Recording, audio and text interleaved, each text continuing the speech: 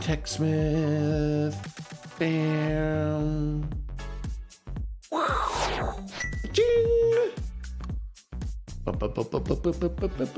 TechSmith. Twist my slap my, make me your pumpkin, eat my, just don't finish in my big pumpkin, daddy's gourd look oh so. Remind yourself that overconfidence is a slow and insidious killer. God. I can't even blame chat. That one, I just fucking did that myself, man. What? No, I can always blame chat. Don't say that, Tech. It's always chat's fault. Oh my God. If I have to smell another fucking Peter fart. Oh, let's get in that man's hole. Sorry, what? Oh my God, Peter, see a doctor. Holy fuck, bud. You should not be farting that much. It's a medical condition. Okay, what is this song? Dude, this sucks. I hate, next song, please. Jeez. Okay, listen, we're just, hold on one sec. TechSmith. Bam.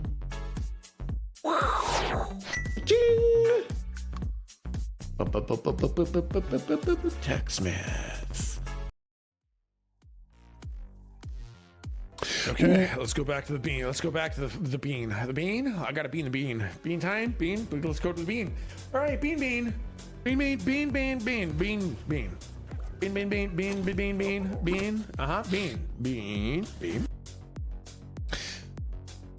Well.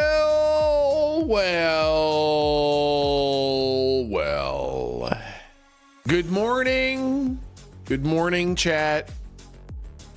You bunch of dang frick frackin' cuties. How are you all doing today, chat? Doesn't count one more time? No, that one was good enough. We're counting that one. Tech, play that song again. Me when I scoop my chair on linoleum floor. It's exact. Okay, I can see you aiming his green screened ass directly at my mouth. I can see you trying so hard to get Peter's ass directly into my mouth. Yeah, that song really did have some squeaky chair vibes, eh? Good morning, little Prag. Chad, how are you doing today? How's everybody doing today? How did it taste? Gross. Good morning, fellow Canadian. Good morning, my fellow Canadian. We got snow here. I'm so happy. Fucking nice one. How much snow? We got a little tiny bit of snow here, but it's like a tiny little skiff. Just a little fart of snow, and that's it. We got our first snow. Nice. Only 2 inches so far. That's not bad though. That is not bad at all. Whoa, what the fuck? My dad was in Colorado visiting friends like 2 weeks ago. He got snowed in and had to spend 2 extra days there. The town he was in got 39 inches, 1.25 meters, thank you, of snow in 2 days. Are you jealous? I thought Canada was the snowy place. Wow. We don't have anything like that. I got 2 days where there was just a tiny little skim of snow on the grass, and that was it. We're in the middle of a whiteout here, snowing heavy right now. What the fuck? I'm so jealous.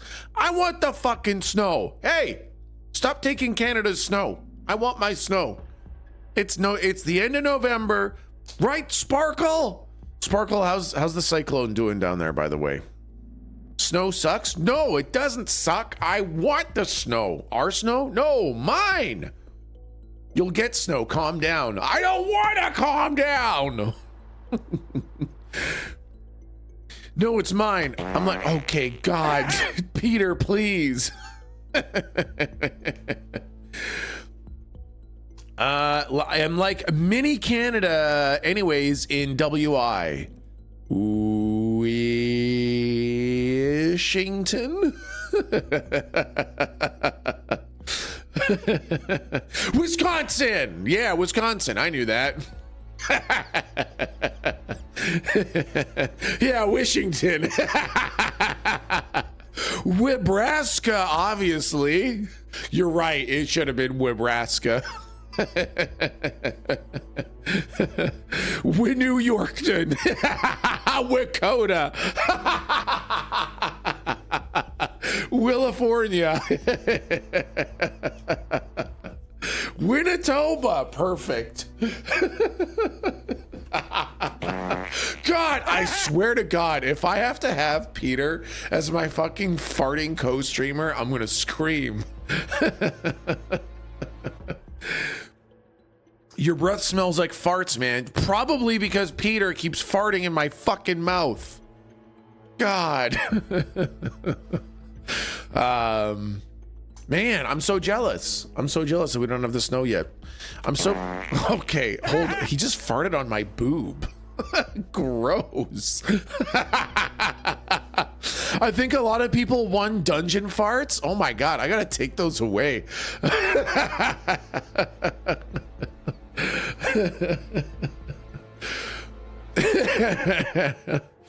Your fucking mouth? Yes, absolutely.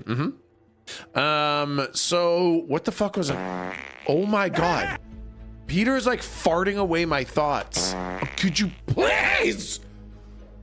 I am trying to have a thought. Please, Peter. Please, I'm trying. There's this thought. I keep getting it, and then fucking Peter farts it away. Oh my God. What the fuck was I gonna say? He farted right on. Oh, okay, Peter. Close your fucking butt cheeks. His stupid fucking laugh every time, too. Right up the nose. Gross. Farts as much as I do waking up in the morning. God damn it, Peter. Holy fuck. Chat super cut off, by the way, in your stream video. Oh, yeah. No, that's appropriate. There's a little bar there. That's just the way it is. I could line it up nicer, but I... What the fuck is this song? Did the final boss just show up? Oh, God. It's the final boss of one of those crunchy fucking horror games. Oh, it's Rubber Johnny. Oh, my God, it's Final Peter. I really hate this. Thanks. Tech, did you beat the boss yesterday? No, not only did I not beat the boss yesterday, but not only did I not beat the boss yesterday, I'm not playing that game. Bean fuel before I continue. I need my bean fuel. Nice one, Tech. Nice one, Tech. Oh my God! Shut up, Peter! I swear, fucking, holy shit, I haven't heard this many farts since the early blurp days. Holy fucking shit.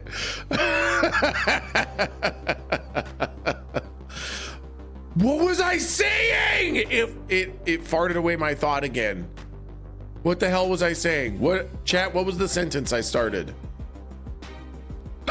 Fuck.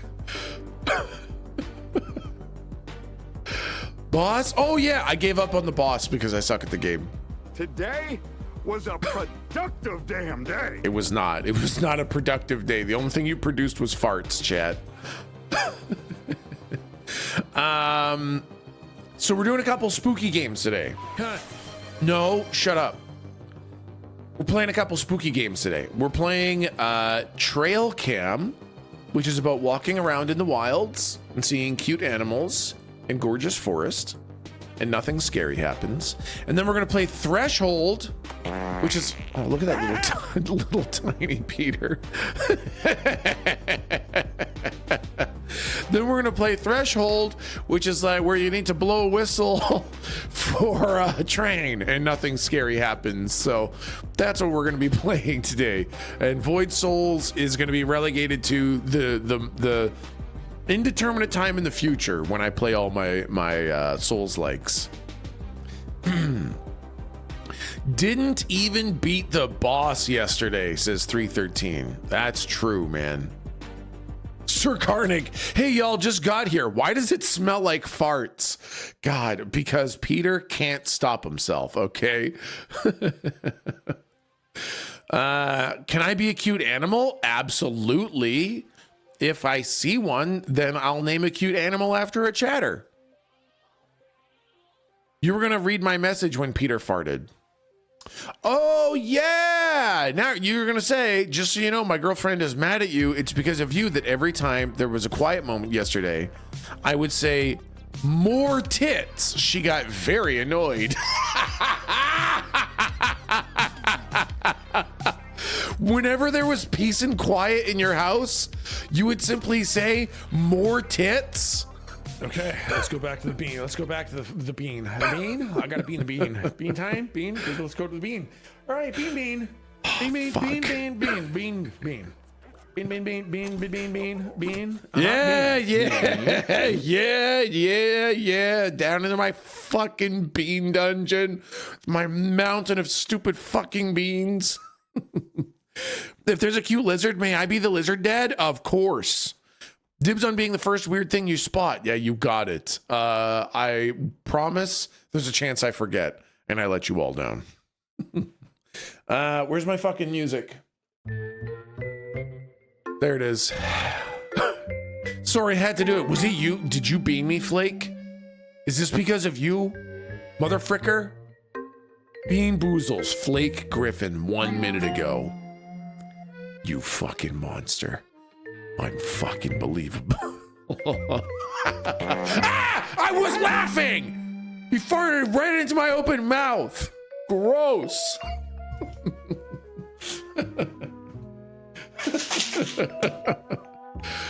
Your mouth is, I was looking at myself in the camera and everything. I fucking, okay, that's disgusting. That's my dead body in the beans. Fart taster, bean eater. Boy, really can't see my hairline at all. It's like, look, I'm bald on the top there. There we go. Yeah, that's a good look. What hairline? Ah, God, Peter! God damn! Oh my God. Peter's challenging me for the fart champion, man. Good luck, bud. Can you tell us what Peter ate for breakfast? You're disgusting.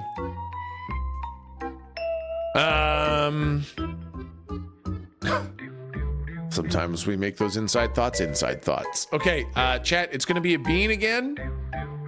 It's time for another bean.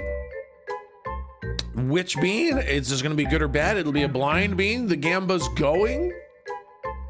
Get your Gambas in there, chat. Get your Gambas. Bing, bang, boom, bang, bing, bang, boom. There you go. And there you go. All right, chat, get your Gambas in there. It's bean time. Dad, what did you have for breakfast? We ran out of food. So I had a McDonald's sausage McMuffin for breakfast. Because I forgot to go grocery shopping. That's bomb. That's better than food. I know, exactly. I feel a little bit guilty, but boy, it sure was tasty. Don't run out of food next time. I forgot. Okay.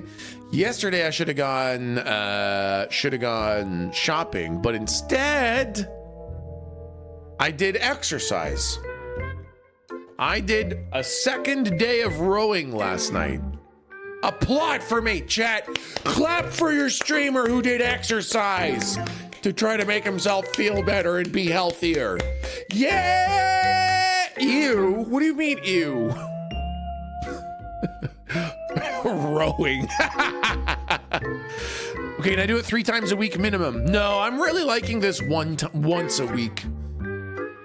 Once a week kind of deal. Once a week feels very sustainable for me. Maybe every other week. Kay has been going to yoga really regularly, and she's actually really fucking strong now. Kay is getting like intimidatingly strong. Her muscles are fucking solid as hell. And just in case, you know, the Hunger Games happen and I get pitted against Kay, I got to make sure I can stand up. So I have to, now I exercise whenever she does yoga so that in the Hunger Games, I can survive. And I can tell you're a little afraid, a little turned on. Vision appointment? No, I was working on Patreon and Mar and all that stuff. If it's just you versus Kay, beg for mercy. Yeah, I will beg, I will plead, I will blubber. In the Hunger Games, you better find a boat and row your ass away, real man.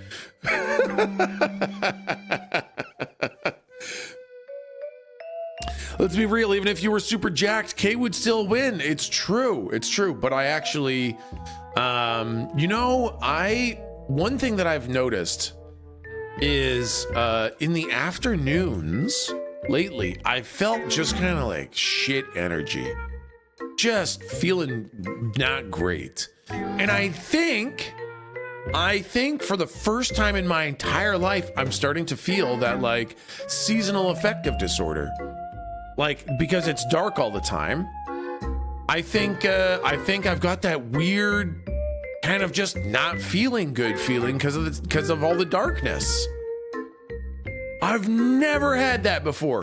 Never had it in my entire life. I didn't even fucking understand what was happening. It was so fucking weird.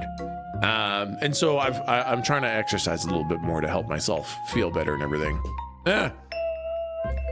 Anyways, it's bean time now. Be like me, chug energy drinks, then hate yourself more for it. Whoa, where's the solution in that? All right, okay, let's go.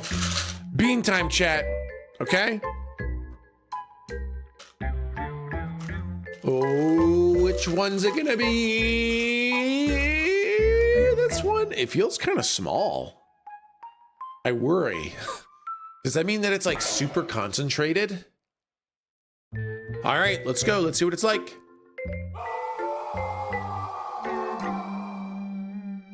Is it a good one or bad? What is it, chat? Tell me. Whisper me.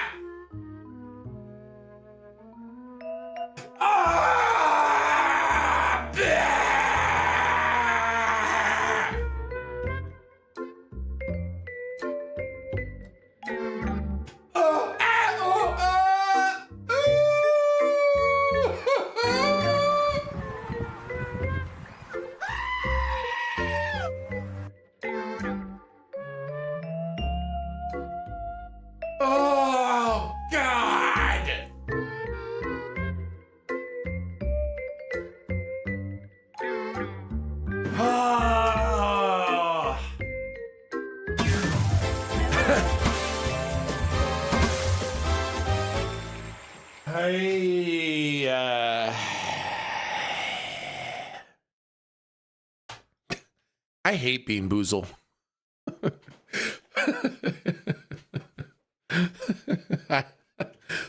I hate Bean Boozle. I hate these stupid fucking beans. Yeah, that was liver and onion, absolutely. Oh, man. Gross! I can't even taste it. I can't even taste the fart anymore, honestly. God. Oh. Man, there was a second where it tasted kind of sweet and I thought it was berry blue for a second. So I chewed it up like crazy because I thought I got a free good blue bean. Oh! Nope. That was not true. That was a bad bean. God, I love blind beans. I hate them. This is a terrible fucking idea. Who suggested fucking blind beans? What a stupid fucking idea. Okay. All right, it's whoa. Why is there so much TechSmith on my screen? God, why is he being so annoying on my front page? All right, we're playing TRAILCAM, chat. We're playing TRAILCAM. Good morning, Flame. Is it a blessing or a curse that you've had so many beans you recognize the flavors? 100% a curse. It's a transferable skill at worst, and I can't think of where that skill would transfer.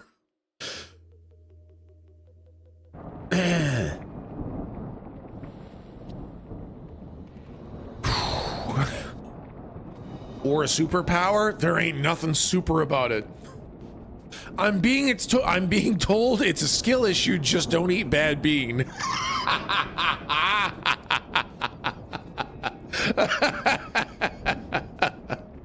Wow, Cuddle, thank you for that gifted sub to Full of Piss. Good morning, Full of Piss.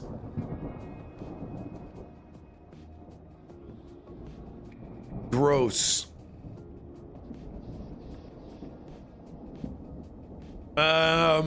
Greenish meat, thank you for the 23 months.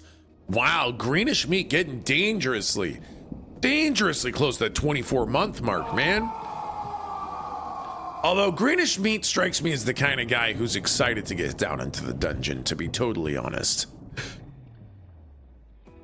Don't say Full of Piss's name like that. They're here and will feel bad, you monster. I'm sorry, Full of Piss.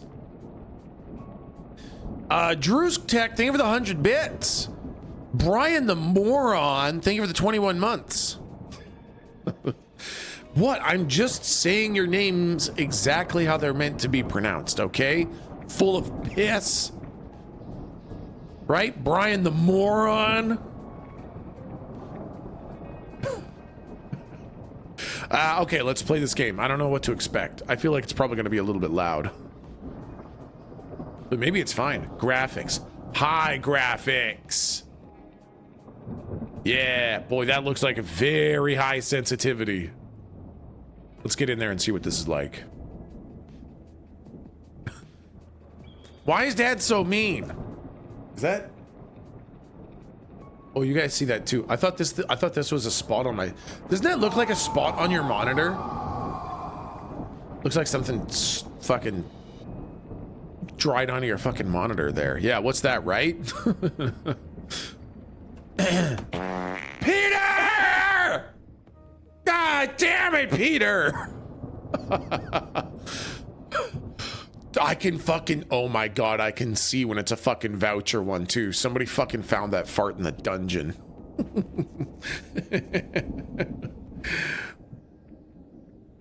Who's moving mountains in the background? Did you scoot your chair? No, that's the thunder. That was Viv? Are you fucking kidding me? That was fucking Viv? I found 2 today? What the hell is the fuck?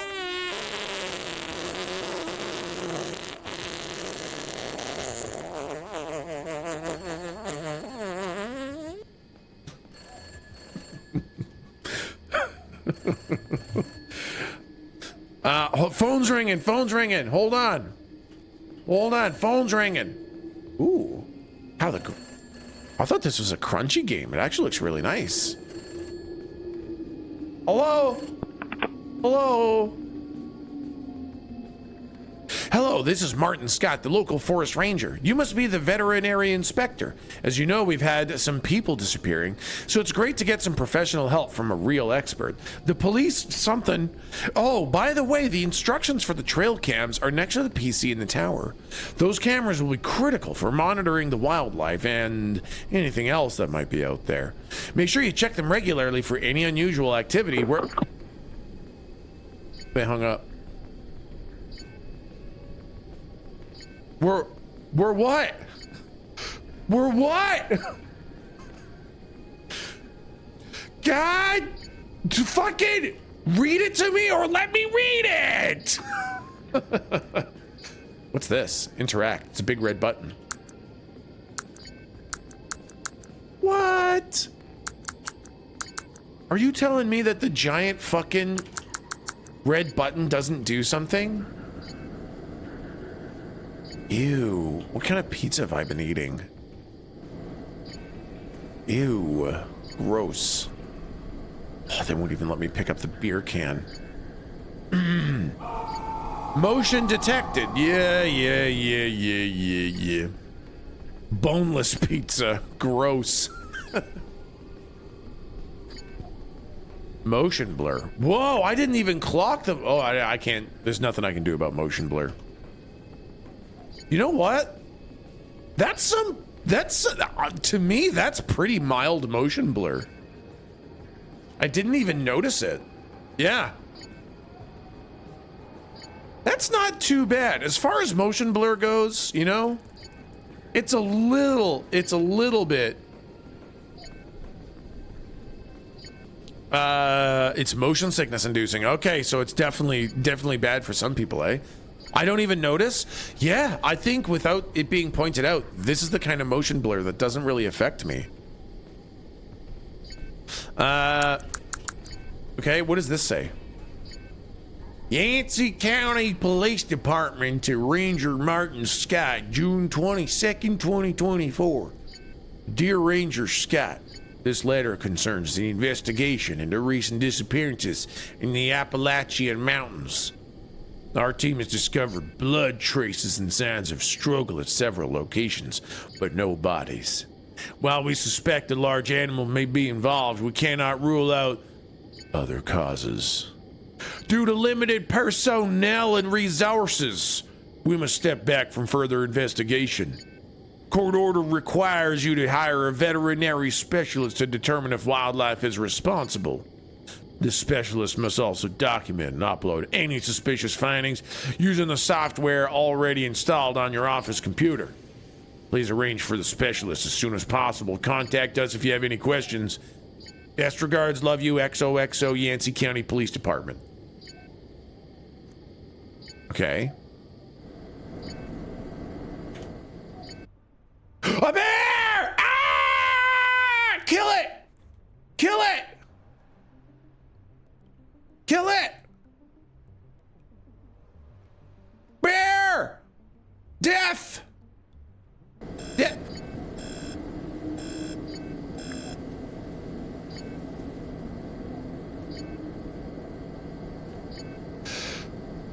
Perhaps I am supposed to be selecting what I'm seeing, not what I want to see. Which, when you think about it, it's an insane thing for me to think that this game would be about me picking what I want to see. I don't know. I don't know where that thought came from, but that is why I chose moose, was because I wanted to see a moose.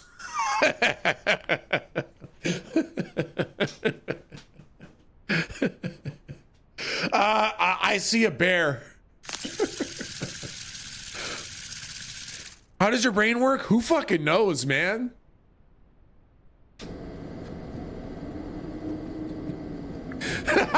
Yeah, Unimoose.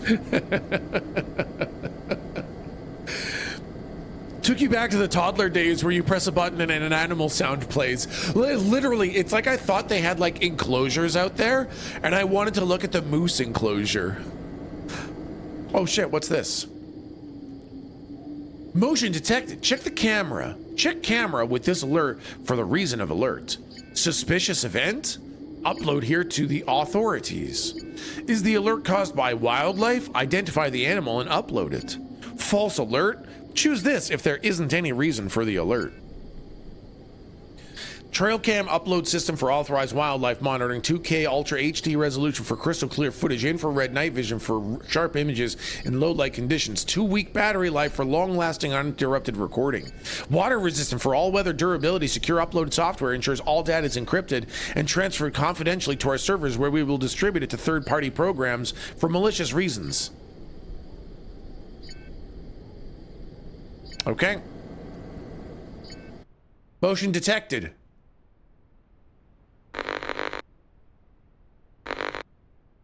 I don't see any motion, guys. There's nothing out there. Oh my God, what is that? Oh my God, it's a devil. It's a boar. Disgusting.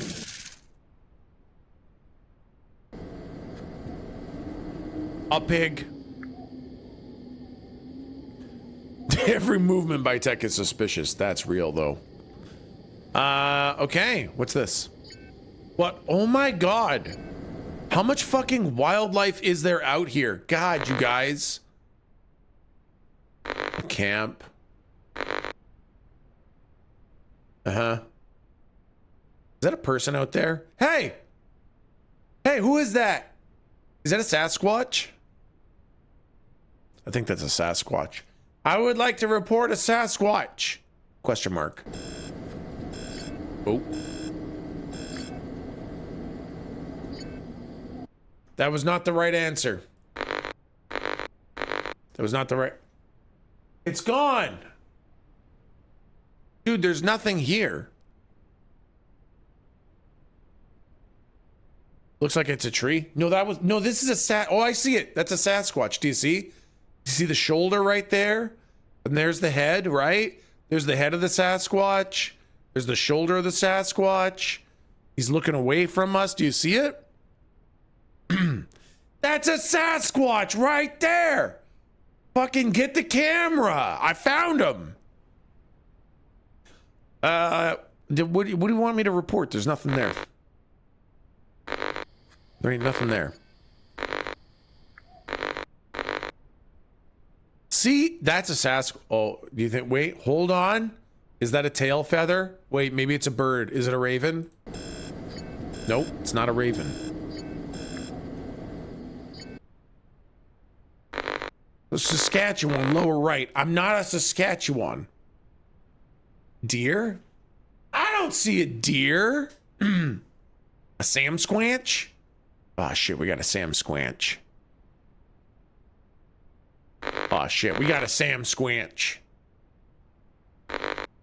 No, it's definitely here. This is the only one that has the animal selector. Are those horns moving back and forth? Where? What horns? I don't see any horns. It's a moose? Question mark? It's not the question mark. What is this thing? Am I not looking at it right? Hold on.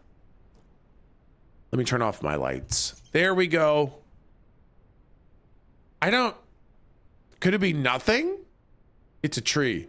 Okay, there's no tree option. I can't report a tree. And it's not this, right? Oh my God, there was nothing.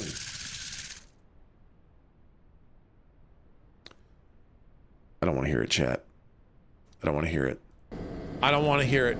I already know what you're going to say. I don't want to hear I will it. look for the Sasquatch. I am a perfect Sasquatch detector because I orgasm uncontrollably when I see one. Let's have a look. Go go go go go go go go go go go go go go go go go go go. Oh go go go go go go go go go go go go go go go go go go. Go go go go go go go go go go go go go go go go go.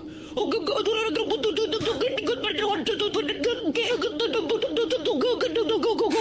Damn, that's a big Sasquatch.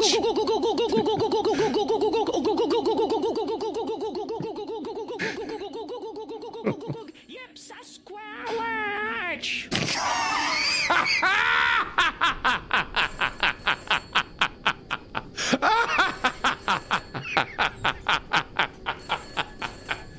Yeah, a little bit there left at the end.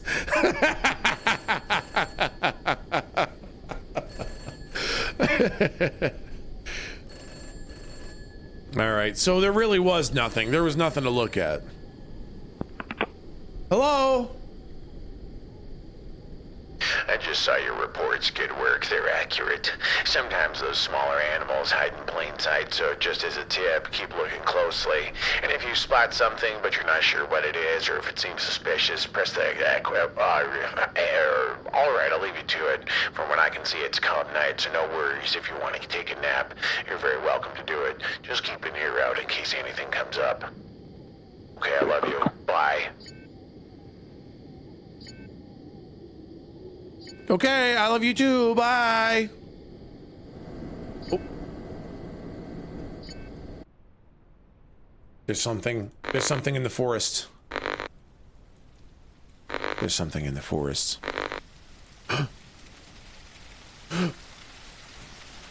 Chat, there's a crow behind you. Chat, do you see the crow behind you? Oh my god. Oh my god, there's a big crow eating chat. Oh, there's also a crow down here by me. Hello, burb. Hello, burb. They're just cute little burbs.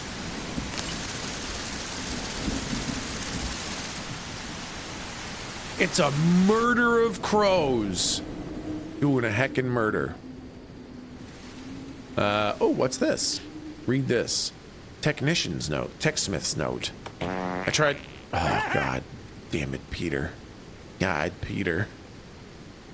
I tried my best to fix this damn bear scare device. I'm not sure what exactly broke, but it seems to work, kind of. The charging mechanism is still busted. It discharges on its own. However, you can still use the on-off switch to manually charge it. Yeah, you'll have to click a lot, but once it has enough power, a green light will appear, and you should also activate the target area marker. Anything that steps into that area should be scared off. Apologies for the inconvenience, but honestly, I'd recommend just buying a new one. This thing?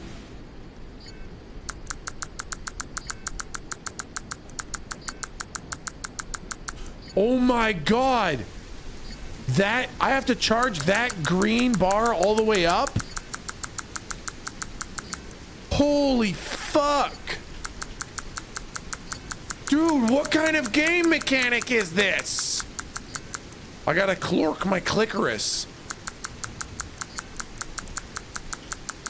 I've been trying to get you to look at that note for 10 minutes now. Well, it finally worked. Oh my god, this fucking... Click harder, please. Okay, the bear device is ready. Bear device is ready. Some motherfucker comes in here. Boom! They're getting bear scared. Hello? Oh, wait. Okay, it's on this one. What do we see? There's nothing here. Oh my god, there's fucking rabbits right here. Hold on, I see the bunnies in the literal middle of the fucking screen.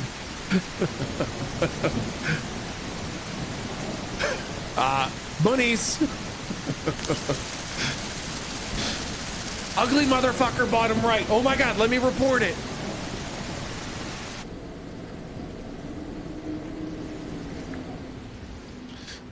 Oh my god, it loses charge? Oh my god, I need to continually charge it back up. I'm being told it's a skill issue, just open your fucking eyes. I'm the streamer. I can stream with my eyes closed if I want to. Oh my god!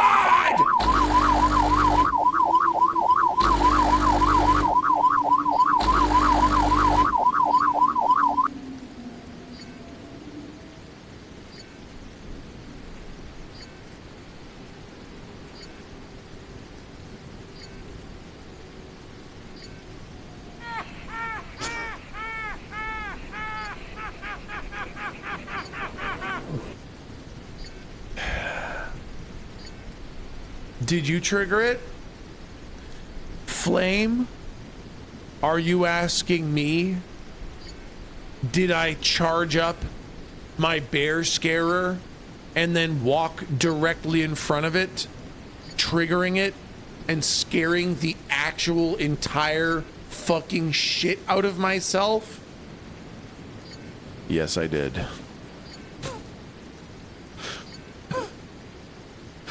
Holy fuck. That was fucking terrible. That was the fucking worst. God. Got a lot of chat too, I think. Yeah, I think a couple of us got pretty scared by that thing. Whew, well, now I gotta charge it all back up again.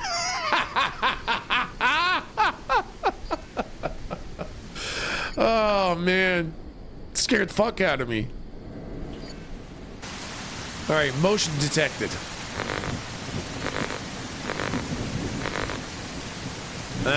Oh, what is... chat, what is that one? Oh, my... A bear? No, no, no, no, that's not a bear. Look. Right, it looks like a man. Look at that. They're like sitting in a squat position. But look, they've got like weird big head and ears. It's a Sam Squanch! Oh my god, it's a Sam Squanch. I see a bear. I don't think it's a bear. It's not a bear. It's not a bear. I kind of wish it didn't do that scene skippy kind of graphic. Close the door, what the heck? What, you think that monster's gonna come into my house? No, I'm not. I can't close my door. I mean, I choose not to close my door. Okay, so whatever that thing is, it's definitely not a bear.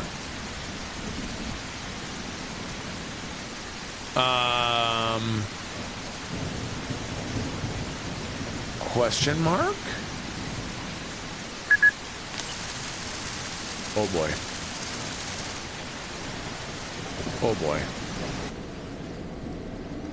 You got a fuck up counter at the top right? No, do I?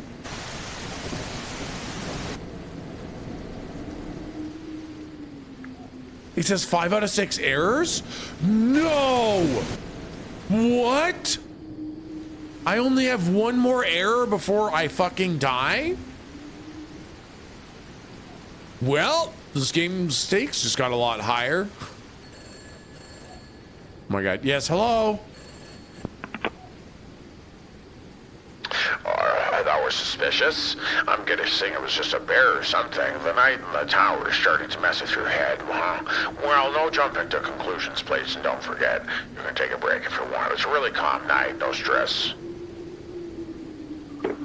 Call ended. Okay, thanks.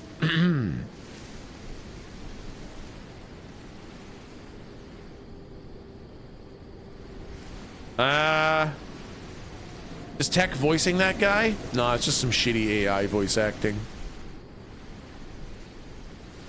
Do I take a nap? Do I take a nap? So yes.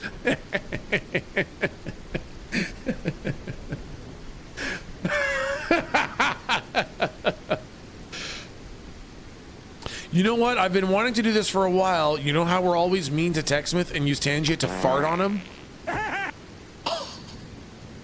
Damn! Wayward farted on chat!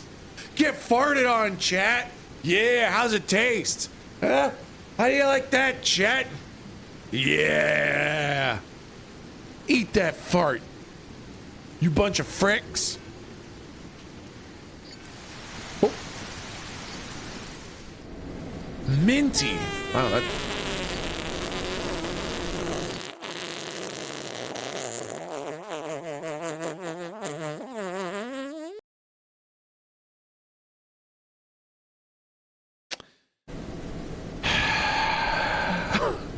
That's for allowing Wayward to fart on us?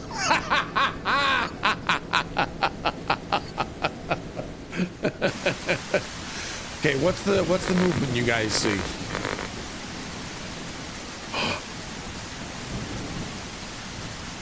It's a moose. Oh my god, it's exactly what I wanted to see at the very start. It's a moose. Oh, it's so beautiful. It's so majestic. It's your furry self. It's my fursona. The animal of his people. It's a Sam Squooch moose. Oh, that's a moose right there, bud. Big moose. That's Unimoose. True. Seo knows that's not your fursona. No, Seo drew it, and I've claimed it as my fursona. Can I go back, like, down the tower or anything? No. No, I'm stuck. No, Seo, I'm not a weasel. I'm the big sexy moose man. Ooh, what's this? Nothing to do here now. Interesting. Tech is a weasel on crack.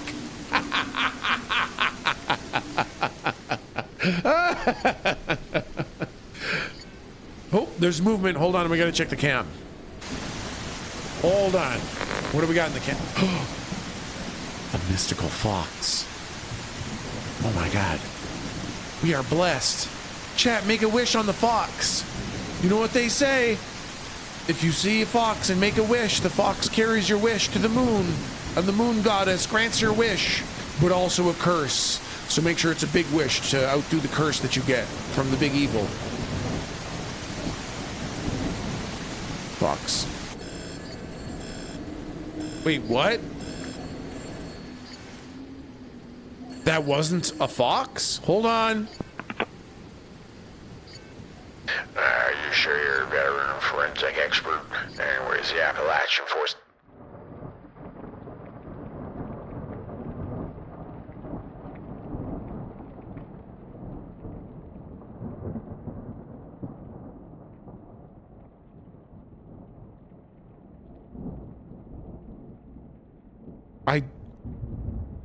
They fired me. They fired me. I'm being told that it's a skill issue, just don't die. Shut up! What the fuck? Dude, I didn't think this was gonna be a hard game.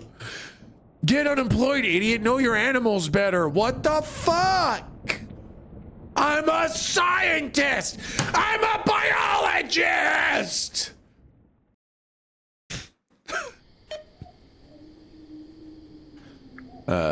Well.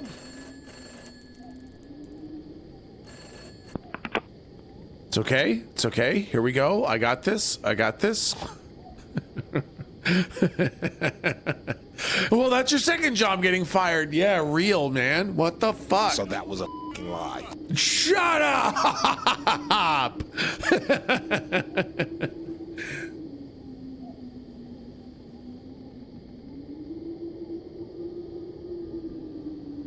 Big Canadian news, 2-month GST pause?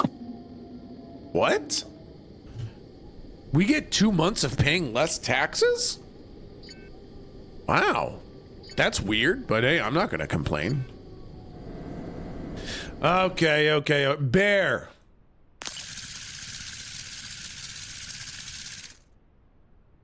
Bear, done. Got it. Okay. When was the last time you even biologized anything? I don't have to answer that question. I have a master's degree. I have nothing left to prove. Whoa.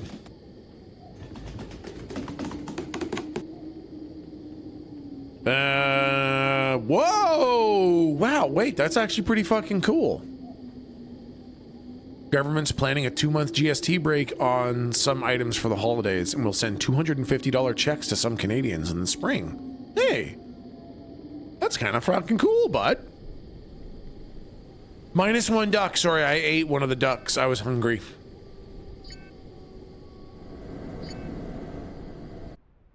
Okay. And then the next thing was a boar. Yep, I remember that. Okay. Okay. So it does not randomize what the animals are. So I can learn and get better and stop dying.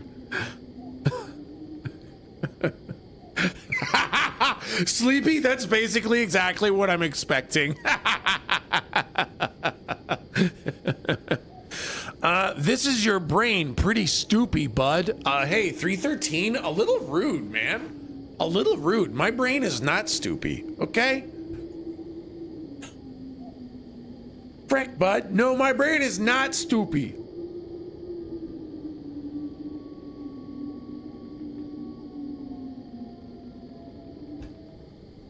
Oh, man, this is great. Oh, I guess I should probably read all the notes, huh? Yeah. Blah, blah, blah. Notes. Lore. Blah, blah, blah. Okay, I'm ready. Oh, here we go. Okay, and this one, is this the spooky? No, wait, there's something here. This one's false report, right? There's nothing here? Yeah. That was a fake one. There ain't nothing there.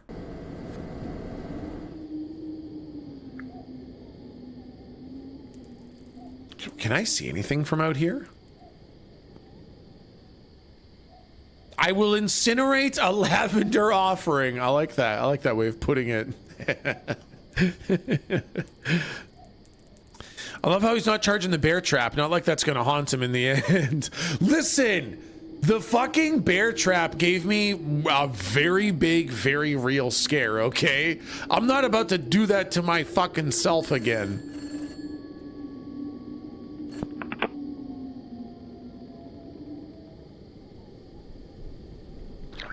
Your reports good work. They're accurate. Sometimes the smaller animals hide in plain sight. So just tip, keep looking closely.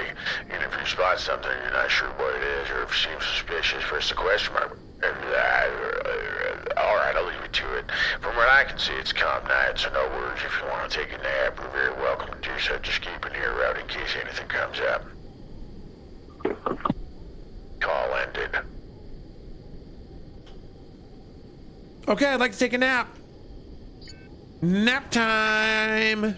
Nappy poo. Nap. You said I could have a nap.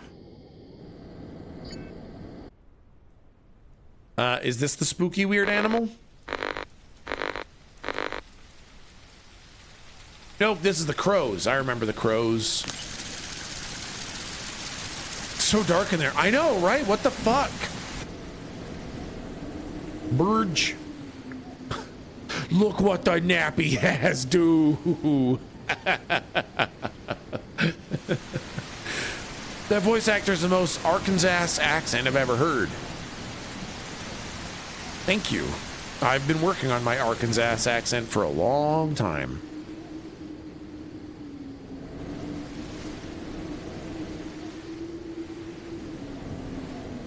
What is that weird? Is that the sound of my fucking computer? Arkansas? Yeah, Arkansas.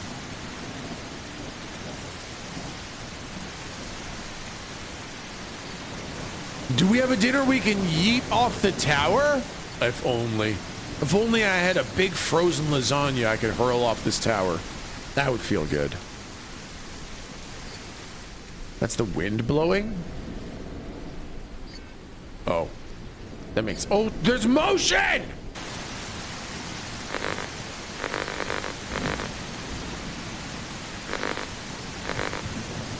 Bunnies! Bunny.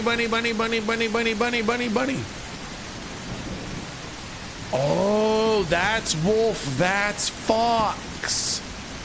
Oh, that's why I got it wrong last time. I see where the mistake chat made was. Ah, now I understand how chat fucked that up last time. I get it. Are you on board now, chat? You picking it up? You picking up what the game's putting down?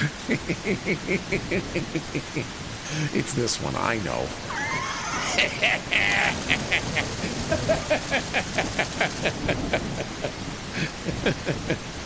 He's baiting, chat. Yeah, no, that's true.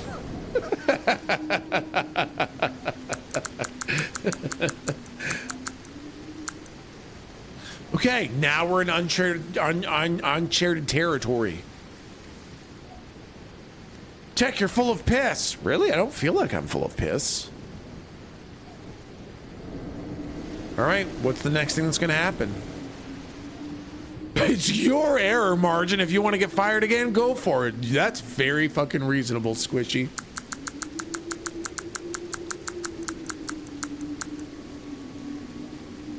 I mean, definitely something's gonna come up the tower, right? Like, that's the gameplay loop. Big scary monster comes up the tower, and you gotta charge this thing before it gets to the top, right? So I'm just making sure that this bad boy's all charged and ready to go for when Mr. Scary comes up the stairs.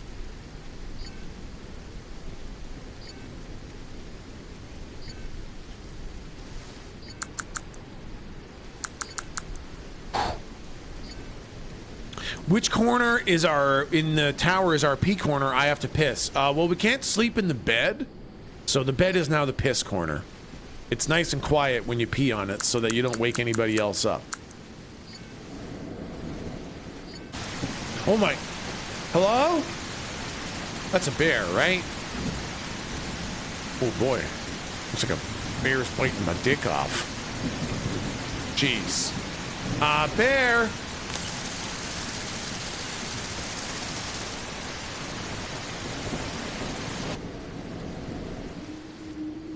Tech, my pee stream is very loud. Okay, well, you are gonna have to quiet that down because I don't want anybody's pissing to wake people up. So you'll piss on the bed and you'll keep your stream quiet.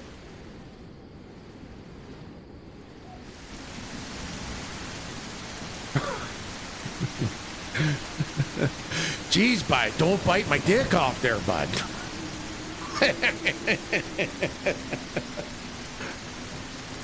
I don't control my urethra? Well, then call the person in charge of your urethra and inform them.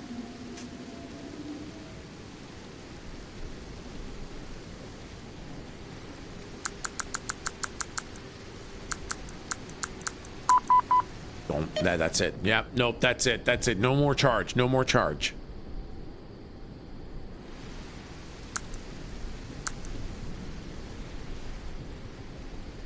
So they have a picture of a werewolf. They got a couple pictures of nasty wolves and a spaceship and a Sasquatch.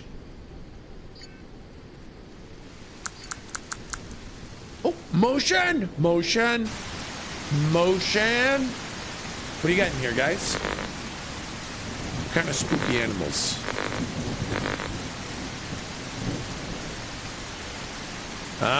You guys see anything?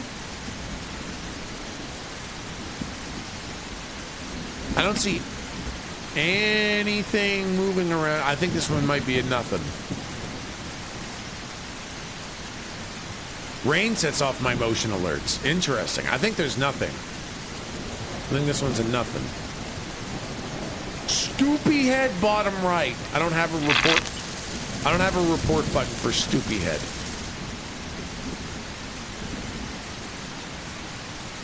Behind the fence, center right. Oh, yeah. Probably just leaves. Charge this guy back up. Wait. Oh my god, this thing is hard to fucking charge. Oh my gosh. Motion detected. What motion did you detect?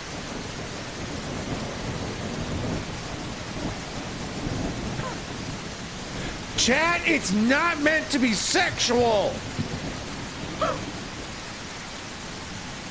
I think there's nothing here again, right? The leaf? I don't think there's anything in here. Bunny? There's no oh my god, there's a bunny. Holy fuck. Fucking good catch. Look at that. Look at that. There's a little bunny down there. Damn. Fucking nice one. Yeah. Still can't see it. Watch. Look at that. See? There's his ear and there's his eye. Little bunny down there. Old bunny. Bunny. I'm being told it's a skill issue. Just open your fucking eyes. Oh my God. There's more motion. Hold on. Let me charge this up, okay? Yeah.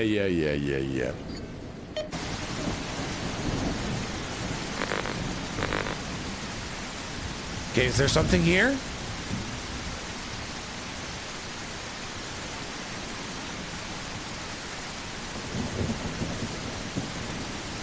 You guys see anything? Clungus bottom right. Okay, I don't have a Clungus report.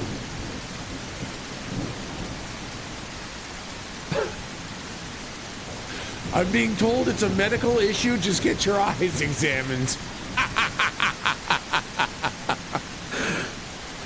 I think it's nothing. I think there's nothing here. I don't see anything. Nothing.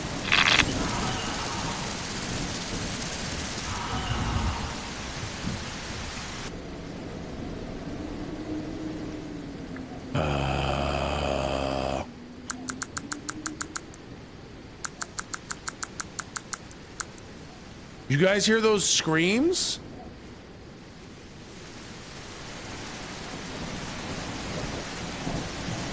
Hello? I'd charge that thing fully? No, if I charge it fully, I'm gonna God damn it! Fucking piss! I hate it! I quit. I'm playing a different game. I'm playing a different fucking game. I fucking hate this stupid fucking game.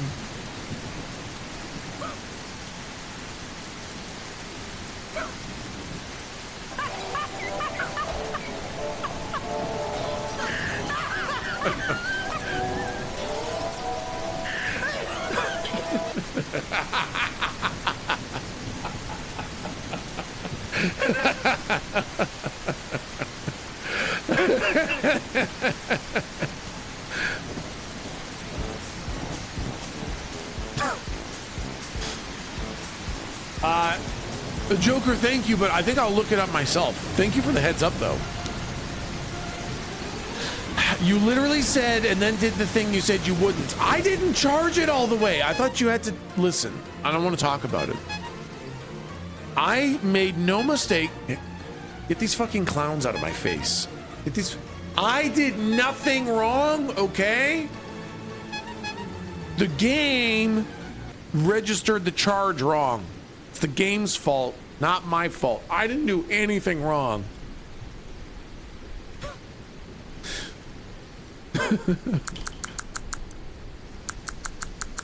Boy, it feels like some sort of weird... I'm being told that it's a skill issue, just don't die. Feels like some sort of weird Sisyphean fucking curse to be charging this thing again after having scared myself with it twice. Maybe the beep is a warning that it's active? Yeah, the beep happens before the last ball is finished though, right? Okay, so we leave it there.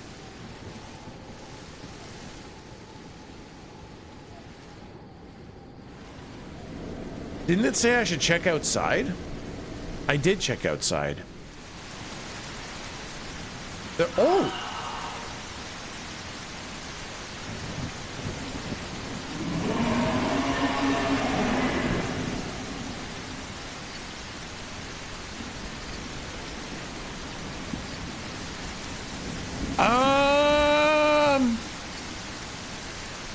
Oh God. Someone is being killed as fuck. Yeah, definitely. I think it was a T-Rex. I agree. Hold on. I'm just gonna charge this bad boy up a little bit more. God, I wish I could close the fucking door. Okay, what's out there? Ask me about my wheeler. Oh God. Oh God. Oh God. This one's a question mark, right? Like, unknown? Okay. I uploaded it. Just gotta charge this guy up a bit more.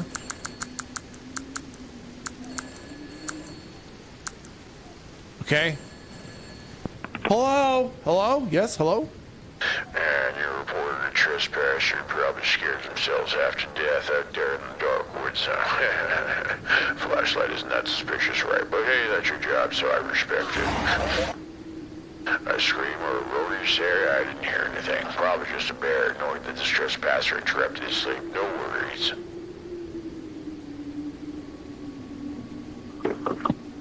Call ended. Really? I'm a lot more worried than you are, bud. Boy, anxiety farts.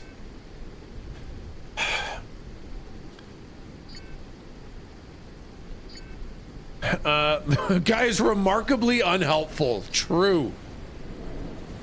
Is he gaslighting us? I think yes. Okay. What do you? Oh, bird. I see a bird. Burge detected.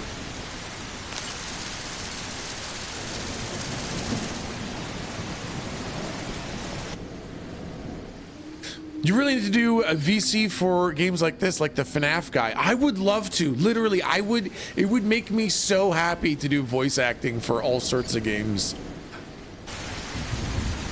I love doing fun voices, man. I would love to read books too. Brings me great joy to be. Why do I have a oh wait, I've always had a camera at my tower. Pretty sure the guy on the phone is actually the bear eating people in the forest. I think you're right. But would you stay on script? A very good question, Squishy, and probably no.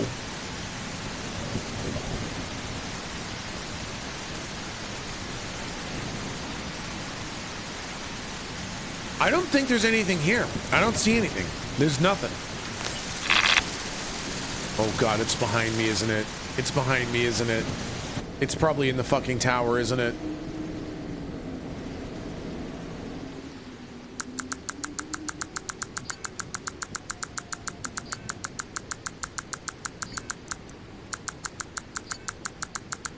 I'm charging it all the way. I'm giving this thing the full fucking juice. All right, it's ready. It's ready, motherfucker. Yeah. Go ahead. Go ahead, you piece of shit. Oh, fuck. What the hell was that? What was that bit of static? Fucking scared me, man.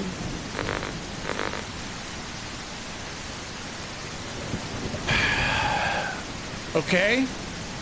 That's twice now the bottom of the tower. There's a boot. There's a boot there. Where'd the shoe come from?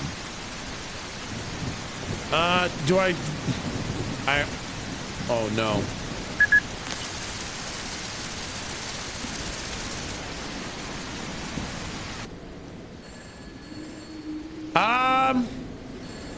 I've got terrible news. The phone is on the other side of the bear trap. I can't answer the phone without setting off the bear trap. I can't answer the phone. It deloaded? Oh, it did deload. Look, it's got a whole bunch of... Okay, never mind. You're right. It's fine. Never mind. Inaudible interference. Call ended.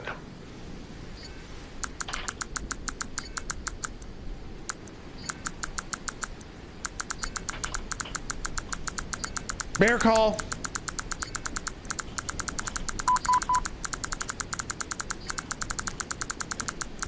Okay, it's ready. It's ready. It's ready. It's ready. It's ready. Motion. Oh. What's that wolf angry at?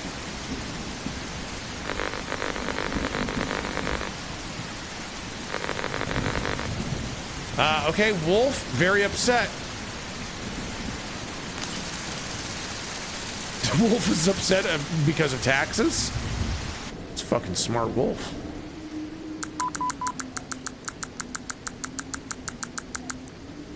Okay. I didn't know you could click like that.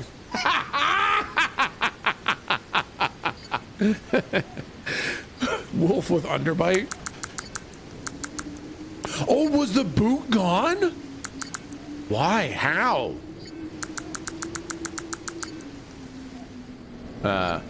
Whoa, Unimoose, that's so fucking cool. That's sick. Sam Riegel's great. Motion detected. Is it another false call?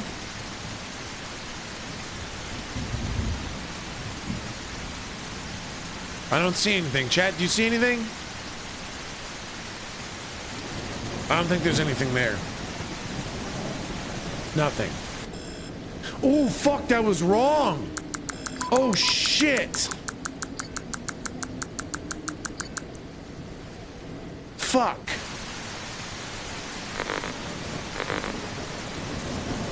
Okay, what is it?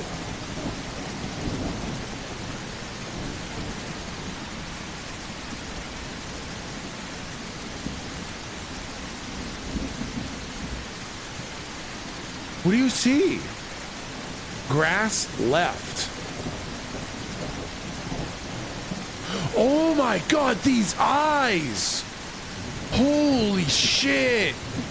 That is hard to see. Damn! That one's a fox, right? That's gotta be a fox. Fox? Fox? Yes. Wow, fucking good eyes, Chad.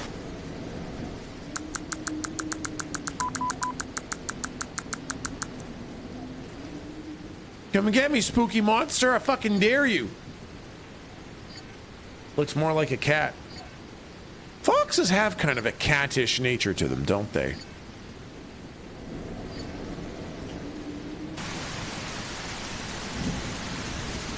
Oh, bird. I see a bird. Bird. A cat dog, exactly. Like cat dogs, exactly. Cat software, dog hardware. Yeah. Oh.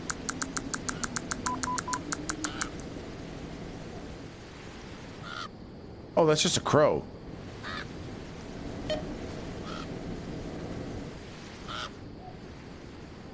Okay, it's lost its charge, right? Okay, good. Hello, bird. Hello?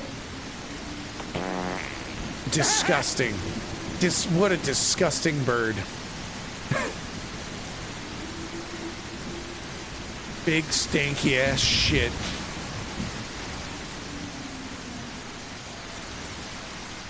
Oh, well, I thought I heard a bird. I guess I didn't. What? Ow!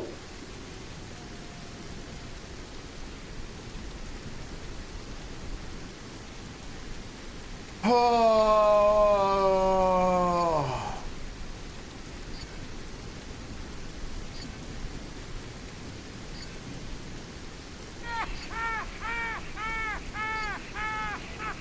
God. Oh, chills. Literal chills. Shut up!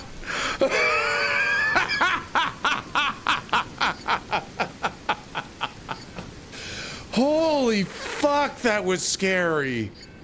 God. Fucking nightmare.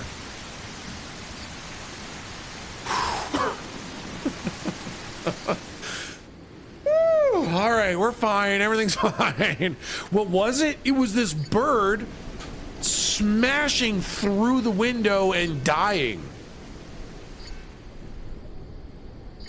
Oh, okay. I'm having a sip of coffee. I'm gonna charge my fucking trap, and I'm gonna look at the fucking trail cam.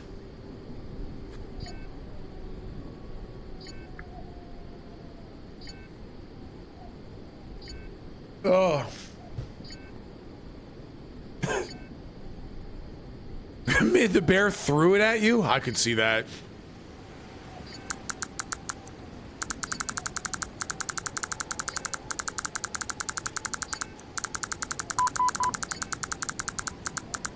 All right, it's charged. Motion.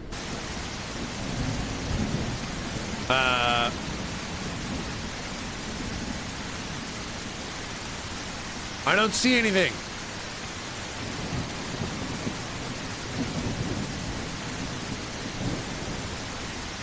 You guys see anything? Sometimes it's real fucking tricky. Tech, what? It says no motion, look at the bottom. Oh! Well, is there something stationary in here? I see a face.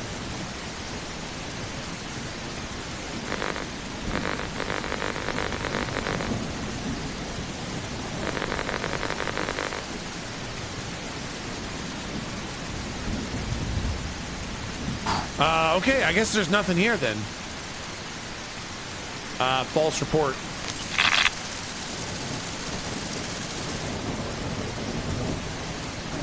Okay, there was a false report.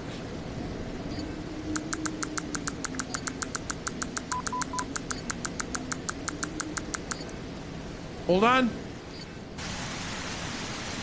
Now there's motion. Is it at my fucking tower? Fucking knew it.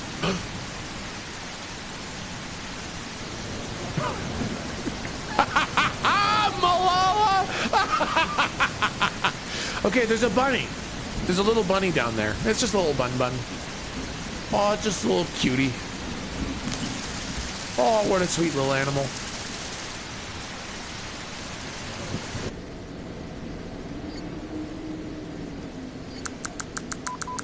It's coming to eat you?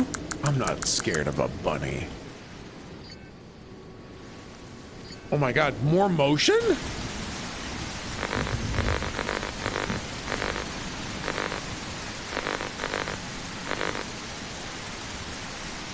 Okay, what kind of motion we got out here, huh? You weren't scared of a bird either, huh? I don't want to talk about it. Get that holy hand grenade ready, yeah. You guys see anything? It says motion detected.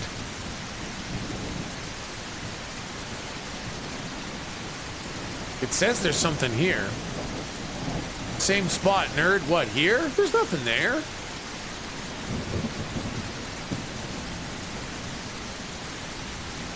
I don't know, man. I think this might be a false report, right?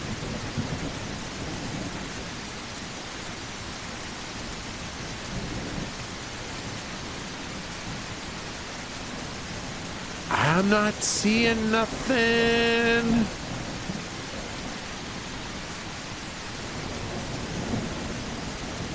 If 6 tries to get it right, yeah, I'm gonna say nothing. Yep, okay, there was nothing. Actual real nothing. Yeah, only saw grass.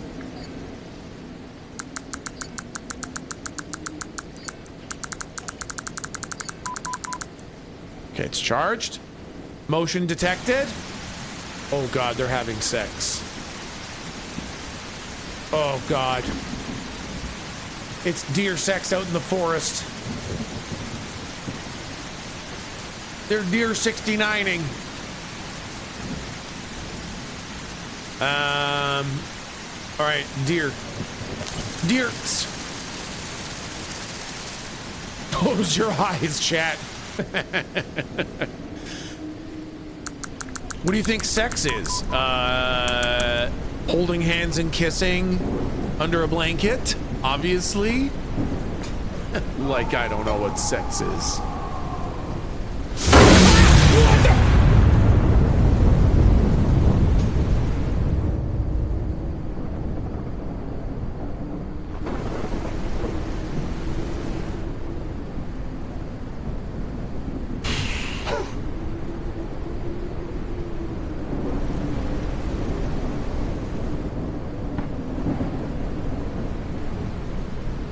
There's just thunder. It's just a little bit of thunder and lightning. Gotcha. Okay, shut up, wise guy. Definitely aliens. Yeah, man, they're coming down in the lightning strikes.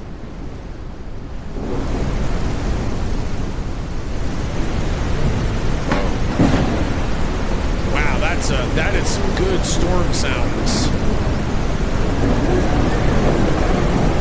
Very, very loud storm sounds, man. All right. Oops. Oh, I fixed the fuse. All right. There's a murderer! Murderer! Murderer on the tower!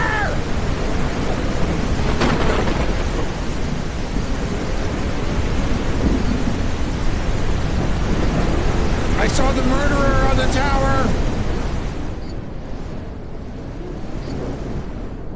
Face your fears. No, it's a murderer. If I face him, I'm gonna get murdered. I'm afraid of murderers.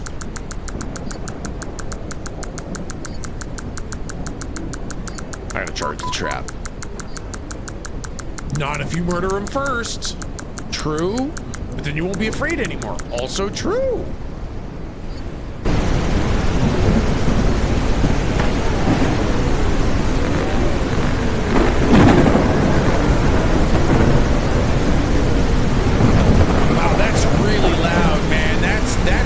That's a pretty fucking loud ass storm.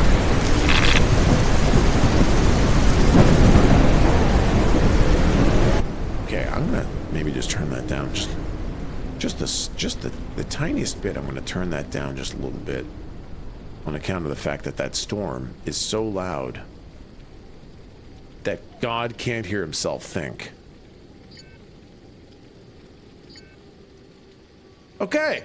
Whoa. What's that? I'm still fucking deaf. Yeah, no kidding, eh? Holy shit, what a loud fucking storm. And I presume you are God? You presume correct. Or a streamer, which is close enough.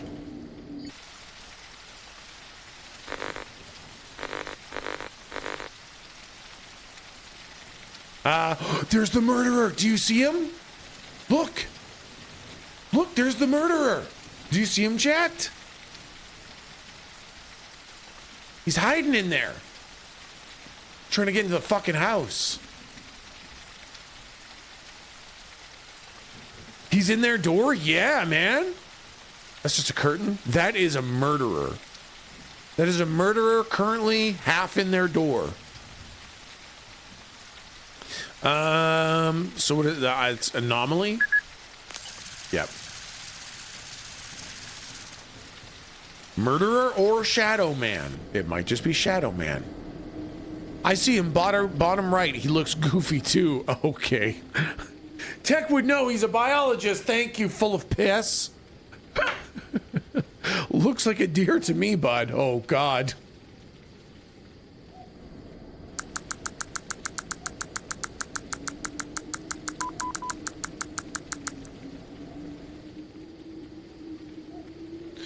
Should I not be getting a phone call from the guy about the fucking murderer picture that I just sent? Oh.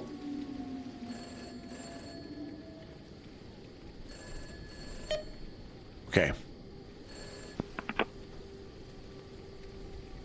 Yeah, there was a power shutdown. I heard the thunder hitting the tower big time. Are you alright?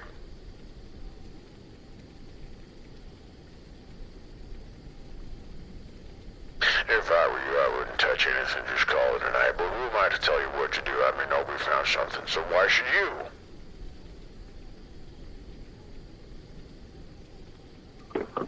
All ended.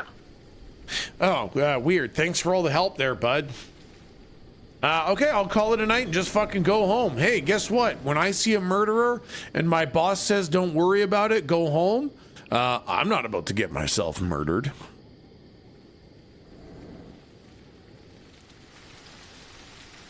Murderer, are you still down there?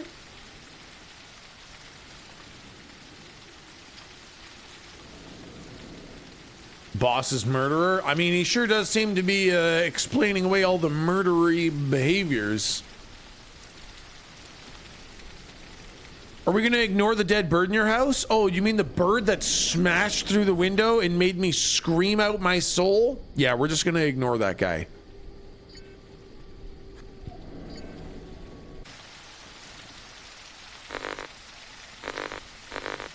Oh, wait, there's something here.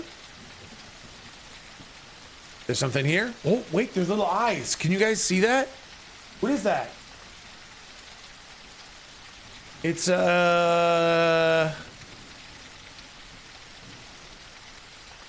is it a boar? Sorry, is that a man's penis? It's a man's penis. I think it's a boar. I think it's a pig. Or a man's penis. It was a pig. A penis with eyes.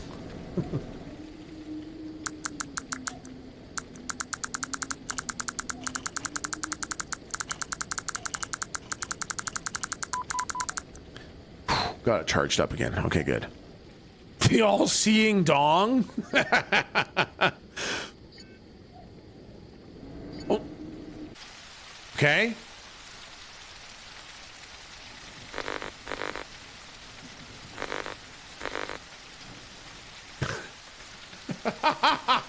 I'm sorry.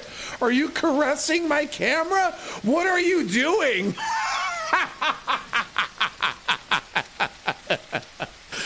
Could you please stop rubbing my eyeballs? What the? Stop touching my camera, you fucking creep. What are you doing? Anomaly. Hands off.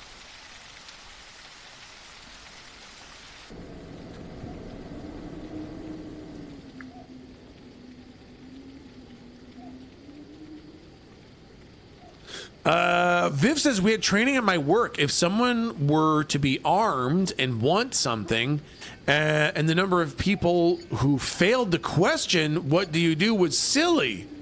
You give them what they want and report it to the cops when they leave. Really, Viv? Really? You give the armed robber what they want from your place of business? What kind of employee are you? What kind of... You fight them, okay? Allow me to tell you what to do when an armed robber shows up. You hold up your hand. I have a very IQ high. Oh, damn it. Okay?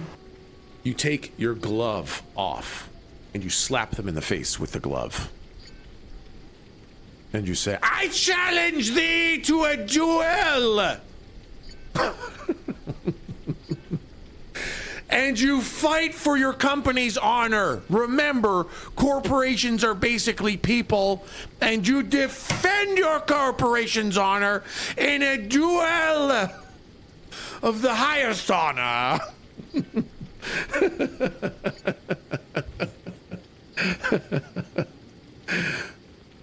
I'll let you know how that goes. Corporations have feelings too. Thank you. Gain wrist control. Porg knows what I'm talking about.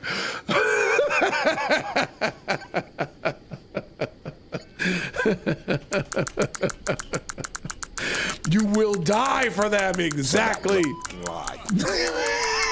Hey,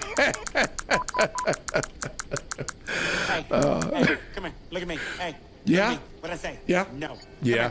Look at me. Hey. Yeah. Look at me. Uh-huh. No. Yeah, no, that's probably fair. Yeah, I got you. I got you. My boss once told us if we ever wanted to do anything heroic to clock out first. Otherwise, it's a shitload of paperwork if we die on the clock. Hello, yes. Please do defend to the death this company, but please clock out first. It's a huge pain in our ass if you die.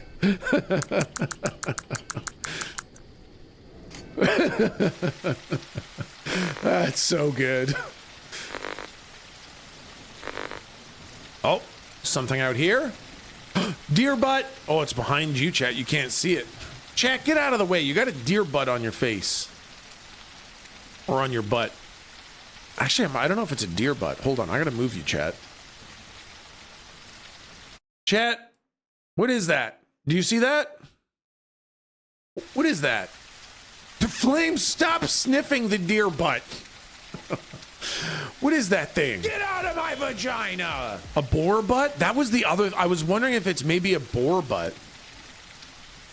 Is it a deer or is it a boar? I think it's a deer because it looks like the legs kind of go backwards, like they're weird alien backwards knees. Looks like a deer, right? I think it's a deer. I'm pretty sure that's a deer down there.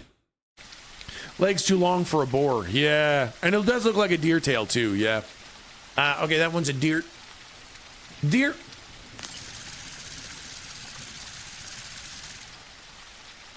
Knee shamer. I don't shame knees, okay? Unless you got really weird ones. Like a freaking weirdo.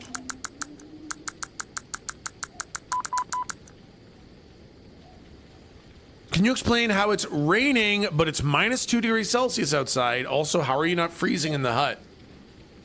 You know, we get freezing rain a lot where I'm at, too. Kind of close to the coast. Or at least close enough that the coastal winds come in. And they keep it warm-ish enough that even if it's freezing, it's still rain.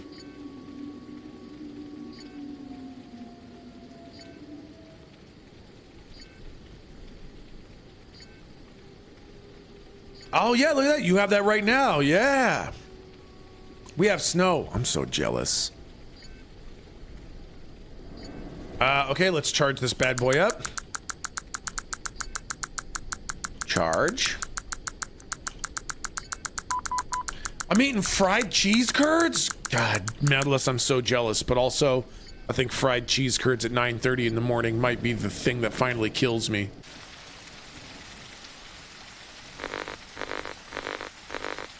Oh. Something in here? What do we see? Motion detected. Motion detected. What are we detecting? What a wonderful way to die. That's real. Under the house. Oh my God, there's a giant fucking wolf down here. There's a big fucking wolf down there, bud. Wolf. Thank you. Who's that guy under the stairs, bud? Funny how there's freezing rain, but you never hear of boiling rain. Oh, don't worry. Climate change will fix that. There will be a first generation of humans that gets to experience boiling rain. Good luck.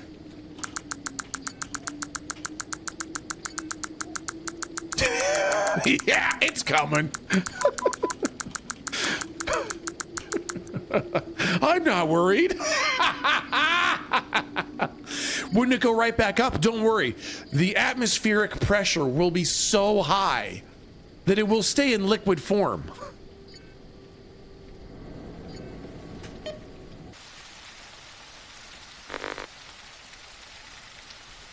Okay, there's someone in there. Is that guy jerking off in his tent? I would like to report masturbator. I would like to report masturbation. Hello? Masturbator reported? Got him. Oh. Phone call. Why are you watching him? Because he's masturbating in front of a camera and I'm watching. Why wouldn't I watch? Well, you're doing good, too good. Starting to make a lot of paperwork, but don't worry. The night's almost over anyways. Could you please turn the masturbation camera off? I'm trying to have a nice time over here, and I can't finish with you watching. Anyways, I have an idea. I'll talk to you in a bit.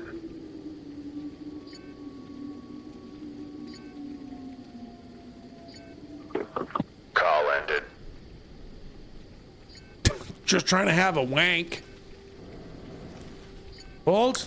Let me charge this bad boy up.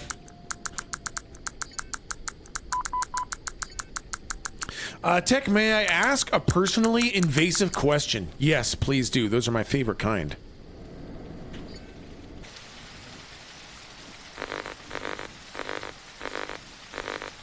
Oh. Bird. Okay, I see a bird.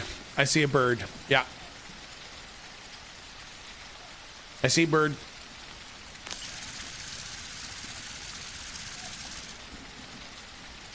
Do you whimper during sex?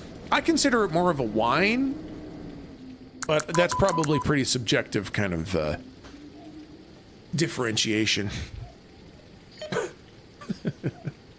I sound like the Ghostbusters truck. Meow, meow, meow.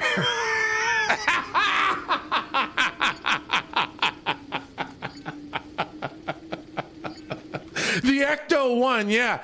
I sound like the Ecto 1.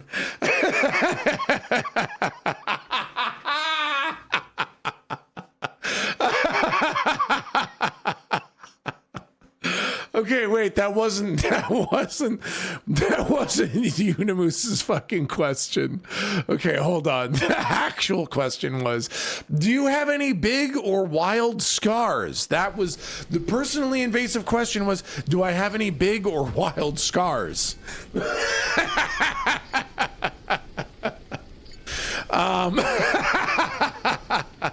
I don't think so.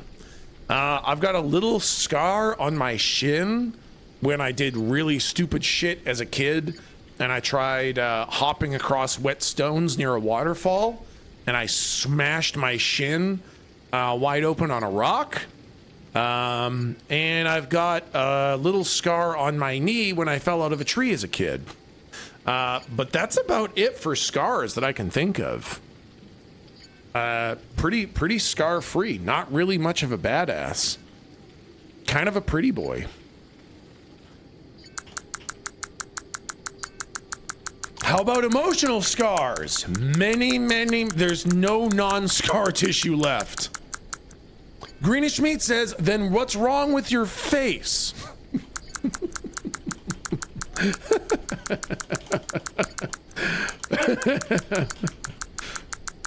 Oh my God. Okay, there we go. Kind of a pretty boy made me laugh. Flame, that's fucking rude! Flame, it was rude enough to laugh at me calling myself a pretty boy, okay? It's extremely rude to tell me about you laughing at that.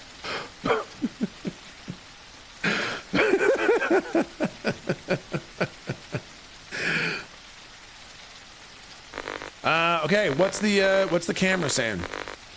What the? Did I just hear someone behind me?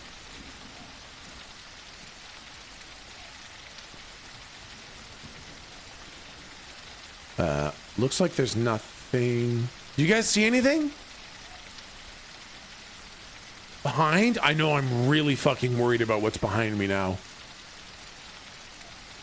Nothing? It's behind me. It's behind me. It's behind me. It's behind me. It's behind me. It's behind me. It's behind me. It's behind me. It's behind me. Okay. I'm gonna turn around. And I'm not gonna let it scare me. I'm ready. I'm ready. Get ready. Here comes the jump.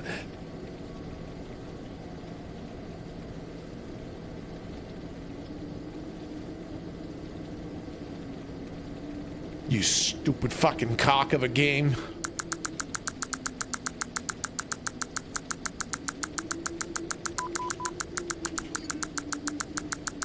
Yeah, and I got my bear trap ready, you fuck. Come on up.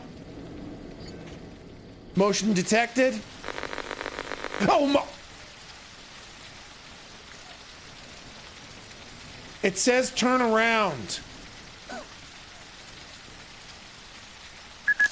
I've reported an anomaly. Yeah!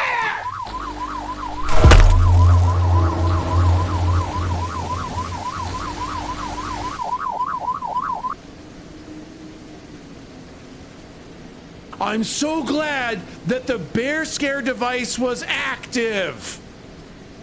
You like that shit? You like that shit?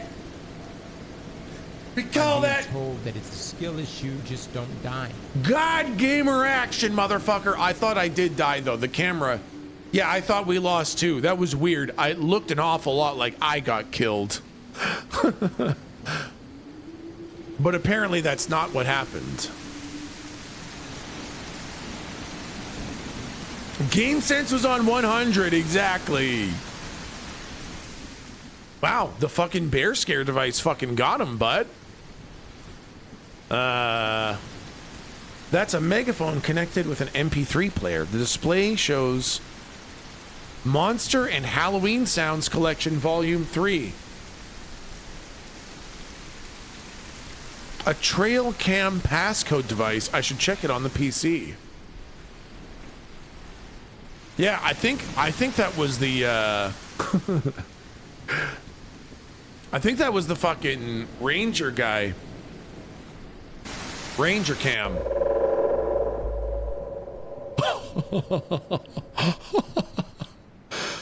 I would like to report an anomaly.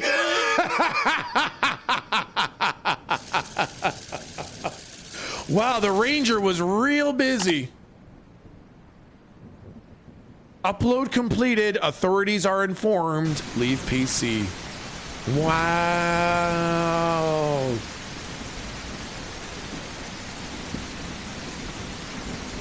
Yay! Developed by Nice Soup. I hate this game. I hate this game.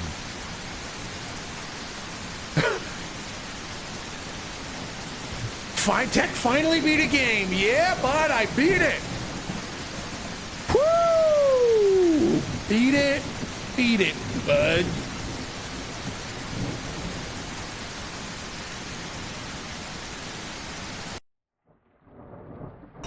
Dude, that game was actually really fucking great. Flame, thank you for the suggestion. That was a 10 out of 10 game. Had some excellent jump scares. Got me real good a couple times.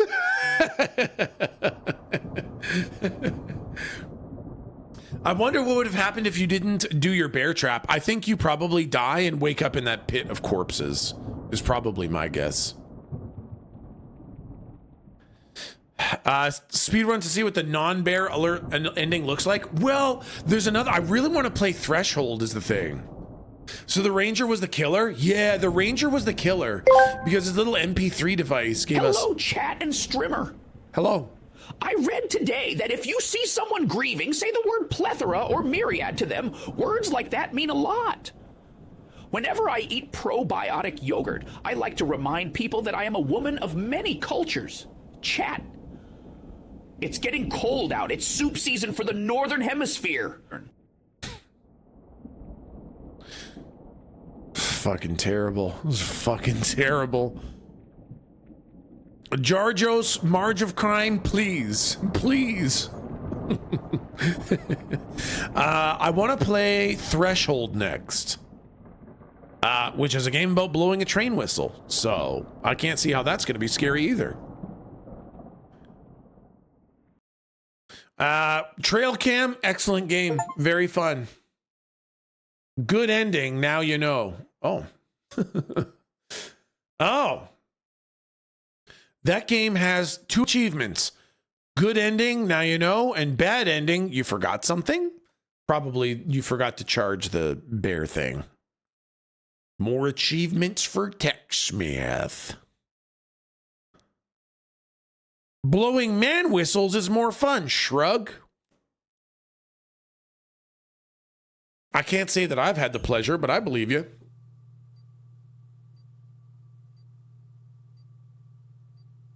We didn't know you had a fast clicker like that, so that wasn't fair. So no joke. I've never met someone that can click as fast as I can. In Monster Hunter World, you can arm wrestle people on a table, and it's literally just a click competition to see who can click the most. I've never lost. I've never lost. I got wild fucking click powers, bud. Audrey? Yeah, you bet, Audrey. Yeah.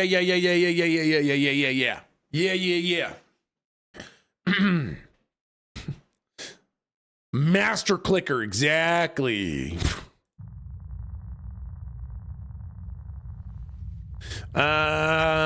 Okay. Yes, and actually that is a good reminder. Chat, we actually do have a sponsored section today. You know how just a couple days ago we had the sponsored co-stream with the Hunter guys? Today we have a sponsored section for Path of Exile 2. I am so excited for Path of Exile 2. Real, absolutely real. So from noon to 1, we are going to co-stream Path of Exile 2 announcement stream. And so for the last hour, we're going to be watching the Grinding Gear Games guys talk about Path of Exile 2 coming out. And then at a later date, I also have a sponsored stream to play Path of Exile 2. And I am so fucking excited, man. It's actually 2 hours. Oh, hey, that's no problem. Listen, I'm going to watch the whole thing no matter how long it was. The last one is supposed to only be 45 minutes, and we watched it for a full hour. So I will be watching the whole thing because I'm so fucking excited for Path of Exile 2. I am an ARPG super nerd.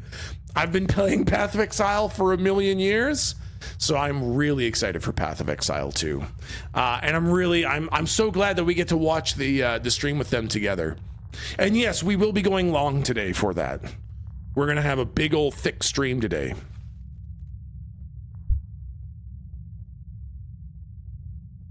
Now explain that timetable to me, but clearly. Yes, in 2 hours, we will be watching a 2-hour co-stream.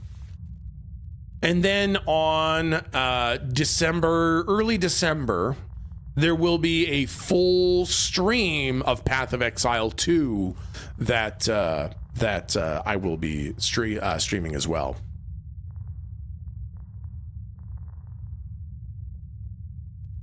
Like D4, Path of Exile 2 will be my deep dive. Yes. Oh my God.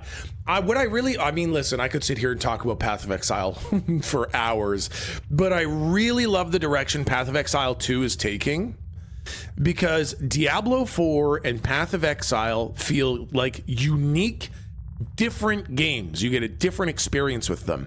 And Path of Exile 2 looks like another excellent separate addition to the ARPG genre, which is just like, I'm so happy for that. And they're literally designing Path of Exile 2 to be played kind of like parallel with Path of Exile. They're actually staggering their seasons so that you can kind of do the Path of Exile season, do the Path of Exile 2 season, next Path of Exile season lines up. So they really want you playing both. And all your microtransactions, all your cosmetics carry over from Path of Exile 1 to Path of Exile 2. So all that money that you spent, I spent on Path of Exile 1 carries right over into Diablo or Path of Exile 2, which is just so excellent. What an excellent choice, man. I spent shirt buddies. Yeah, right, Sylvie? Exactly. So yeah, that's I would love to try Path of Exile 2, but Path of Exile required so much knowledge in the build. Stuff seemed too much for me. Yeah, and this is something. So Medalist is a great lover of Path of Exile. We've got a couple people in the community who are super Path of Exile nerds, and please, when we get back into Path of Exile season, we all want to learn and grow together. So we'll all help each other, man. Okay, now, oh yeah, Gadnar, a huge fan of Grim Dawn here. I love all ARPGs. Okay, chat, we're playing. Oh wait, I gotta change my game category. Hold, I'm on the wrong game category. Threshold. Threshold. Boom. Boom. Boom. Okay. Okay. New game.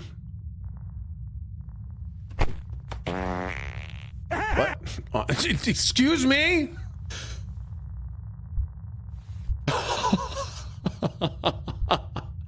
Okay, wait, I've got... This is so good. Do you realize that these are the two difficulty settings? One is for very focused players, and one is for easily distracted players. I would like to vote that Elden Ring be removed from Game of the Year contender, and this game win Game of the Year. This needs to be the new norm for difficulty settings, man. Focused and easily distracted players, please. This is the way I want my fucking games to be sorted out. Wow. Okay, so for very focused players, your character's thoughts are less present or delayed. Player assistance is minimal. This one is for easily distracted players. Your character's thoughts are more present. The game makes discovery of secrets a bit easier. Yeah, listen. I don't know if this is ADHD mode. It couldn't be because that's not real, but I feel like this is TechSmith mode. State your 2 letters name. I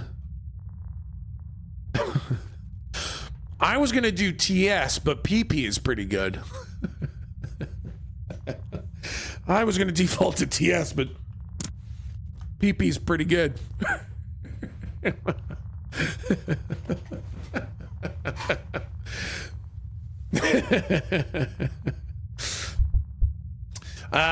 DP. Hold on. Sleepy's got the real winner. DP for sure. DP. My new name.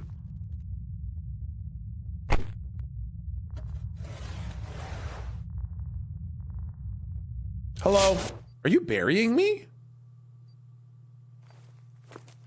Dying on duty will be permanent. Take care of your breath. Rare checkpoints happen. Rare checkpoints happen when?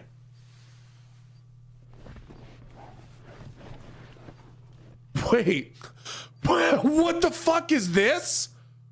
Pick a country. The selected country won't affect the language of the game. It will influence its difficulty. Are you kidding me? What? I'm from Canada. Make it easy. I'm from Canada. Don't be mean to me.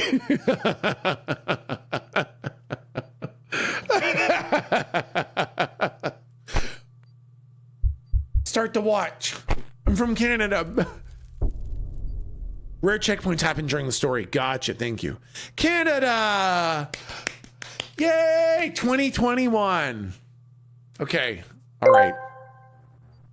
Oh, look, Tech is playing the baby gamer easy mode. Look away, chat. No God Gamer here. He's too distracted. I bet I can distract him with an unexpected GU-gasm. Goo, goo, goo, goo, goo, goo, goo, goo, goo, cut, come, cut, cunt, come, cunt, cut, cunt, come, hand me the pillow. Goo, goo, goo, cunt, Hand me, come, cut, hand me the pillow.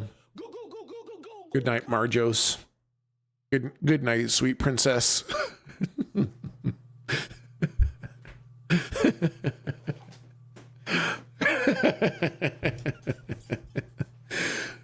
Okay, what did this say? Are you gonna stare at your closet forever? Close it.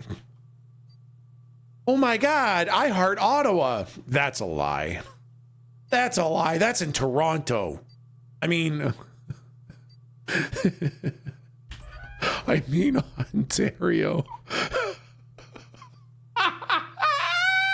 Shut up, go away, chat, fuck off, chat.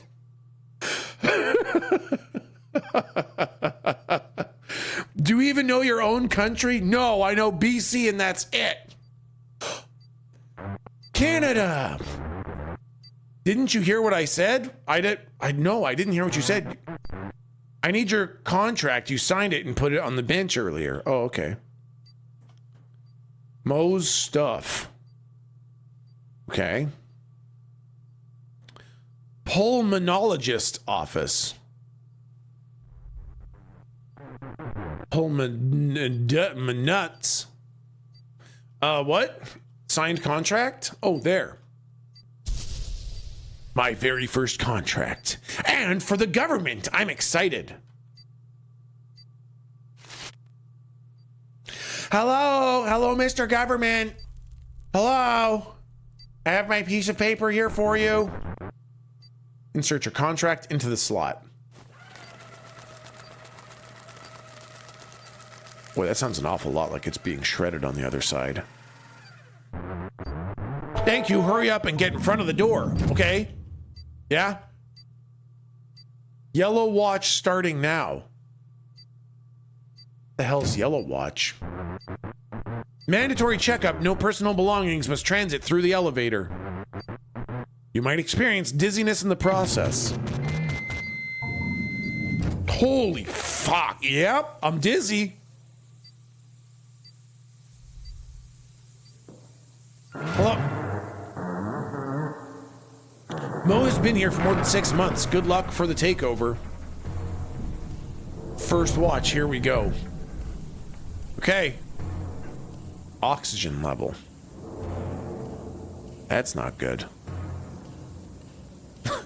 That can't be good that we got a fucking oxygen measure monitor in here. Sounds like Peter in here. What's this game about? Blowing a whistle for a train, from what I understand. Oh, lovely. The game in easy mode literally tells Tech to look for a contract on a bench, and he gets so distracted by the walls he completely ignores the benches and examines literally everything. But I'm beginning to wonder if this game should have a third mode. Do for Stoopy Butt Clown mode. Well, it's going to be a fun one. Won't be long until I get to play the skill issue. Tangier, I think. Shut up!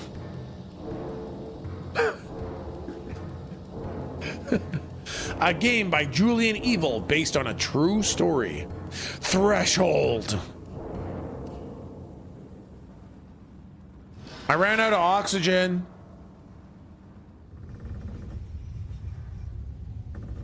Inspect. What's this?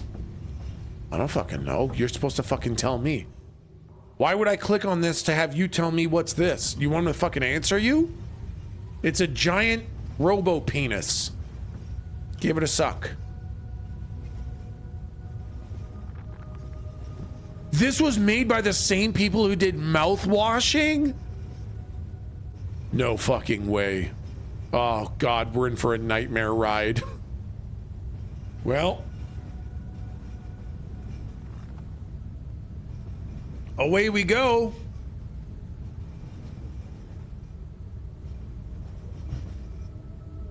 Hey, are you Mo?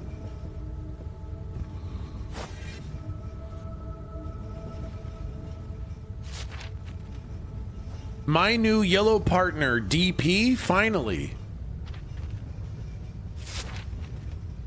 Been on my watch for 16 hours, waiting knees replacement.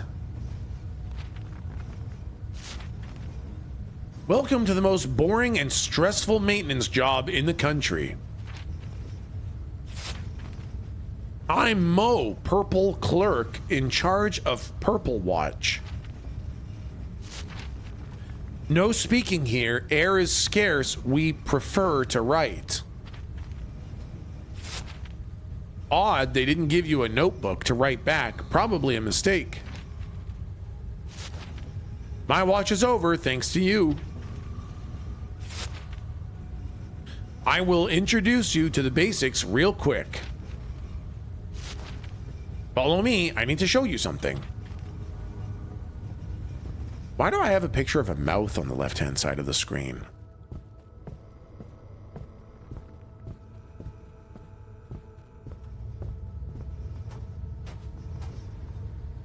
It's got kind of Half-Life-y vibes to it, huh?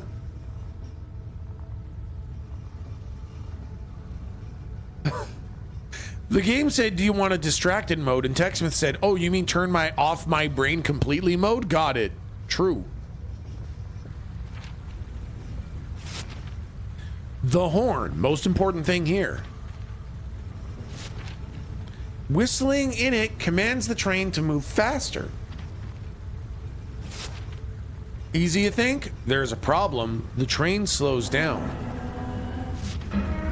It slows down often. We have to keep it at an expected pace our capital dictates. Heard that? That means the train is slowing down. Watch.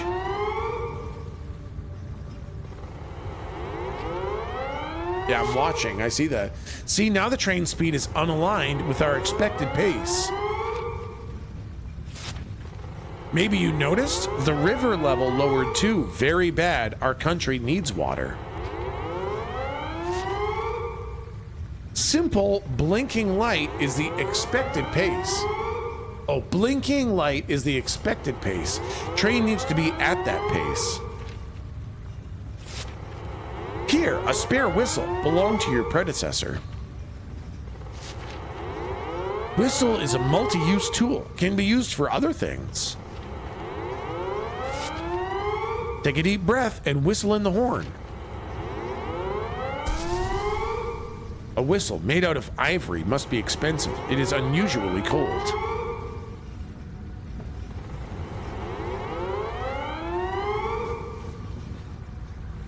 Hold to blow.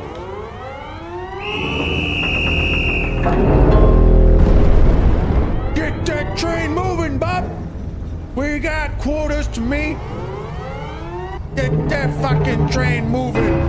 Yeah, that's better. Perfect, back on track. Always keep on expected pace. If the train goes faster than the pace, it's bad too. We have to align. But now you're about to die if you don't take this. It's an air can. Oxygen. Bite it. A canister made of iron. Leather on the handle. A markup for teeth is engraved into the glass. Wow, that's a terrifying little item right there.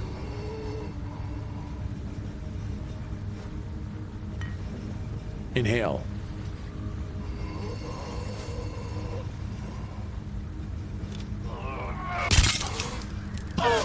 Sorry, is that a man's penis?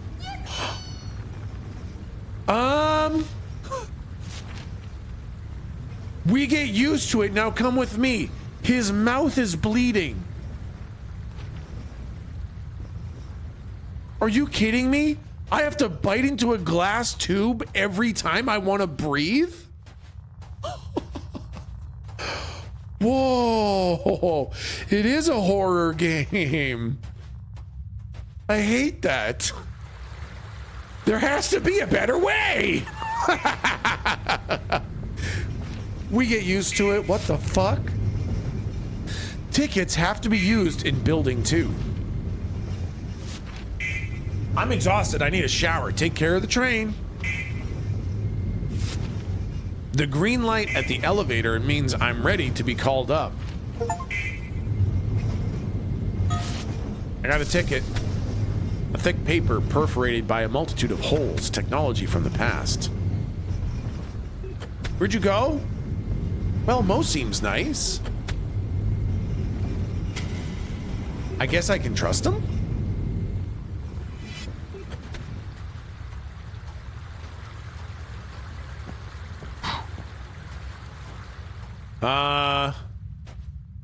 Okay, what's this thing? Still nothing? What's this? No handle. Okay.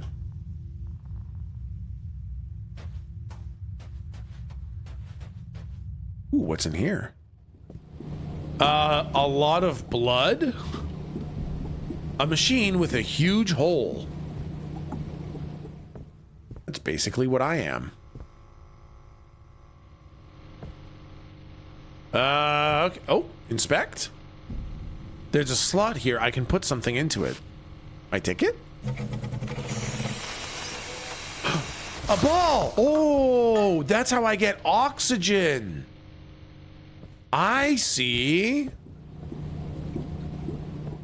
Okay, cool. You put your wiener in it? Dude, the last thing I had to interact with shattered with iron and glass. I'm sticking my dick into anything. Take that. Oh, God. Is the train slowing down? Because he's masturbating in front of a camera and I'm watching.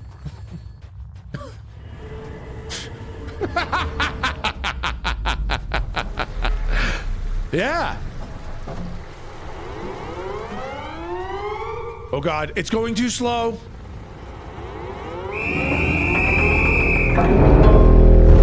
No slowing that train down, bud. No slowing that train down. You get that train going. Yeah, that's better. Now, hold on. Hold on. I need a breath of air. Oh, yeah. Oh, good. Oh, gross. The spit. Ew. Ew. I had to spit out shards of glass in mouth. This bucket is almost empty. Some white goo and gravel are blended at the bottom. Seems like... Oh my God, I heart Ottawa. That's a lie. That's a lie. That's in Toronto. I mean... I mean Ontario. Oh my God, I heart Ottawa. That's a lie.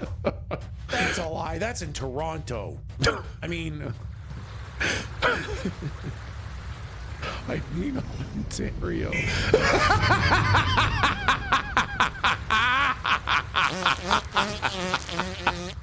I'm a failure of a Canadian. Sounds so defeated. I'm so fucking embarrassed, man. I get shit like that wrong all the time for the Americans. It's a new level of embarrassing to get it wrong for Canada.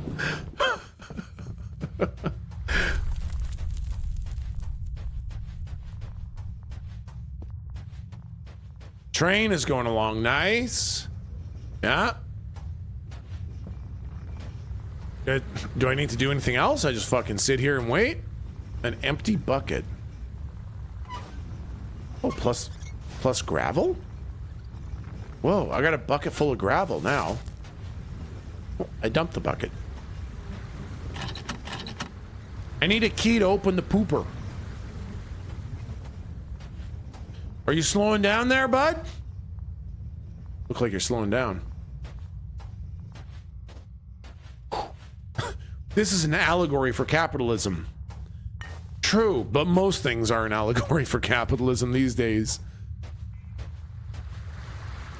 Free air capsule behind you. What? What do you mean free air capsule behind me? Oh. Are you slowing down? Maybe it's time to call Mo now. Oh. Oh. Fucking disgusting! God. Oh, right there. Thank you. God, fucking just glass shards, metal shards, mouth bits all over the fucking ground. All right, let's go call Mo. Mo! Oh! I don't remember how to call Mo. Wasn't it over here? Is this actually what Canada looks like? I've been forbidden from my government from disclosing that information. I should check around the elevator. That's where Mo went.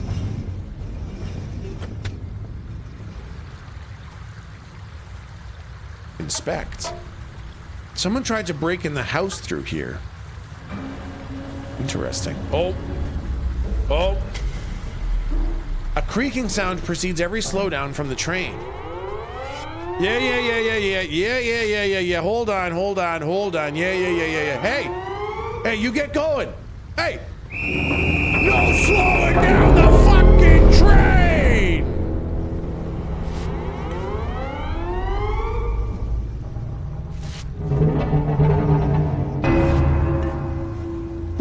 All right. Snap into an air gym.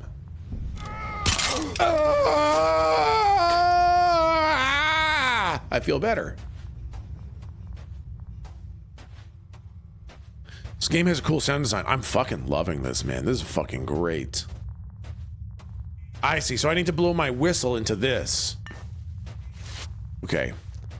First, I need a new ticket. Surely the bucket must have more than one use to it. Yeah, I'm sure it does. Hey, what's this in the... Oh my god, another fucking free air canister. Okay, grab that ticket. Okay. Okay, dokie, dokie. Poop bucket? It does look like a poop bucket, doesn't it? Mo, it's time to get to work, bud.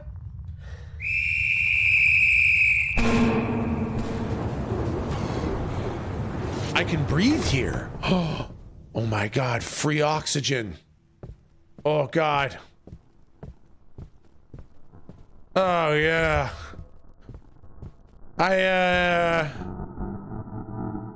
Welcome to the Capital Chamber, Yellow Clerk, a place to breathe some unlimited fresh air.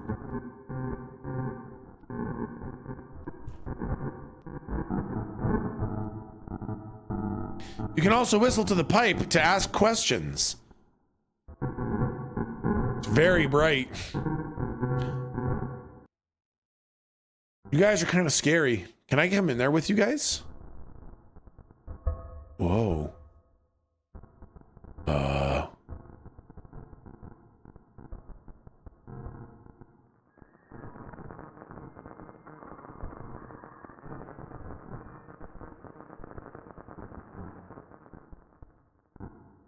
We've entered the cum zone. Strange sound from the tunnel. What? The sound you can hear is a friction from our train passing the border.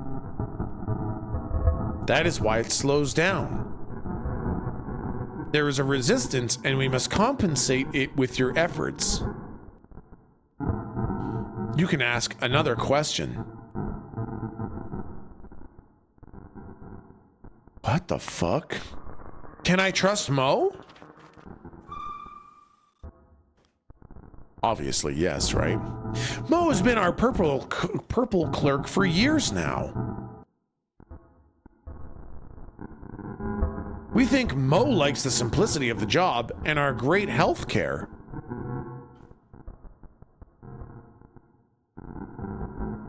Mo kept the train running steadily over the last years. You don't get as productive overnight. It takes time and dedication. We hope you will be up to the task as well. It really is Canada. Is that it?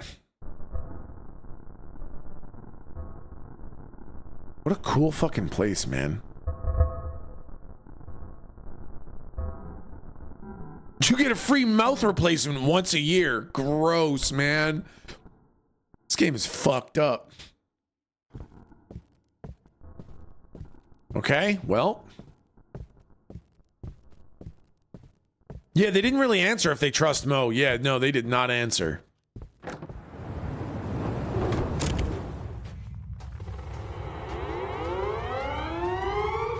Is that, does that mean the train's slowing down? How many tickets do I got?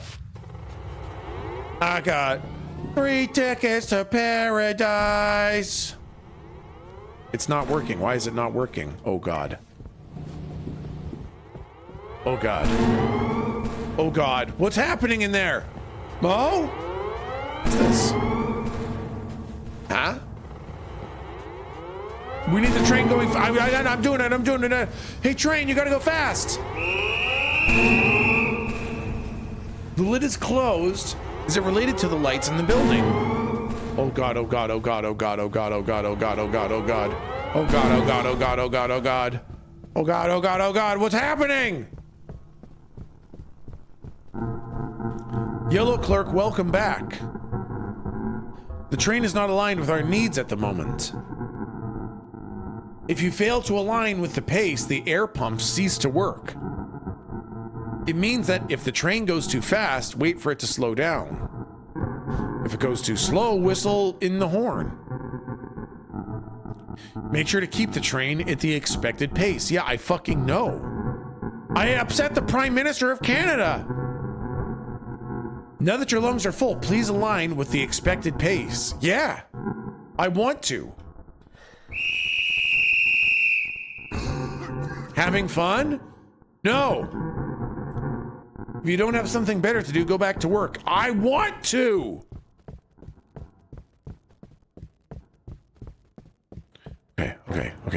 Okay. It's too slow, yeah.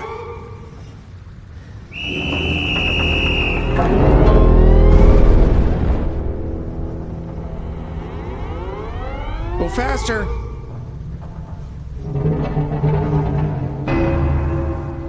Okay. Everything's back to normal now. Nothing to worry about. Although I'm feeling mighty snackish. I think maybe I'll go to my little snack hole and eat one of these delicious iron and glass Slim Jims. Gross. Maybe I used that air can too early. I still had breath. Nah, sometimes I just like the sensation of biting into the glass and metal. This is the real reason none of these motherfuckers talk. Everyone's got a scabby mouthful of broken goblin teeth. Real.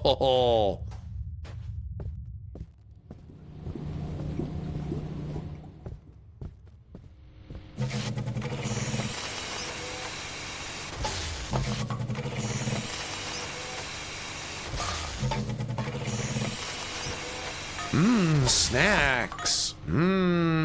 Tasty snacks. Yummy. You guys got any more of them glass metal canisters? I'm feeling snacky.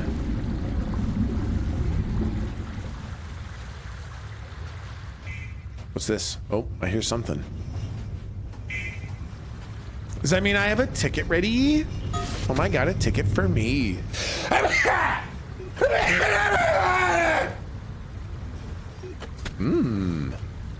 Snack time.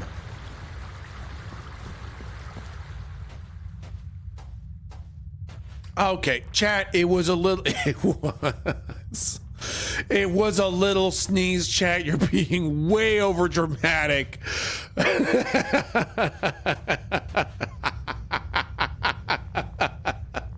Oh no, my sponsorship! Oh no! Oh my god, Snatch! What the fuck?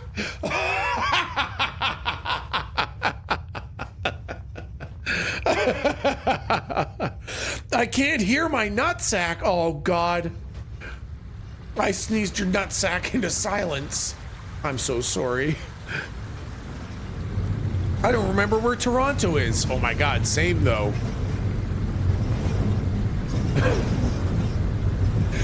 Been a while since we had a real legit category 4 tech sneeze. It has been a little while. My bear scare went off. You unvirgined all my olive oil? Oh man, I'm sorry I sneeze fucked all your olive oil. Ooh, another canister.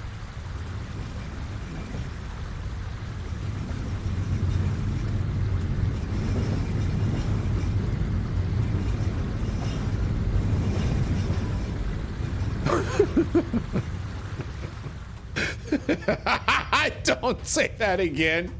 What? Okay. There was a little thing over here. Do you think I call Mo up now? Mo, it's your shift. Mo, get up here.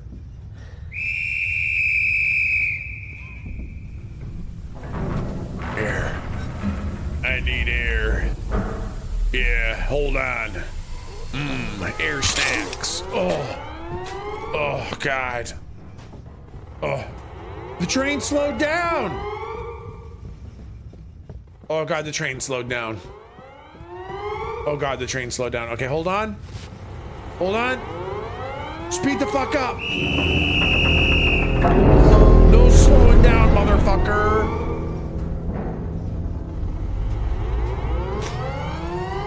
Oh God, I'm dying.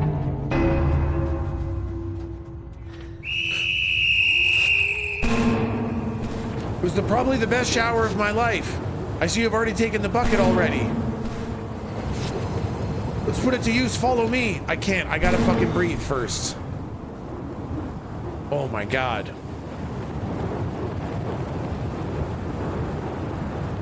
Whoo!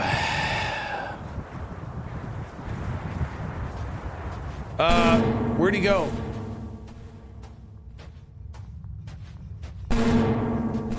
Mo, where'd you go, Mo? Mo, I had to breathe. Oh God, something's going on in the house.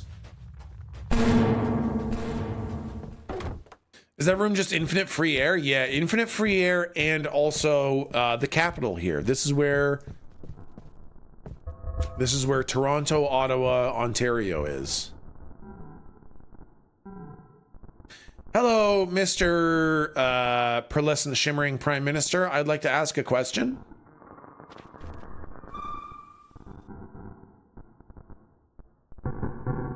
It's a matter of air pressure. Oxygen tanks can be dangerous.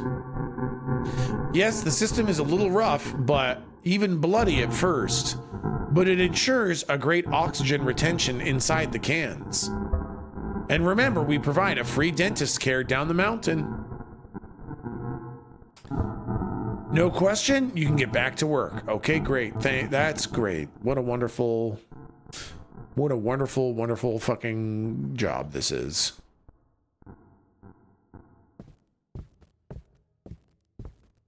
This game confuses me, lol. What's confusing? The train needs to go fast, so I blow my whistle to make it go fast, but then I run out of breath and need to bite into my glass canisters for breath. Seems pretty obvious to me. You abandoned me. Nice. Let's get back to it. Yeah, I needed to breathe, Mo. Probably was the best shower of my life. I see you've already taken the bucket already. Let's put it to use. Follow me. Okay, now I will follow you. All right, let's go, Mo. Watch out for all my snack shrapnel.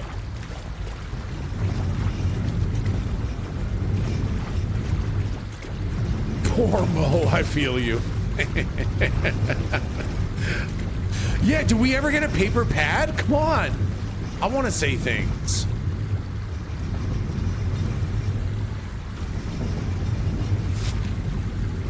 Take the white matter off that filter. It has accumulated. With the bucket? Oh my God, I gotta decumify the gates. Good, now recycle the bucket in building 2. I need to attend my dentist fast checkup. See you in a bit. Call me in a few minutes. Okay. All right. Wow, Mo is so fast. It's so good, so beautiful. Look at that, like a majestic antelope.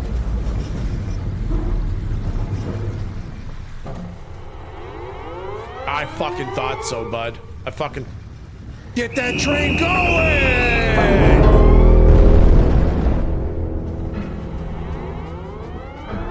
Hold on.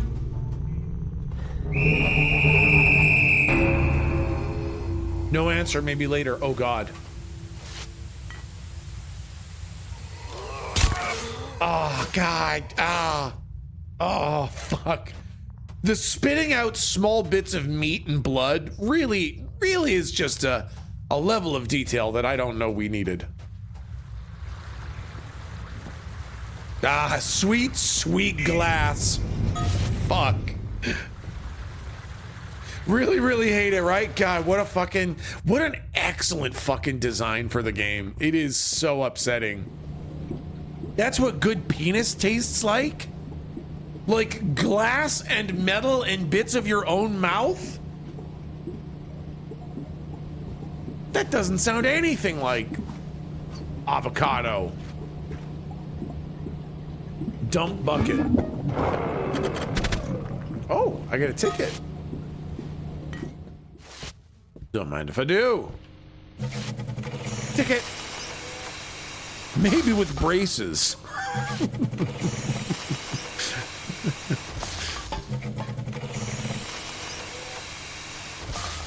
All right, we got lots of air canisters now. Okay. Oh, feeling good, feeling good. My mouth is a little bit bloody.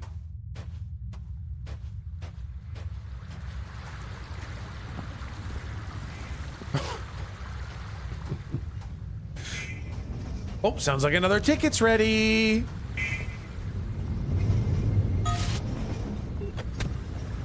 All right.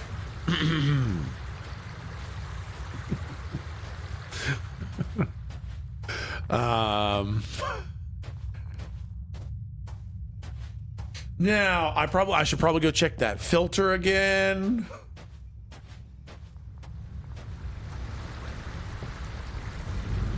Make sure it's not too clogged up.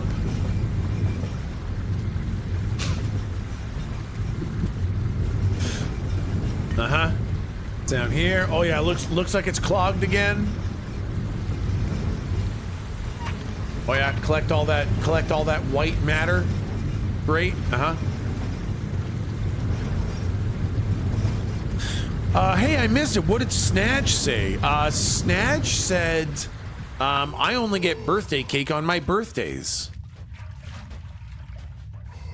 Well, that's the point of birthdays, Snatch. Gross. That's a lie. You get birthday cake on days other than your birthday? Damn. I get birthday cake all the time. Fuck, so fucking lucky.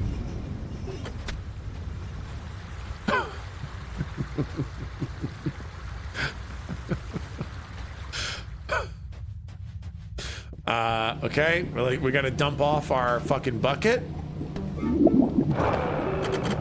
Gross, why does it make that sound? Got a couple more tickets. All right.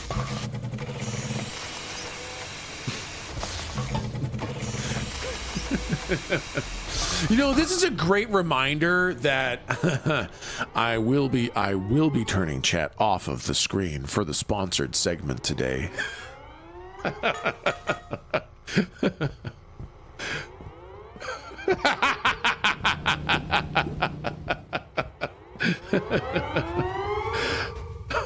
I don't understand why, though. Are you ashamed of us? No, I'm extremely ashamed of you. Ew! Don't fart in my mouth and I'm trying to blow my whistle. Could you please not Peter fart in my mouth when I'm busy whistling? God, that spit sound with a little bit of glass. Too visceral.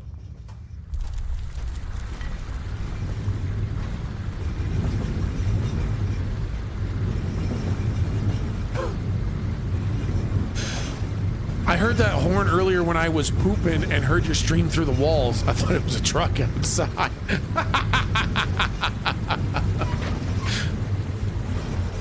Tech, do you realize how many birthdays there are each year? Hundreds, bud. Have some cake whenever you want. You think in the entire world there are hundreds of birthdays every year? Sounds like fucking wishful thinking, bud.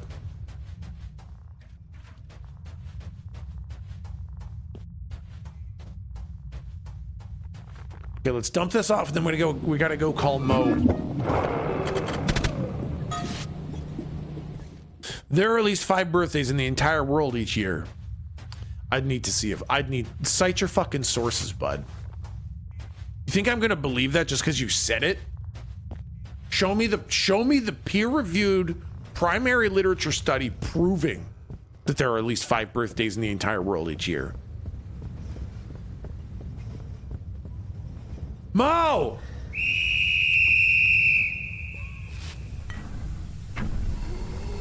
Hold on, I need a snack. Oh, snack time. My favorite snack. Pain, blood, and glass.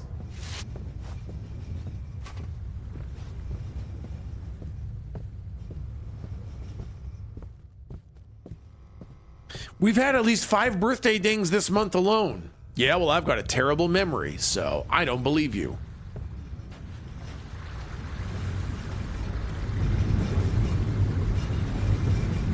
I share my birthday with like 5 members of chat. That's true. That was crazy. That was a big birthday day. Do you think there's a date that... Oh. Hi, Mo. Dentist says my gums are doing great. Anyway, point me to the things that you want to know more about. Nothing. I don't need to know anything. I'm literally doing my job, Mo.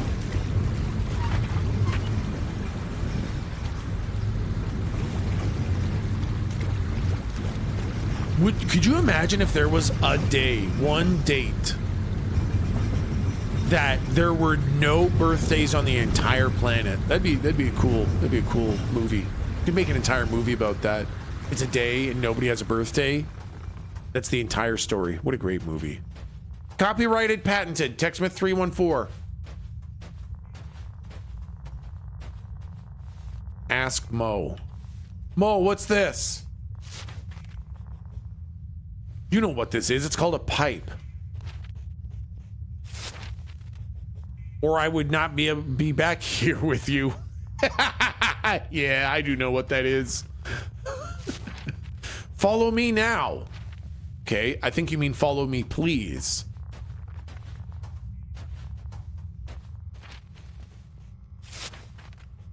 Knee has done a lot of damage to the post. You heard him. Whoa, okay, okay. Yes, sir. I'm not done cleaning up the mess. Help me. Look around, gather planks you can find, put them here. We repair everything later. Still got time before going back to the mountain facilities. I will now follow you where you want. Point me to the things you want to know more about. Okay, yeah, I gotta go blow a whistle, okay? There we go.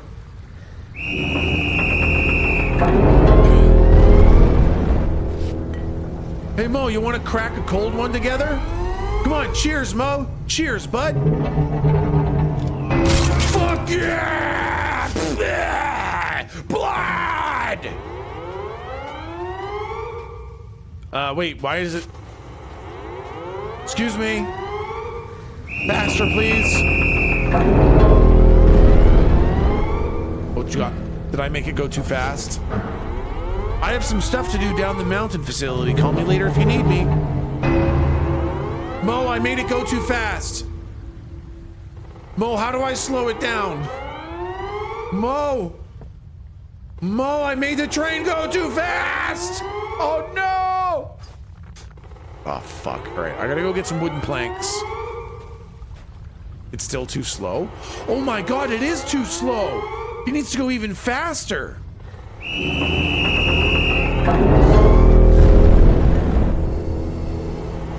Hold on, I need to add to my snack pile.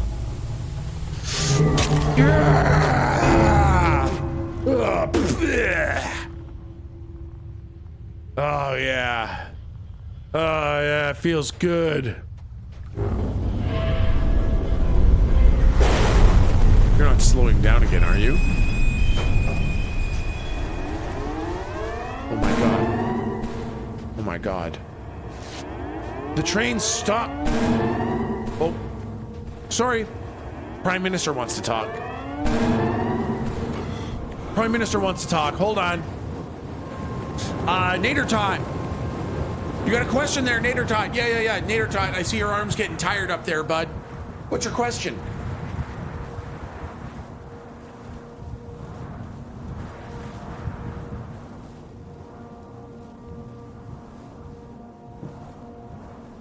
How many days are there in a year?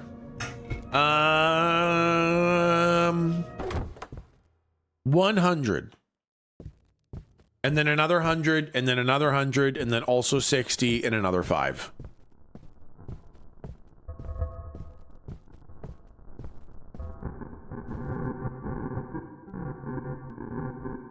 Been half a century. Okay, abacus boy.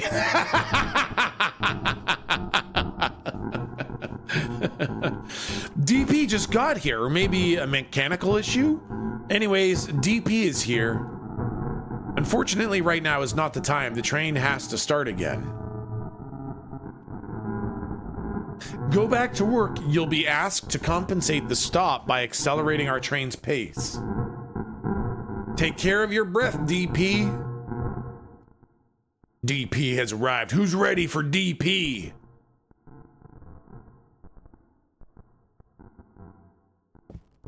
Okay. Well, no questions. I guess I'll just go out there and get the train going. That's literally what I was gonna do before you brought me in here, motherfucker. Checkpoint reached.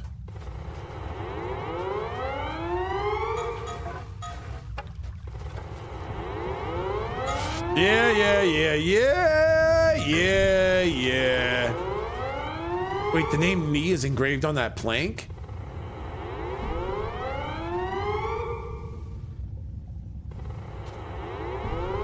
Oh, I see. Remnants of a collapsed scaffolding. Mo certainly knows more about. Okay, yeah. Hold on. Just let me get some fucking oxygen, okay? The oxygen machine doesn't work. Hold on, the oxygen machine isn't working. I gotta get the train moving. Oh, fuck. Oh, fuck. Hold on. Whistle time!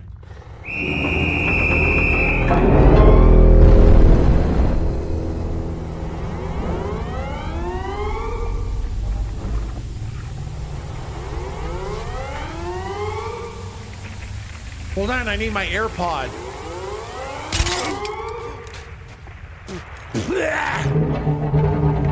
God, I have spat out so much of my mouth on the floor.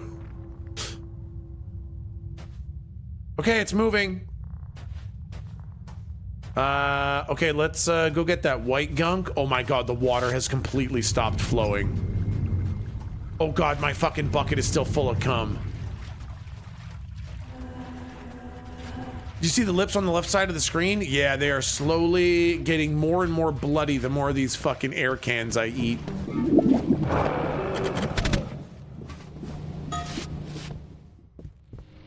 Air, please.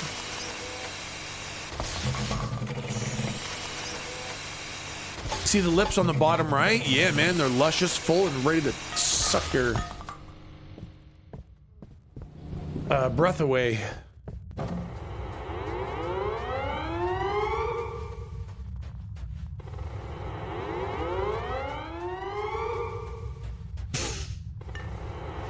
You're married!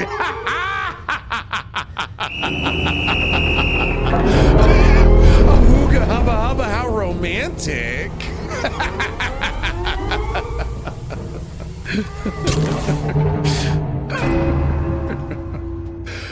Okay, hold on. I gotta get this fucking white shit all cleaned up, man.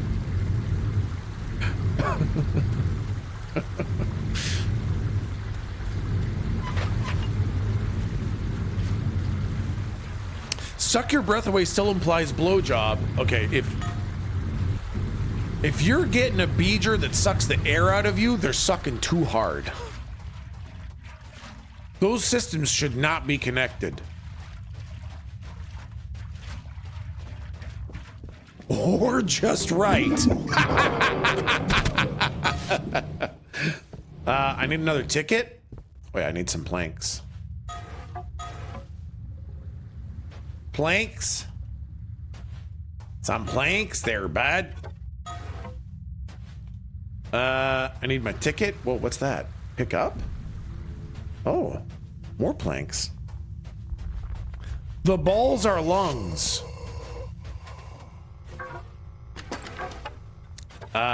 Biologically accurate.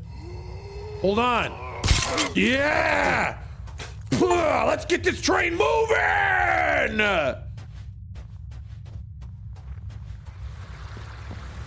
I need my ticket, please.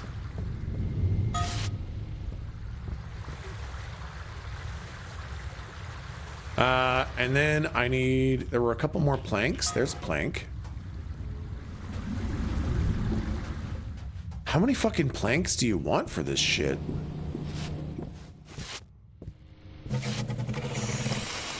Hello, my darling. Darling. Hello, my dear. What is this game? It is fucking wild is what it is. All right? Have you been kind of watching a little bit? Yes.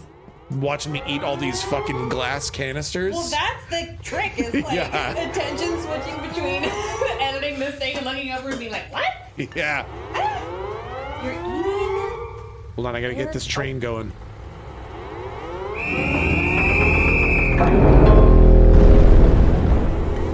Hold on, I need a tasty snack now. Have you heard the sound? Yes. Yeah, it's pretty bad, huh? What is it?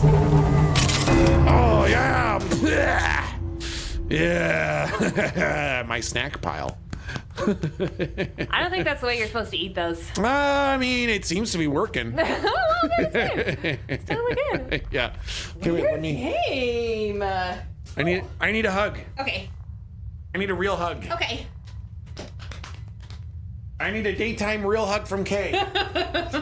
In real life. In real life. Yeah. Hi, sweetie. Hello, my dear. Hi. Hello, my darling. Hi, how you doing? Doing good. How are you doing? Good. That's good. Kind of hungry. Kind of hungry. Yeah. Kind of hungry. Yeah. Are you hungry? Like a little yogurt or something? I've got a couple pepperonis here. It's true. I was gonna ask if you wanted to eat my pepperoni. Because I've got pepperonis here, but I thought that might be too suggestive. Can't say that in front of other people. Not here. That's too crass for this channel. It's too crass. Too crass for this channel. We never would. Yeah. No. Disgusting. No. Yeah. Never say such a thing. Even a suggestion Yeah. of impropriety. Exactly. It would never happen. Yeah. Never. Yeah. Never. Yeah. Yeah. Yeah. No, I don't need your pepperoni. You don't need my pepperoni. Here live. I'm fine. Yeah, no, that's fine. That's private. Yep. How's it going? Oh my God. It's going good. Heart Going good. Did you see me beat the first game? Yes. That's a Very lie. good. That's in Yeah. Toronto. Spotted all the guys. Spotted all the guys. I'm extremely good. Like the fox. Like the fox. Which is not a wolf. Spotted that guy. Ontario. No, different. Yeah. Different. There's sort of an in between a wolf and a cat. Yeah, true.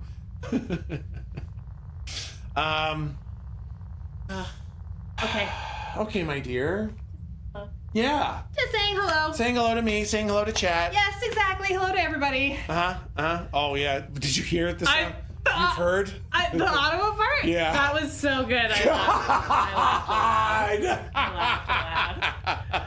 Oh, man, that's embarrassing. All to say, That's embarrassing, yeah. obviously, we love all of Canada across Canada. Exactly. But sometimes we do got to do and play in to the BC versus Ontario. Rivalry. Thank you. It's got to be some issue with our hometown. I like totally we've both agree. got a brain infection that makes us do this thing. Yeah. It's because the only thing in Ontario is Toronto, and there's nothing else there. It's like the biggest province. Exactly. There's many more things. Exactly. Yeah. Look, listen. We grew up on top of a uranium vein, and we're still understanding the impacts of that. True. That's actually real. That's actually real. They actually don't allow people to build basements in that town anymore. It's true. Because the basements have unhealthily high radiation levels. And where did you hang out in your house all the time? And where was my room? Your room was in the basement, and I spent all day in the basement. It was actually radium. It's radium, not uranium. It's not uranium, it's that's radium. different But there's still a lot of radiation.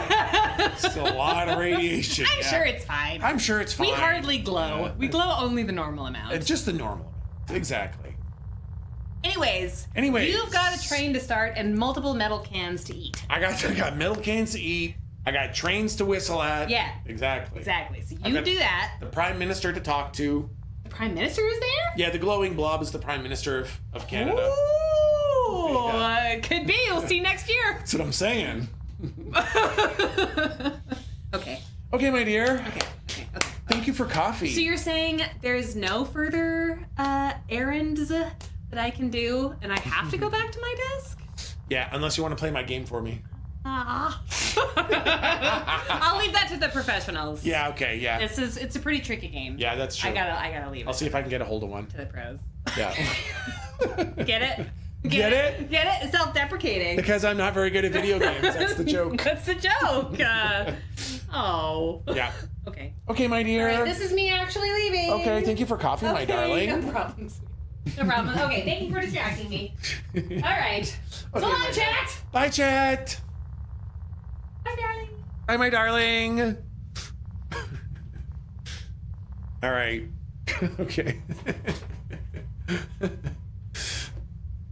Heb coffee? Nah, this is just some Salt Spring Islands coffee.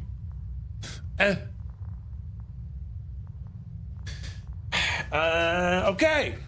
Okay, back to cock jokes. All right, who wants to eat my pepperoni?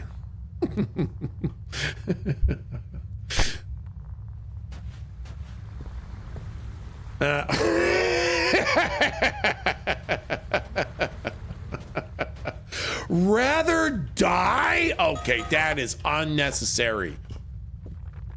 Too small to share. That's true. Can I get a train ran on me? No. You could have got a train ran on you. You'll die. You'll die. It's only like one bite. A little crumb.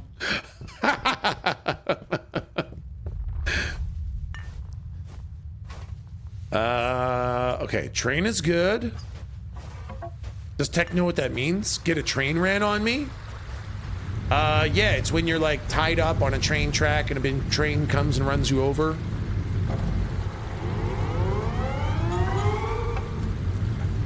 Oh god, the train's slowing down. Oh god, the train's slowing down. Yep, exactly that, right? Exactly. Exactly, I know. Time to speed up.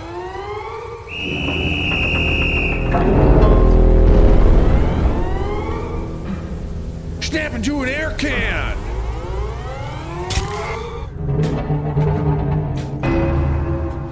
Whoo! Okay, there we go.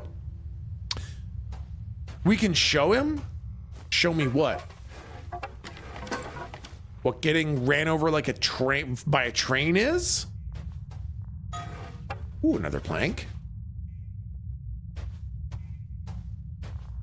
Okay, I gotta drop off my white goo. Hold on, I gotta dump a load of hot white goo into this box. Oh yeah, there we go.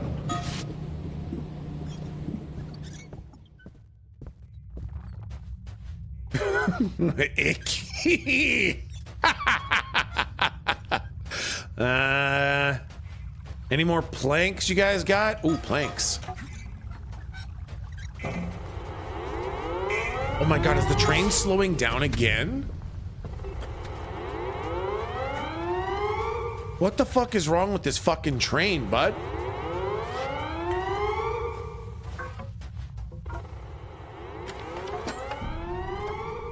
Clerk of the month, Mo will be pleased. Ooh, I found all the planks, maybe? Speed that train up, bud!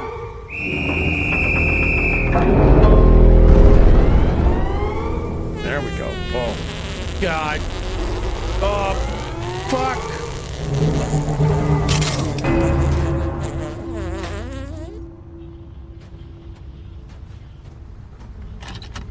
All right, train's going. Yeah, we live for Mo's approval. I know. I gotta go call Mo. I want him to tell me about the toilet. Mo, tell me about the shitter.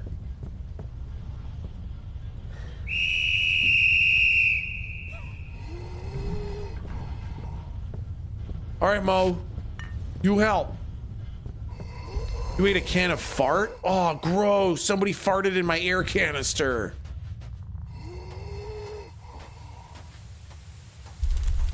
Oh, God. Nope, I need to eat it. Oh, God. Mo, are you here, Mo? Mo! Ask Mo about shitter. Mo, what's this? Mo, what's that? Mo, you didn't write anything down. We still have room in here. We don't have to empty it now. Mo, what is this? Tell me for real though. Mo! Mo, your game bugged out and you didn't tell me anything. Mo! I hate you. I hate Mo.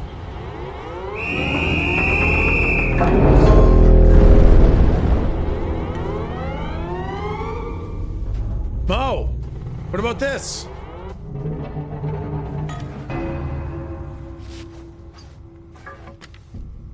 The pile is full, I can be proud. Mo, you're so fucking useless. Okay, I got 2 tickets to paradise. More than 1 ticket to paradise.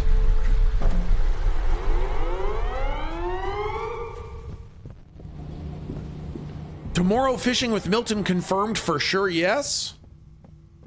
Oh, wait, what did that say? Oh, fuck, I was reading chat.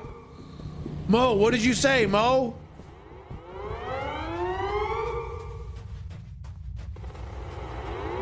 Fuck. You know, I feel like Milton and I are probably going to play Enshrouded, but we have been enjoying the Angler, so you never know.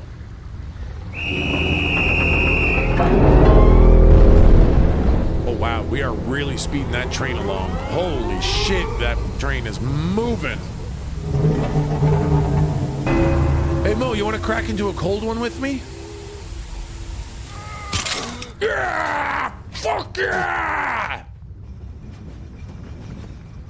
Hey, Mo, I'm gonna go clean the cum off the fucking grates. Is that okay? Ow. The current is strong. I'm wasting my energy. Oh, okay. Ow. Ow. Ow. I even want to try the Angler? Oh my god. Milton and I have been fishing like almost every night. Oh my god, is it slow again? What? Maximum speed! Oh yeah, get that train going!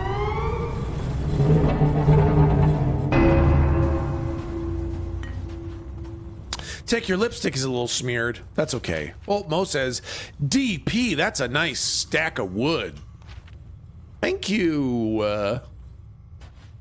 Mo is such a nice guy. He knows exactly how to compliment me.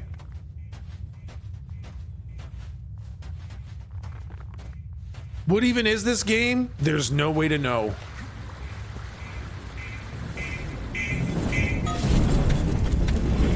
I got a ticket to paradise. I hope you guys like that joke. I'm gonna make it every time I find a ticket.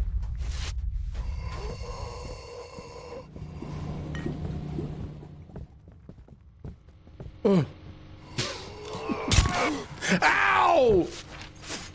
Inspect the place, care for the train, and call me again. Yeah, you got it, Mo. Train is at its maximum speed. You seem fully operational. We'll leave you to it now. Okay, bye, Mo. I got 4 tickets now. You'd still make the joke even if we did mind. Correct, Squishy, I would.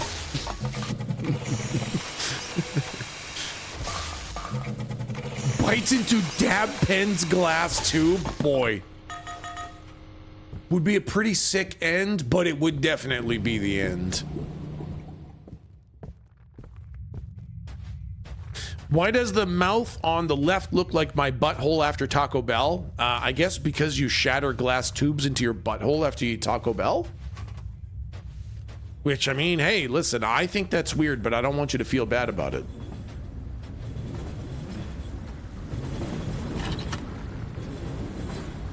If that works for you, bud, you just keep on doing it. Tech doesn't even know what Taco Bell is like. I know, I fucking don't. One day, oh, hold. Something's happening. What's happening? Does the Prime Minister need to talk to me? Taco Bell. Man, I had A&W last night. I rode for 20 minutes and I rode almost 4 kilometers. And my reward was a mountain of takeout food. You know, I don't want to get too healthy or anything.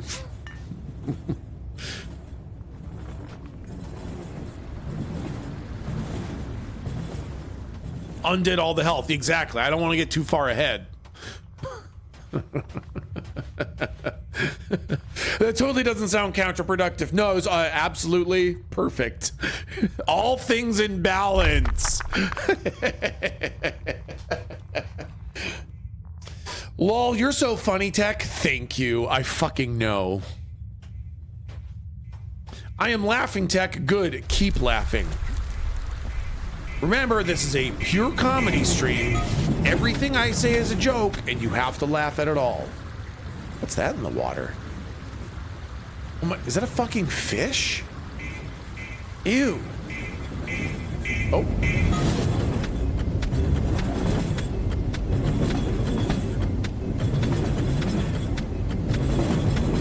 He said I love you earlier to his life, Lamau. Okay, no, that part wasn't a joke. That was for real. Oh, lots of tickets. There we go.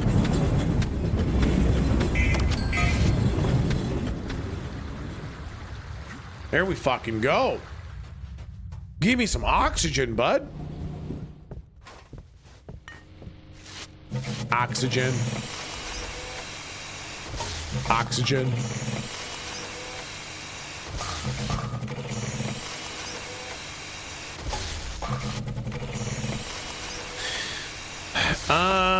Grut, hold on, Grut. I don't know that I fully understand this. Instead of salad for lunch, I had banana butt cake with peanut butter and chocolate ice cream.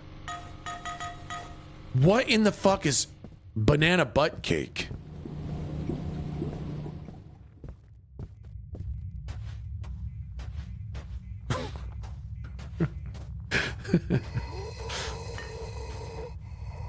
Oh, bunt cake. I see. Like a butt. I got it.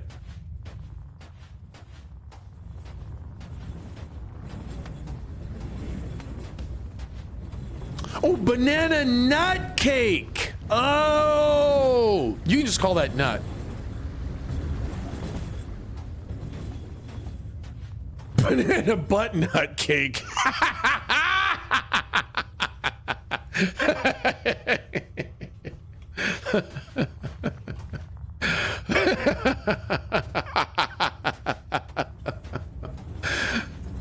Well, I mean, train's going good. Water's flowing good. What's that in the water? Ah, oh, oh God, oh God, oh God, I'm gonna get swept away. This one, no, Grind, no, Grind, no.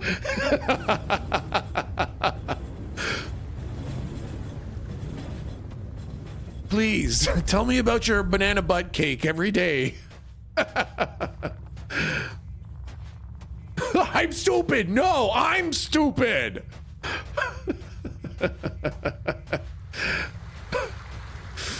Smallish one says, you know, sometimes I really contemplate why I return to this stream. Yet here I am the next day, ready with some dumb tangent saying it's Wednesday or something. Listen, we are all miserable disappointments to society, okay? Just fucking accept it.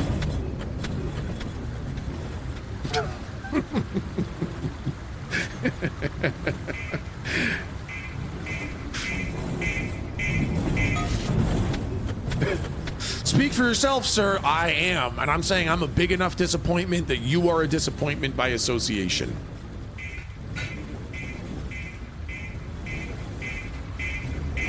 Wow, lots of tickets.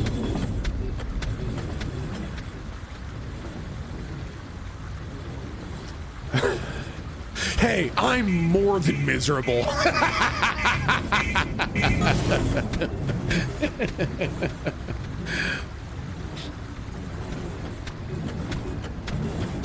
I think I'm going to quit my job and just live in a forest so I can be less of a disappointment. Metal, as someone who literally did that, it doesn't work.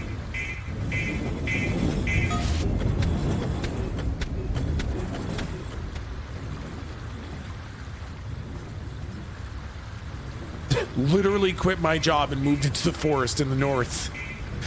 And I am absolutely an anchor dragging society down.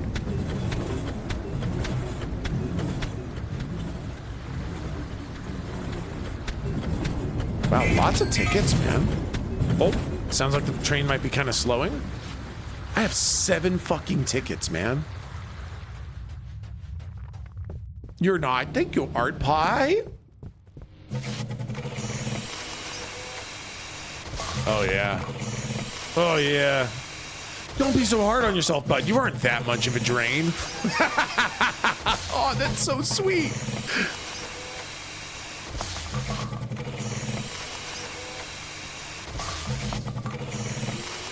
Oh God. Oh God, I'm running out of breath. Wow, I have 16 air cans. I don't think running out of oxygen is going to be a risk.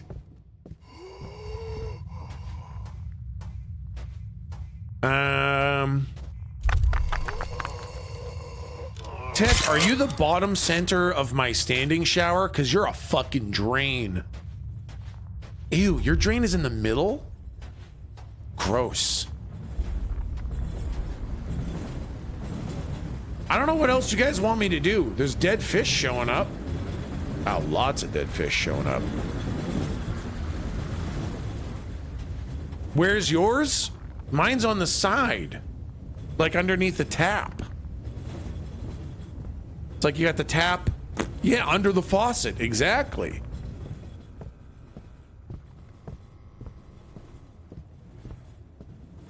Prove it? Oh, what's that? Mo might know how to get there. Oh, hold on. I gotta call Mo.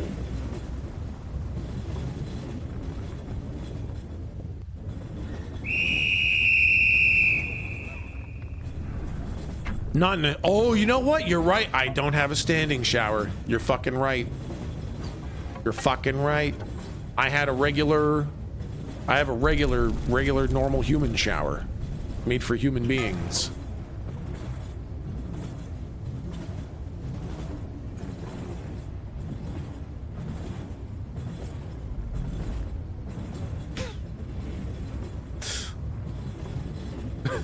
Man, you totally wouldn't prove it with a picture that shows your naked grippers. You think I wouldn't fucking show you my naked grippers? Hey Mo, what's that? The path to the observatory. We monitored the train's content from there. Mo, there's nothing written on this. Mo, you didn't write anything down. Mo! God, Mo, where are you going? Mo! Mo! Oh, God! Well, I don't know what he fucking said.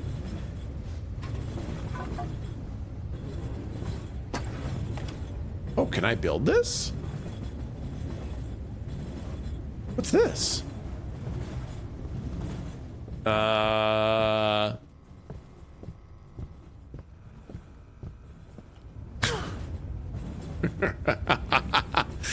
Tech would take a picture of the shower floor, but hold a shampoo bottle up so his shadow looks like he has a giant hog. Am I right? Correct. And I would squeeze the shampoo bottle really hard too and try to catch the picture mid-shot.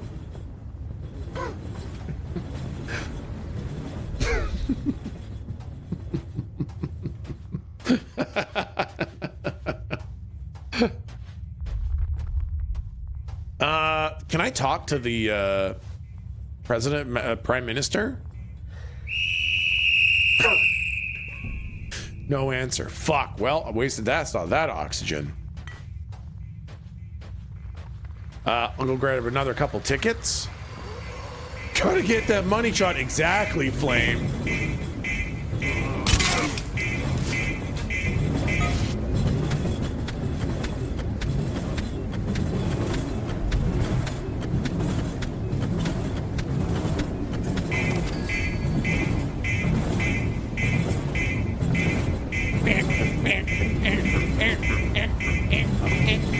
Yeah, man.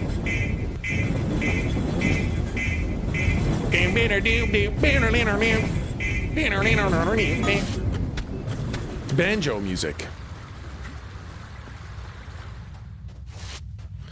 2 tickets to paradise.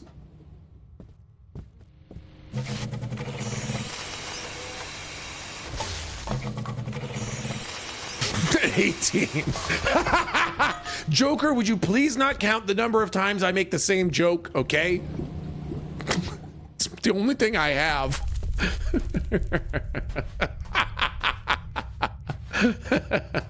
What the fuck, 313?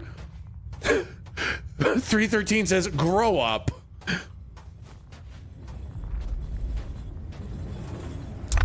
Okay, that's going well.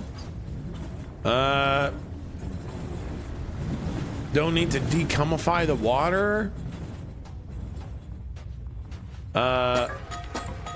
Maybe I need these to rebuild this fucking thing. Yeah, exactly, Viv. I think I gotta fix this thing.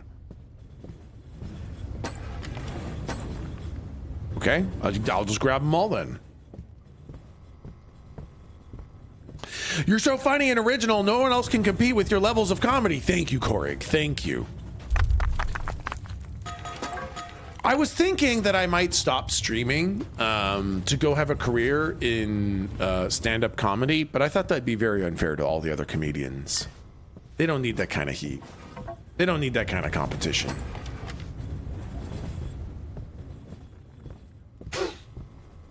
Haha, you should. Hold on. The way you say that makes it sound like you want me to stop streaming.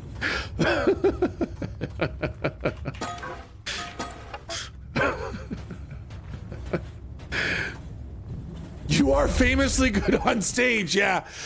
If there's anything I know my social anxiety would love, it's being on a stage.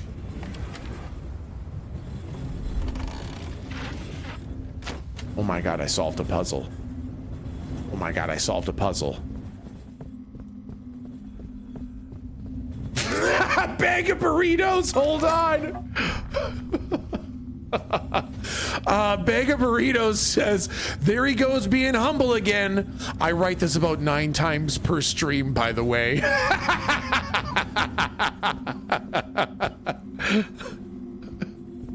Thank you. Thank you. It's important to me.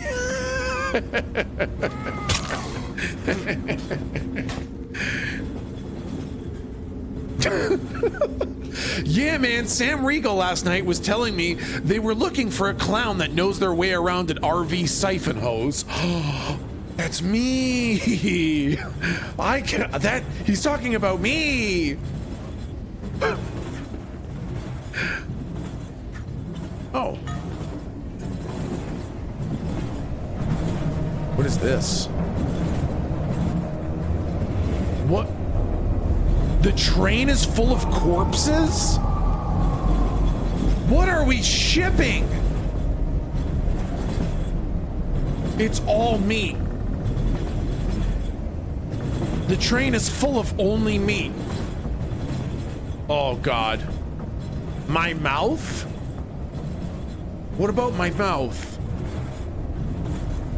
What about my mouth? My mouth. Oh. Excuse me, Mo? Did you just, ow. Fuck, my legs. Mo!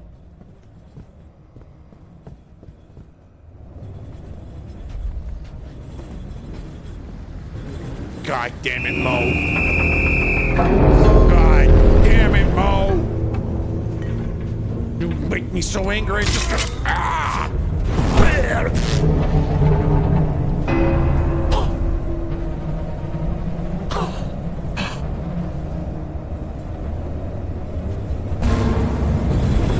Oh, God. Okay, the Prime Minister is angry that I made the train go too fast. Oh, God.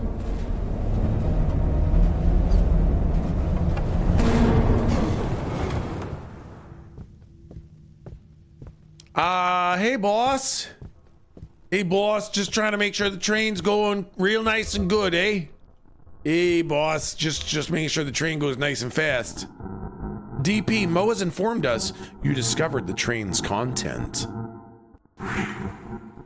You disobeyed a direct order from Mo. We may have to issue a punishment. We usually explain train's content after a dozen of months. You were exposed to the train's content way too soon. Now, do you want to resign or do you want an explanation?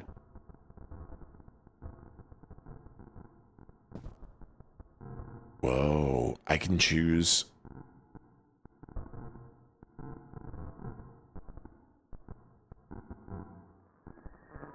I resign. I want to know everything. Oh my God, there's a person in that. Whoa, yeah, they took all my air. I only have one fucking air can. Resign, it's totally not a trap. Yeah, listen, hey, I've played enough horror games that I know that this button puts my meat in the train, okay? I fucking know how I wind up in the fucking train. It's this one. I want to know everything.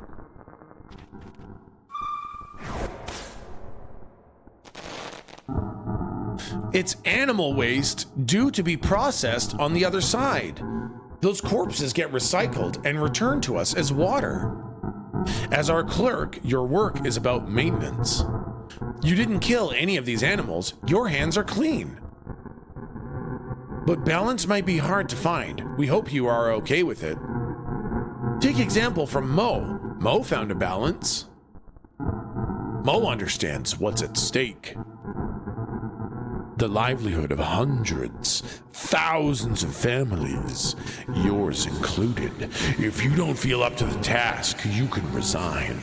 But remember, you signed a non-disclosure agreement. There, 2 letters. One for resignation, one for your commitment. Please make your choice. Oh, it's just animal waste. It's just animal waste, guys. That's okay. It's okay, I stay. It's okay, I stay. Animal waste is no problem. Can you pause for ads? Oh my God, are there ad watchers? I got you. I got your back. I got your back. We shall pause for ads. Humans are animals too. No, they would say humans if they meant humans. They wouldn't try to trick me.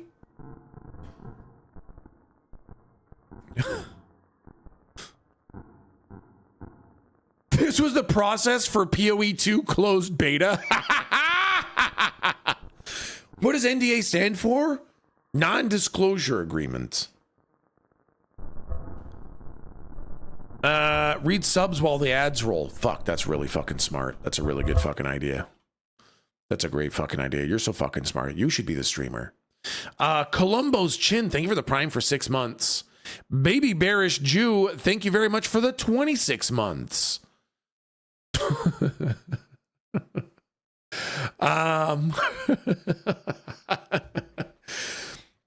Hold on. Baby Bearish Jew says, gonna be honest, I don't have a witty comment or anything this month. So instead, let's take this time 3 hours later to stop and appreciate this amazing community you built, Tech. Okay, joke's on you, idiot. It's 4 hours later. You thought I was gonna read that in 3 hours? Checkmate.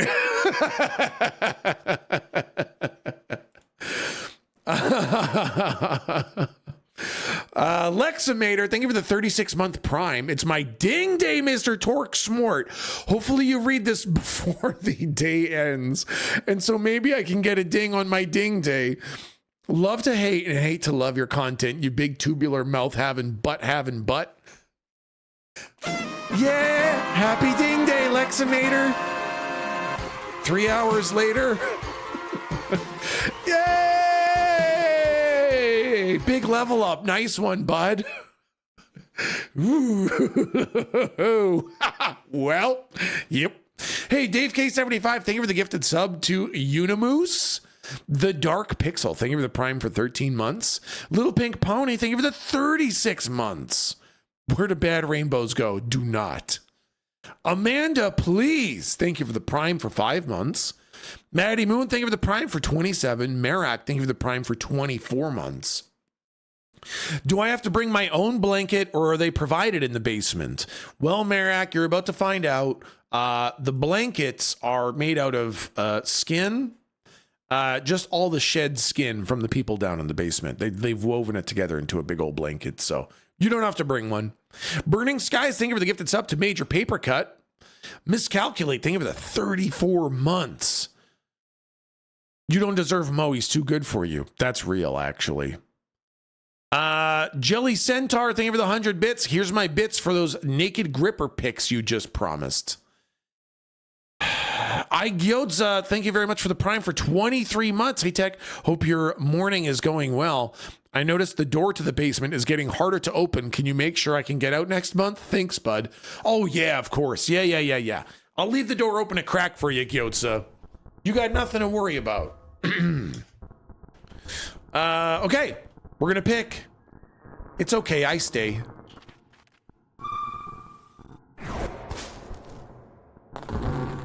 We're glad to know we can keep counting on you.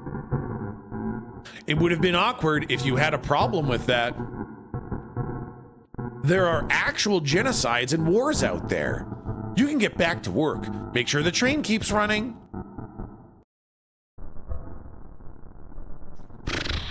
I mean, okay, I'll just keep blowing my whistle and chewing on my glass. Hey, could I have my air cans back? I actually farmed up 19 air cans so that I wouldn't have to worry. And I would really, really like to get my fucking air cans back. Just keep working and don't think. Real. Well, that fucking sucks. I sure went above and beyond to get fully stacked up on air cans and they took them all away. Well. How long has the Canadian government been keeping a demonic cum dimension operating a mass corpse train, Tech? I don't know. Probably a couple 100 years. It's pretty normal stuff. The writings I found. Question mark, question mark, question mark, question mark, question mark, question mark, question mark. My mouth. My mouth. My mouth. Oh. Hello? What was that? What's this? A fish. I heard it. That. What the fuck? That fish doesn't come from the river. What? What the? Are you guys throwing fish? My mouth. My mouth. My mouth. A duck. What the fuck is happening? Oh my god, the water has become red and they're throwing fish and ducks at me.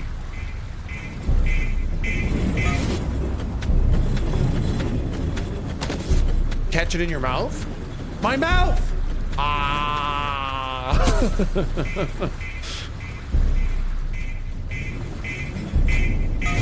What a neat ritual. Oh, you guys are throwing a lot of meat over here, guys. It was Knee's writings. God, they're really throwing a lot of fucking fish and ducks over here, man.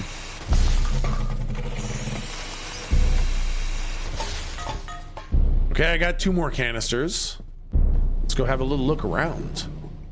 Oh, fuck's... Ah, okay, you're gonna holy fuck! That's an entire cow! Oh my god. Oh my god, can we open the fucking umbrellas? Dude threw an entire fucking cow at me! Oh, there's a big pig. I should check the grave.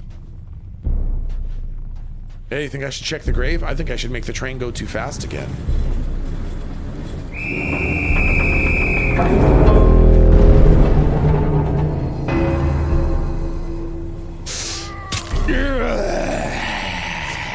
Yeah. Wow, that's a lot of meat you guys are throwing over the wall. Excuse me. Knee's mouth.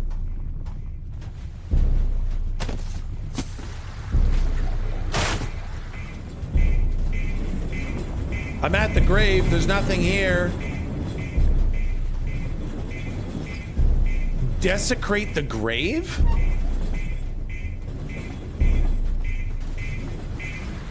Okay, hold on. Hold on. God, there's so much meat. Oh my god, what the fuck is happening? What the fuck is this game?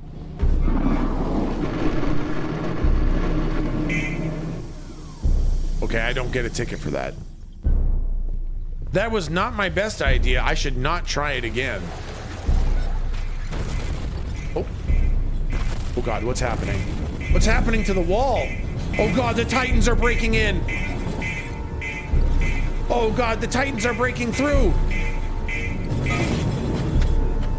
Where's Aaron Yeager when we need him?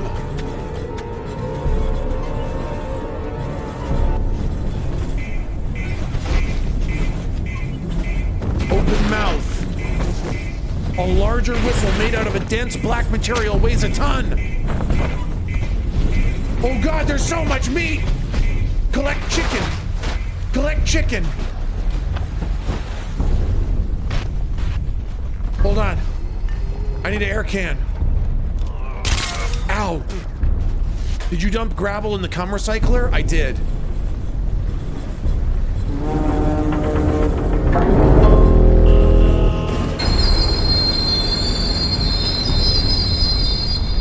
It's working. The train is slowing down.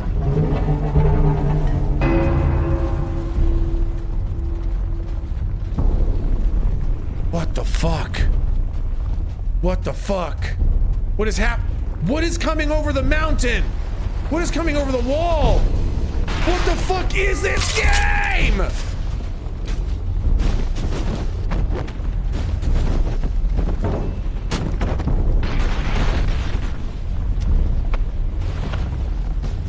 It's a literal wave of meat.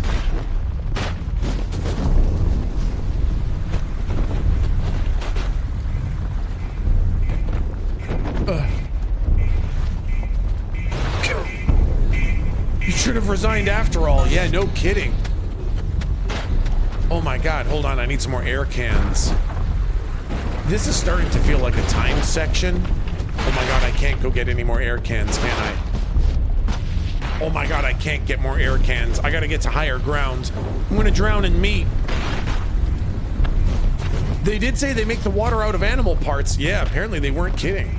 They meant that very, very literally. Oh, I see. This is how I get to the, this is how I get some oxygen. Air cans. Air cans. What would you like me to do? Do I go up here?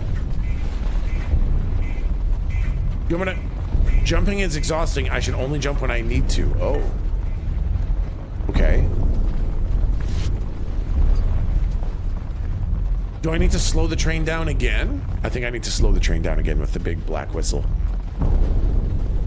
Hold on, let me wrap my lips around those big black whistle.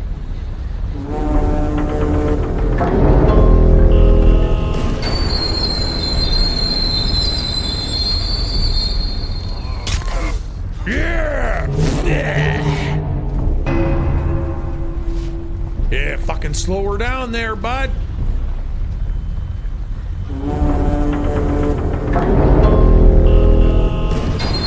Oh yeah, get her going real nice and slow there, bud. Do I got a ticket? I got 3 tickets. It's paradise. Oh god, the meat is exploding. The recycling plant. Oh god. Oh god.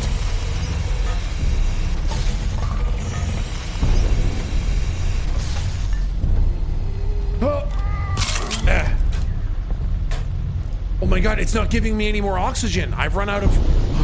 It won't give me any more tubes. That's a lot of meat. Yeah, boy, it's now raining blood. Oh god, I gotta stop this. I gotta stop this fucking train.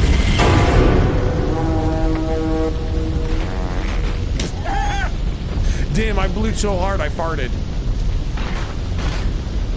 I think I might have run out of time. There's a small chance it was timed to stop the train.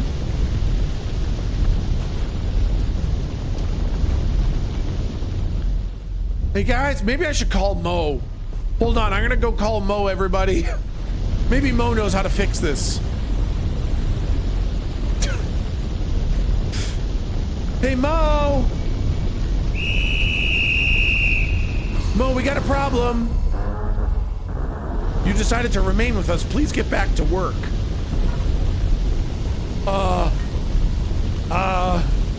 Okay, you realize there's not a lot of work for me to do, right?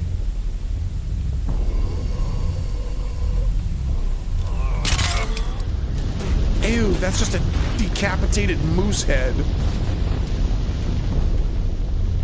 Boss?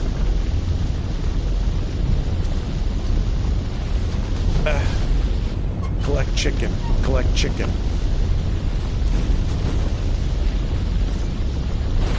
Oh, God. Oh, God. Get me up there. Get me up there. Oh, fuck. What do you want me to do? There's so much meat. Oh god, what is this giant fucking meat wave? Hey, I'm no expert, but things seem to not be going great. I would agree that things seem to be not really good right now.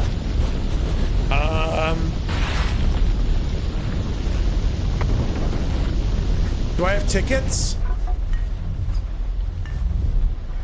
I have no tickets. The doorway's plugged up with meat, so I can't go that way.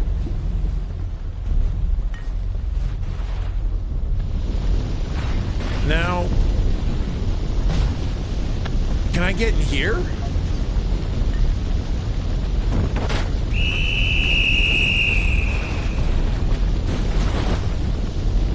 Mo just called the Capitol. They are probably talking about me. Oh god. Oh god, they're probably talking about me. Can you recycle the meat? It's a good fucking idea. You're right! Oh my god, I can. Okay, you're right. Oh my god, thank you. What a fucking smart idea. Okay, I got a half full bucket of chicken. Okay. Collect chicken. Collect chicken. Full bucket of chicken.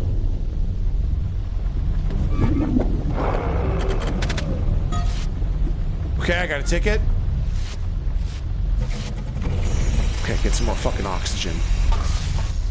Oh my god, it doesn't give me any more oxygen. Oh my god, I can't. I get tickets, but no oxygen. Boss! I don't feel so good, boss.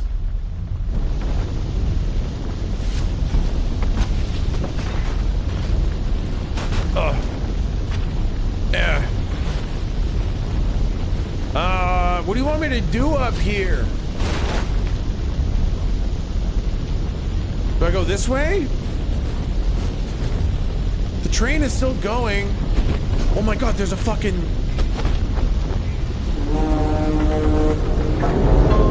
I didn't see that.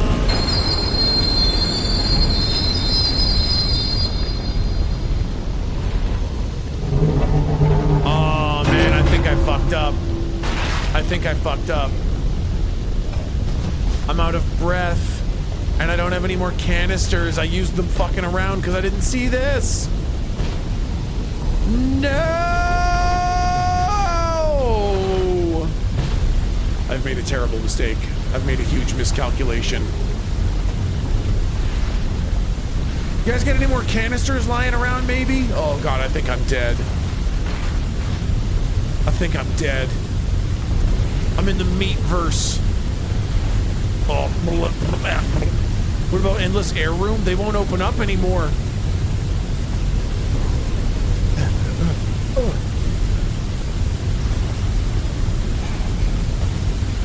Please, Mo. Please, Mo, help me.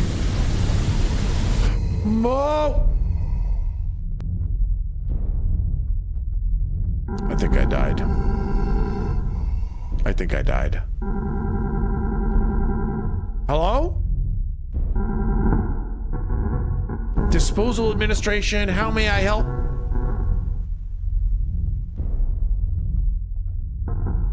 Prime Minister, good morning.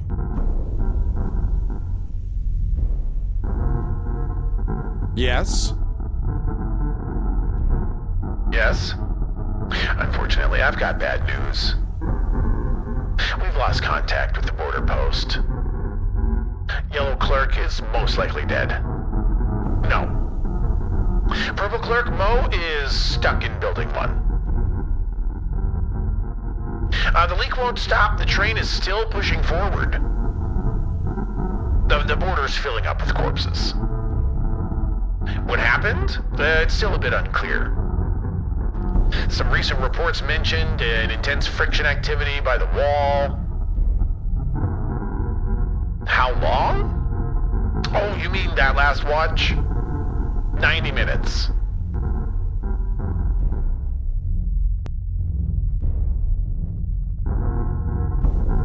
$288,689. No.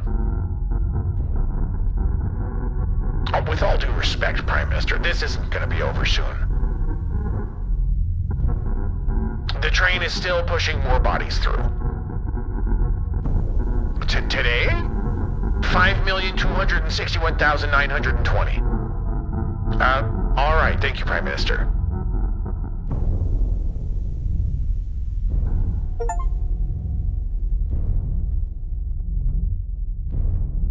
I got the achievement Hemorrhage. The bond was not broken. I don't know what that means. DP drowned in corpses. Shift length was 90 minutes. I killed 288,689. Fallen 24,363. What does that mean? What are those? I don't know what these numbers mean. He didn't say I love you. What a monster. What a monster. I'm just as confused as when we started. Yeah, fucking same. Yeah, I saved 0. Is killed the amount of people sent through the train? I don't think it's people. It was animals. I mean, that does not count as an ending for me. That's just a death. I definitely got to do it again. I need to know what the ending is if I manage to actually stop the train. I gotta know what happens when you stop the train. I don't get it. I think we need to stop the train to figure out what the hell is actually happening. Because that was fucking wild. Maybe we Google it? I think, interesting. It's got a slow start, although part of it was I just didn't know what I was doing, right? Speed run? Well, we've got a sponsorship in 17 minutes. And I should probably get ready because it's a co-stream. So I got to like pull up their stream and set the capture and all that stuff.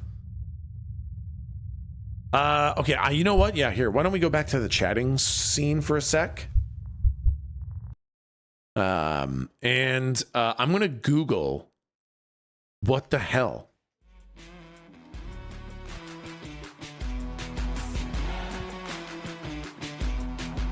Damn, I want a Ford.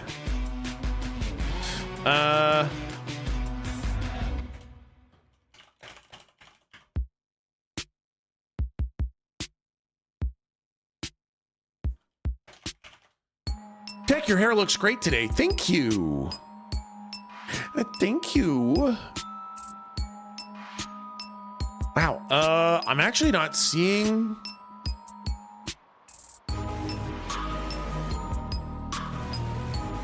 It's my spooky Halloween music.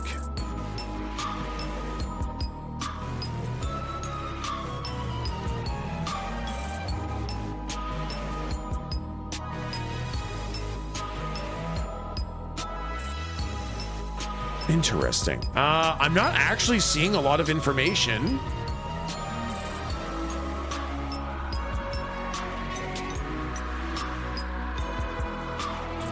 What is that fucking screaming in the song?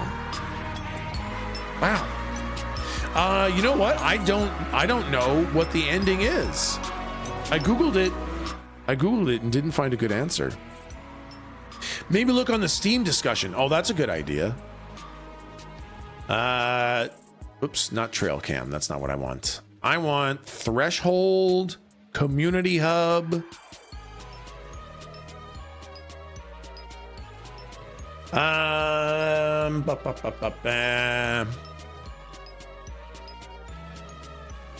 Honestly, you know what? YouTube the ending.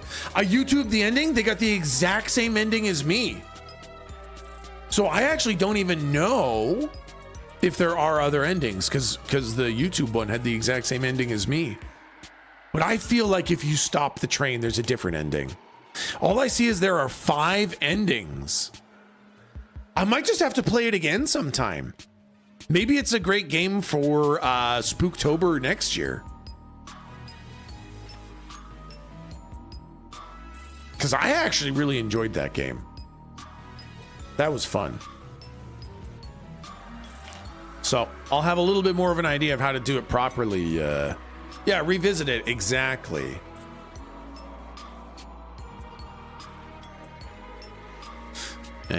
Okay, now what we want is let me find the site for the co-stream. There's a video with all 5 endings on the YouTubes. Okay, honestly, I think I'd rather wait and get it myself. What is this song? The song is My Pet Demon by Par. It does sound like a pet demon, doesn't it?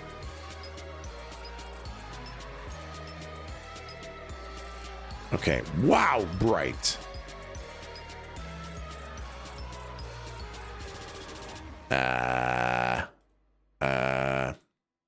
Why you being weird there, bud? Why you being weird there, bud? Bright. Bright. Okay. Boop, bap, boop, bap, boop. Here we go. Here we go. Grab this. Close that. Close that. Open this. Paste that. Go here. Do this. Undo that. Go back here, pause my music because my music is on the same channel as this. All right. Then we go down here. Be more vague. Okay. And then that, and then this, and then those, and then these. All right. Down here. Why is that quality so bad? Give me that good quality. I'm so excited. I am legitimately so excited too. I am so heavily anticipating Path of Exile 2. Oh yeah, I got to change my stream title to Path of Exile 2 co-stream hashtag sponsored. Flag it as branded content. Change the category to Path of Exile 2. Bing, bang, boom, bang, bing, bang, boom. Okay. I got all my legalities managed. Okay. Tech, here's the thing about Path of Exile 2 is like knowing you, your personality, there's no way you can be disappointed with this one. Medalist, I feel that. I'm not even worried, man. I'm not even worried. I'm so freaking excited for this game. I have no doubt that there's no way I don't enjoy it. These guys are like masters of the ARPG genre. And when we watched Exile Con and they showed us a little bit of gameplay, it looked so good. Just don't tell your bop about it. I know I can't tell Milton about this, or unfortunately, the launch will be terrible.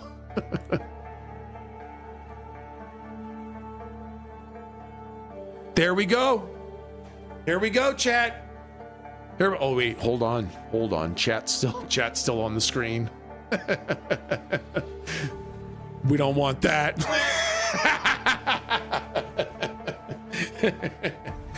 Nice try, Pikel. Already turned it off, bud.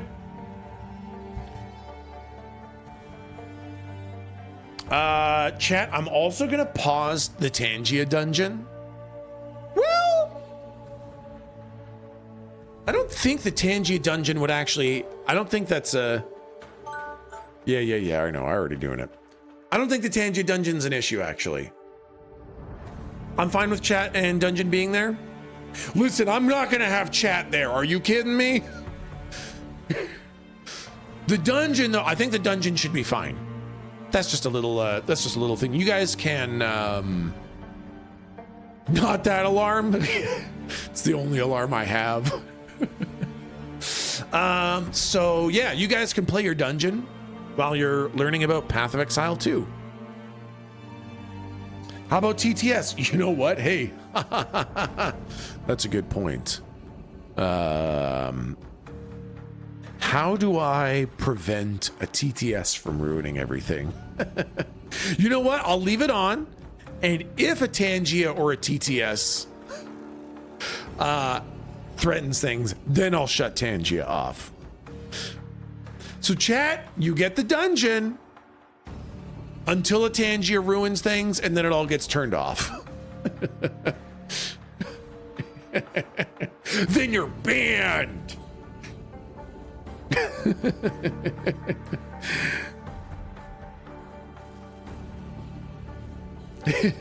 I'm super excited for this. So what I remember from Exile Con was when they had one of the devs show off a boss fight, and the boss fight was super tactical, and the dev died trying to fight the boss.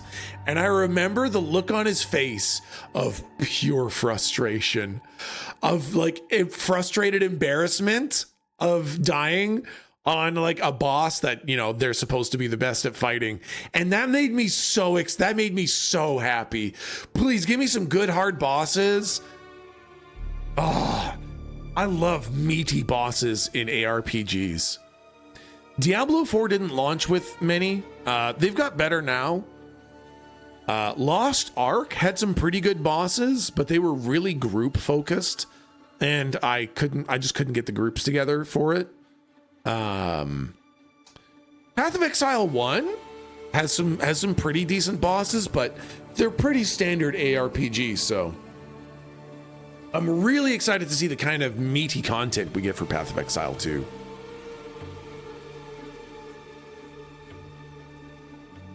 Donovan, I just watched the other Threshold endings and I don't have any more insight. Oh my God, Donovan, I love that. Do you want me to disable TTS? I have Tangi up. Nah, you know what? A TTS could ruin it just as much as almost any other interaction could. So I think chat will behave until the split second they don't, and then I'll just turn off Tangia. But thank you, Viv. Yeah, Depostrophe, exactly. The Path of Exile best bosses are the pinnacle bosses, which are end game. I have never fought a pinnacle boss in Path of Exile. I have, I think, 800 hours in Path of Exile, and I've never fought a pinnacle boss. I've never had a build working well enough to make it to the pinnacle bosses.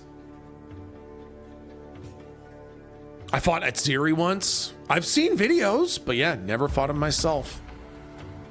I have over 20,000 hours in Path of Exile. Oh my God.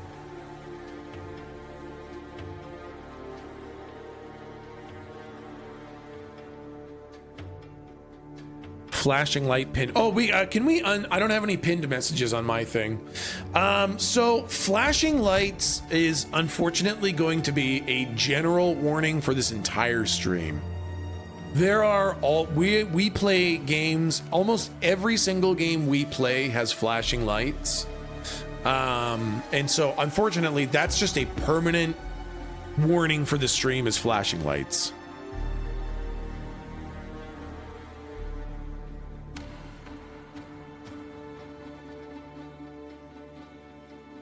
Tech can't decide on lunch. Any Rex? Sushi. Man, now I want sushi for lunch. Ramen? Oh man, I would love ramen for lunch. Taco Bell. Is that like a little bit of me inside of a taco? Soup? I would never suggest soup.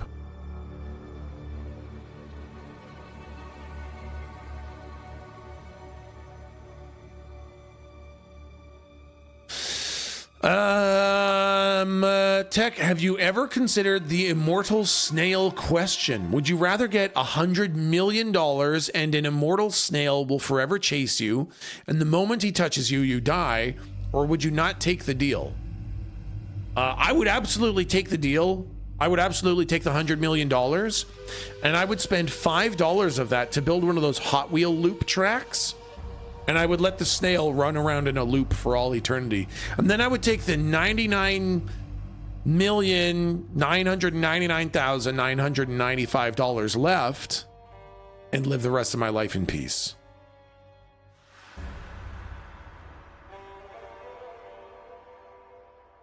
Tech, the snail is as intelligent as a human. Yeah, well, so am I.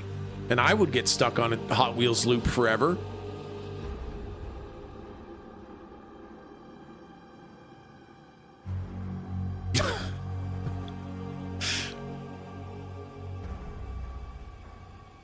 What kind of human? There's plenty out there that would get stuck. Exactly.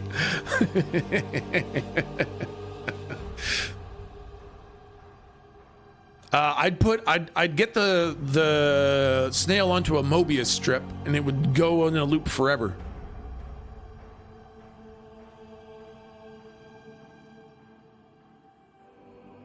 Corrupted driver. Afternoon Tech. Hope you're doing good, friend. I am just writing lore for a D&D campaign I'm running.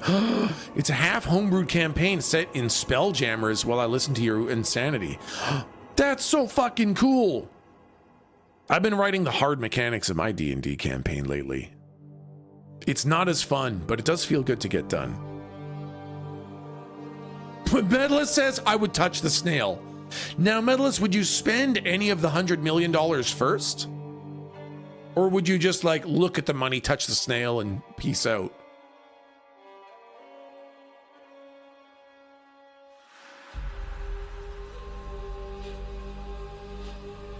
Yeah, give it to poor people. Wow! Medalist would take $100 million, give it to poor people, then touch the snail and die. Damn! Here's what you don't realize, Metal.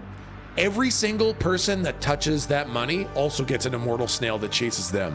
So all you've done is have it lethal immortal snails chase all poor people. You fucking monster. You fucking monster!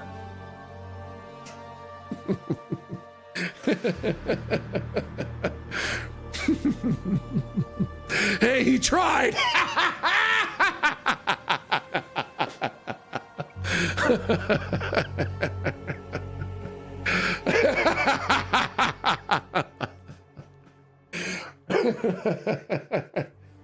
I give it to shareholders. They're having a tough time lately. True. There you go.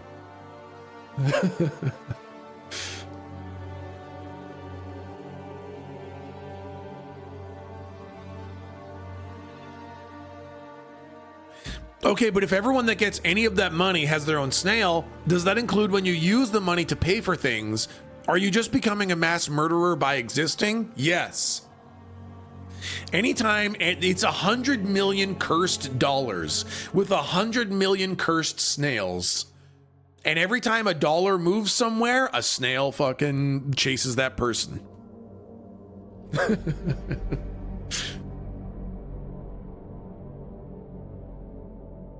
I hate this thought exercise.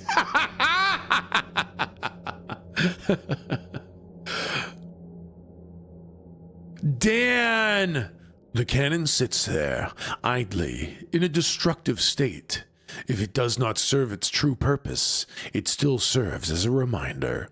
A reminder from a time once past. A time where violence could commence at any moment. A time where we created something that we could, but never stopped to think whether we should. Real, Dan. All right, here we go. Path of Exile time, let's go! Sir, just what are we facing here?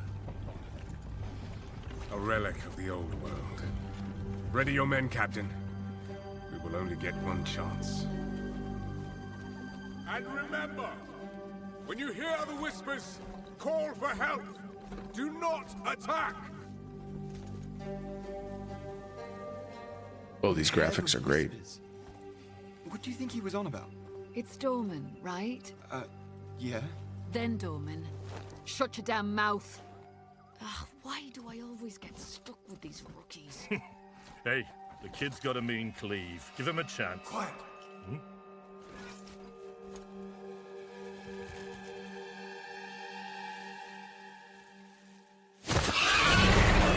Monsters! Oh, right in the eyeball.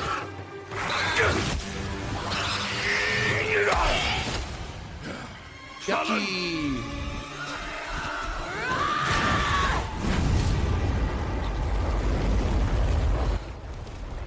Whoa! That was a lot of fire. A mean cleave, eh, Captain? Rookie can't even lift his own sword. Captain Oren? Captain?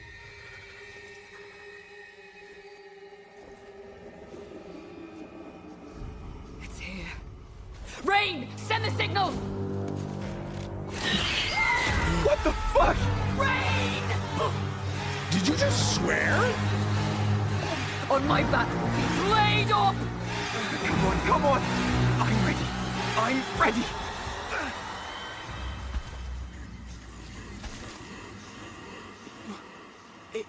It's a man.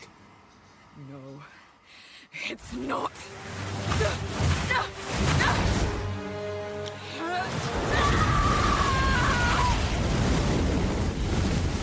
That looks so good.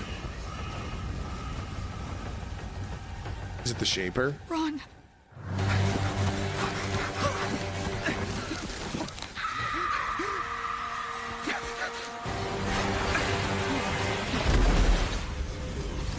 This looks so good.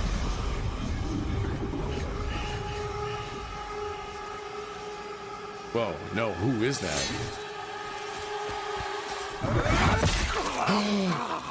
Oh, nuts.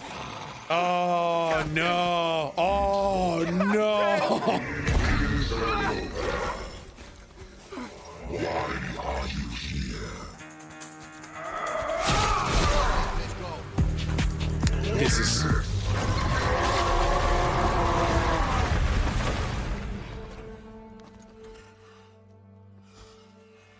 Thank God I had a separate volume slider. Humanity isn't ready. On your feet, lad. Sir, the captain, You'll be fine. Here. No worries, Neo Man. Thank you for the raid.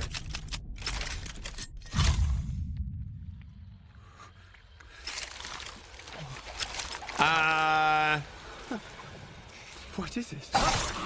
Why is the orb filled with bugs? Ew. Oh my God, what am I seeing? Get the body. Stop. Mortal. It can still be contained.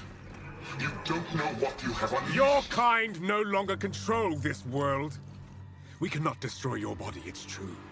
But you will watch as we destroy everything you have built. Whoa. Find him!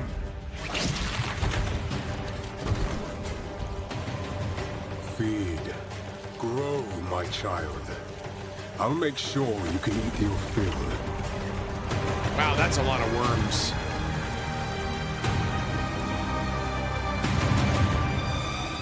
That's a lot of worms, man.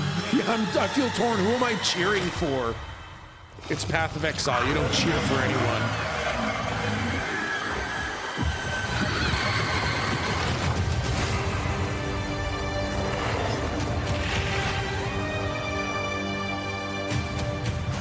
That was great. That was great. Hi, I'm Jonathan Rogers, Game Director on Path of Exile 2. Now, Path of Exile 2 is going into early access in around 2 weeks on December the 6th. But even though it's early access, this isn't just some small taste. The game is huge. In this live stream, we're going to be introducing everything you can expect.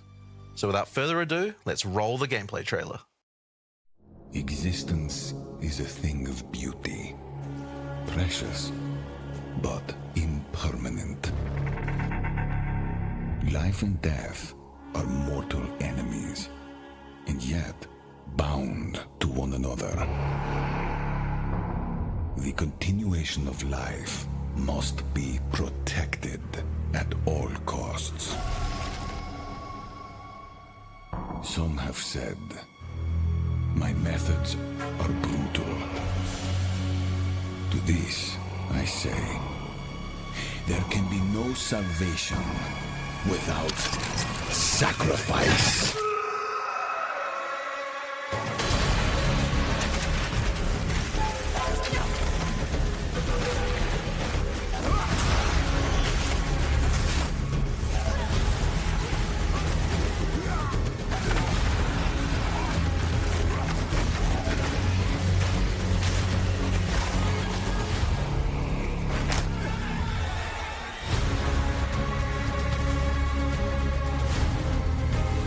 There's so much to see.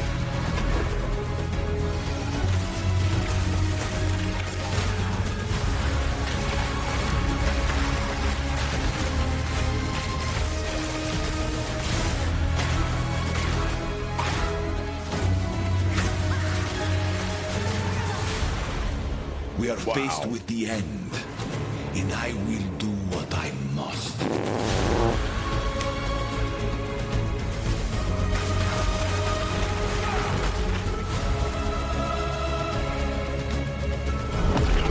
Whoa, was that like the map?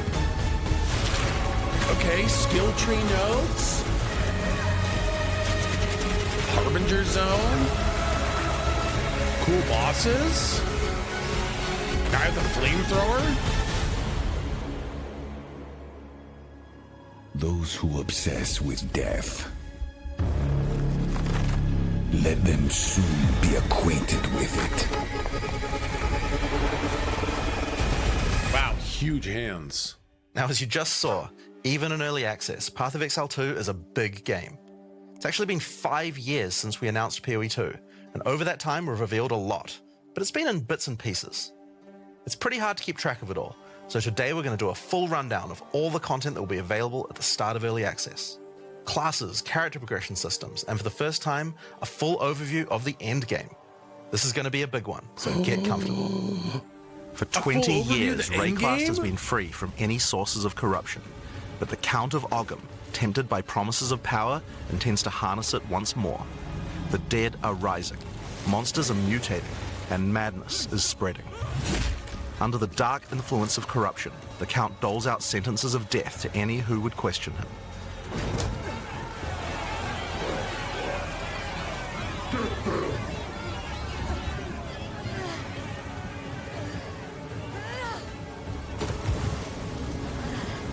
And this is where you find yourself at the start of PoE 2.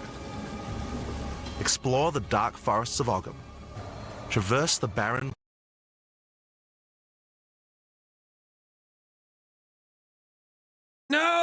plains of the Vesteri Desert. And delve into the jungle ruins of Exile, an ancient Vaal city. There are challenges. Oh no. Oh no. It's not just you, don't worry. Oh no! Monsters, hidden runes, lost camps and treasures, roaming merchants, and of course, unique bosses. No two areas are the same. It falls to you to track down the seed of corruption, the source of all this devastation. Ooh, okay. On the way, you'll face fearsome monsters, meet strange characters, forge unlikely bonds, and uncover lost civilizations. But first, you'll need to pick a class. Okay, hopefully it catches back up. Now, early access will initially have 6 classes available. Let's have a look at them. The Monk is a fast and furious melee fighter. He dashes in and out of combat and has mechanics that involve building up and keeping momentum. Like all classes in PoE 2, you'll want to use a wide variety of skills to mix and match different combos. To get... Oh man, there's so much good stuff I want to see. You'll first need to find skill gems. Using a skill gem will open the gem cutting menu, which shows all the active skills available in PoE 2. You can choose an existing...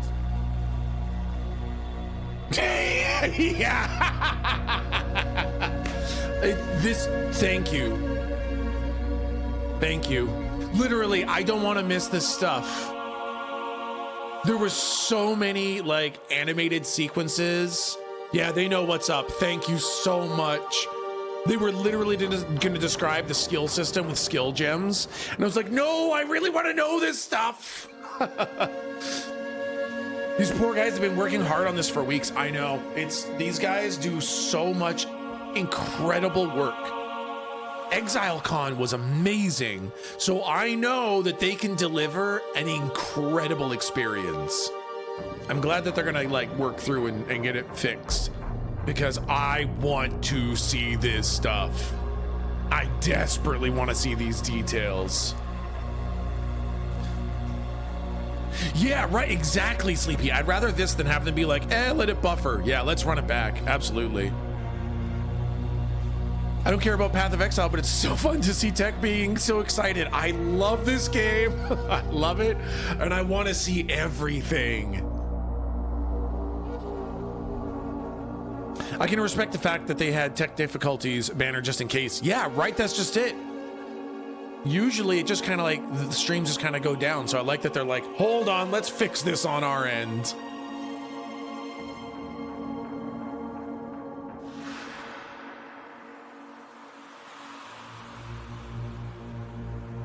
It's okay. Give them a few minutes. Let them get it all sorted out. And show me that stuff again. I really want to see how they do skills. You realize you are the king of technical difficulties. It's all because you are watching? That's true. Yes. This is a TechSmith issue right now. Sir, just what are we facing here? precious.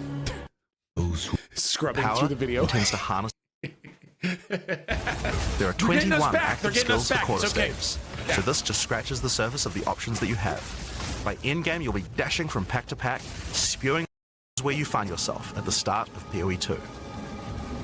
Explore the dark forests of Ogham. Traverse the barren plains of the Vasteri Desert. We're good. And delve into the jungle ruins of Exile, an ancient Vaal city. There are challenging monsters, hidden runes, lost camps and treasures, roaming merchants, and of course, unique bosses. No two areas are the same. It falls to you to track down the seed of corruption, the source of all this devastation. On the way, you'll face fearsome monsters, meet strange characters, forge unlikely bonds, Is that a and uncover hyena lost centaur? civilizations. But first, you'll need to pick a class.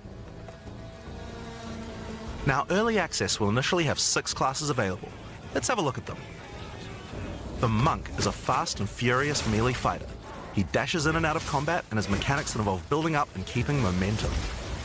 Like all classes in PoE 2, you'll want to use a wide variety of skills to mix and match different combos. To get new skills, you will first need to find skill gems.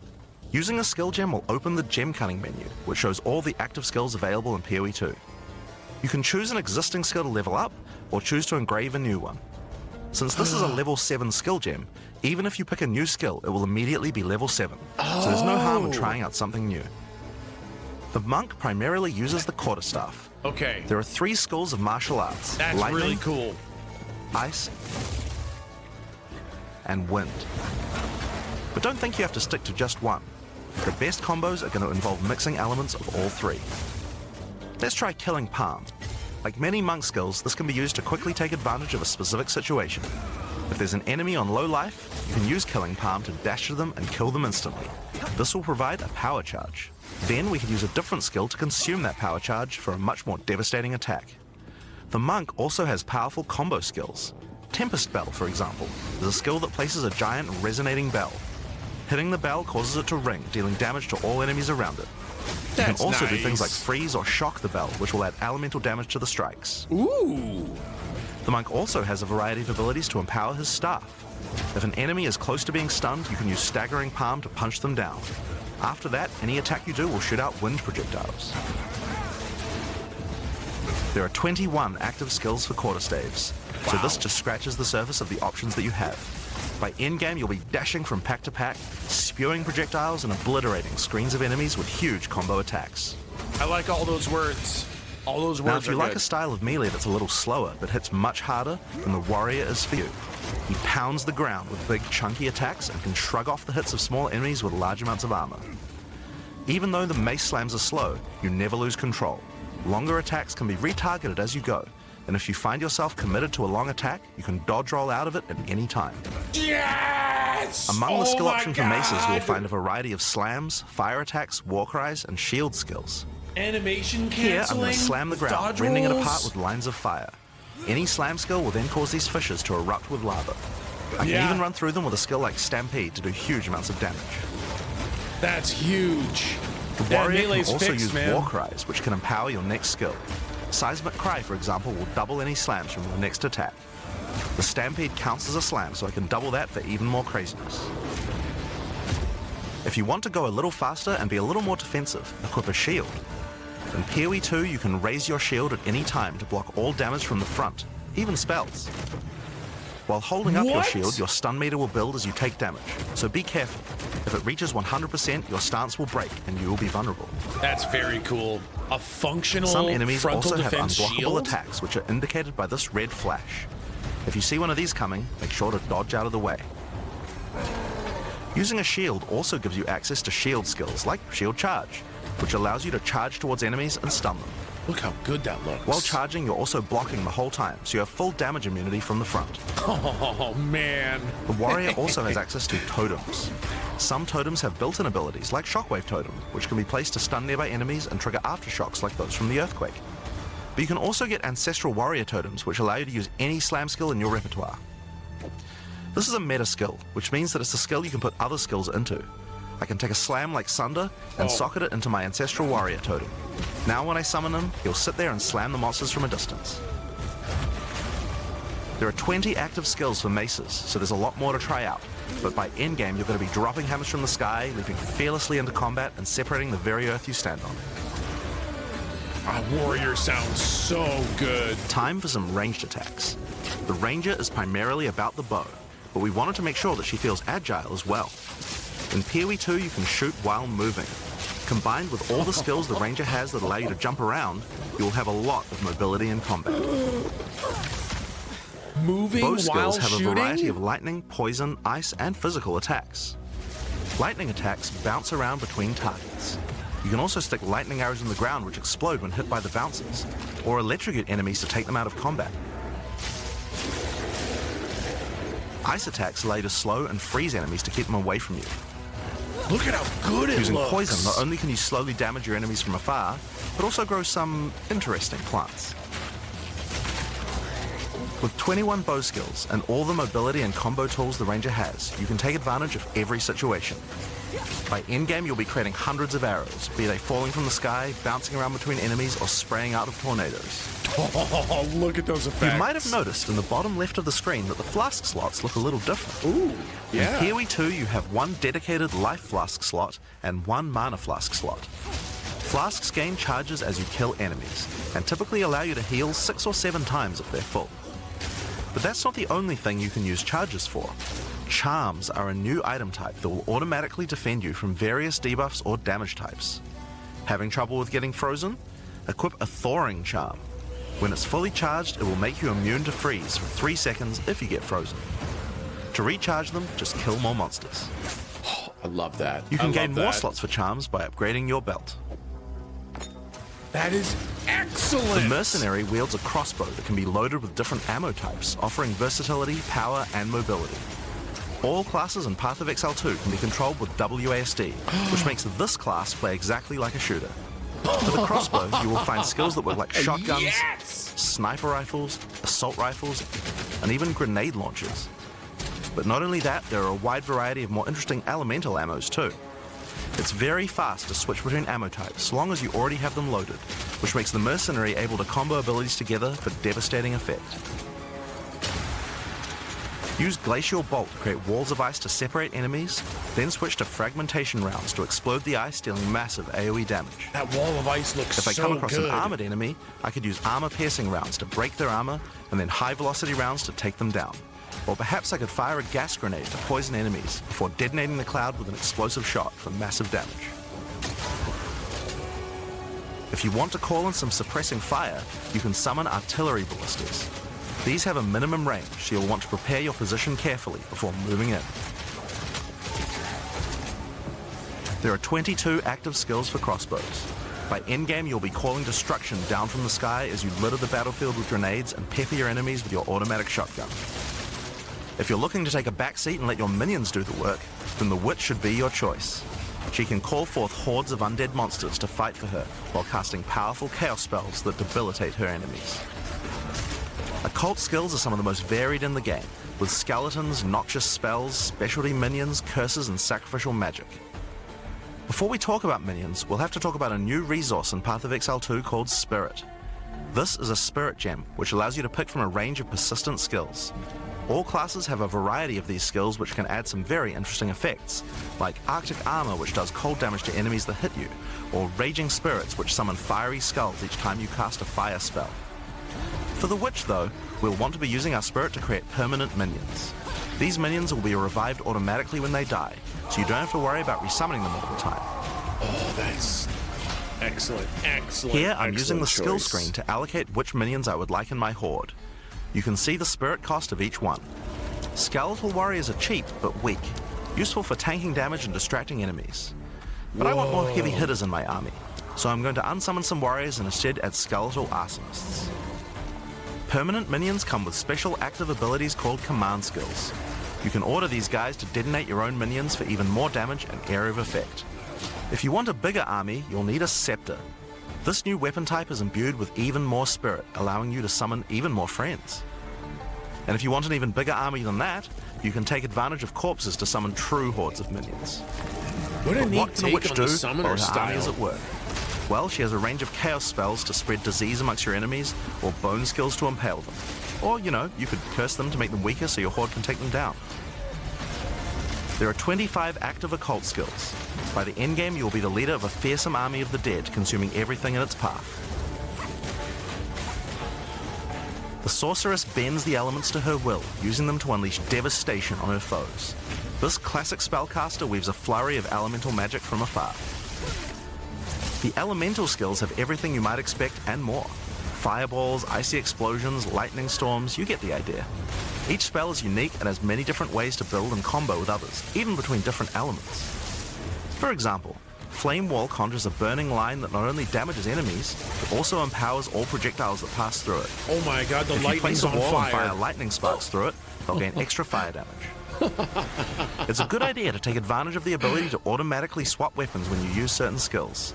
Having a special staff with bonuses to fire skills and another with bonuses to lightning skills can really power up a combo like this. Whoa. The sorceress can also take advantage of powerful trigger gems. For example, you could grab the Cast and Ignite gem and use it with Firestorm. As you ignite enemies, a counter will go up in the top left corner. When it's full, a Firestorm will automatically be cast at the enemy that was ignited. There are 25 active elemental skills. By endgame, you'll be firing off projectiles left and right as you rain down elemental storms on your foes. Now, those are the characters that will be available at the start of early access, but we will be adding 6 more character classes with just as many skills and options as these. There's a lot more to come. There's one more important thing to mention about skills. Even though we talk about them as belong to each class, in reality there are no restrictions. You can use all these skills on any class so long as you have the attributes. That's nuts. For example, a Poison Ranger might want to try out using Occult Curses to increase her poison damage. Or a Monk might want to trigger Elemental Ice Walls to use with his Glacial Cascade combo. The possibilities for cross-class combos are practically unlimited. We're looking forward to what kind of things you guys might find. Now, Path of Exile is a game known for build customization, and we haven't even scratched the surface of what is possible yet. So let's talk about support gems.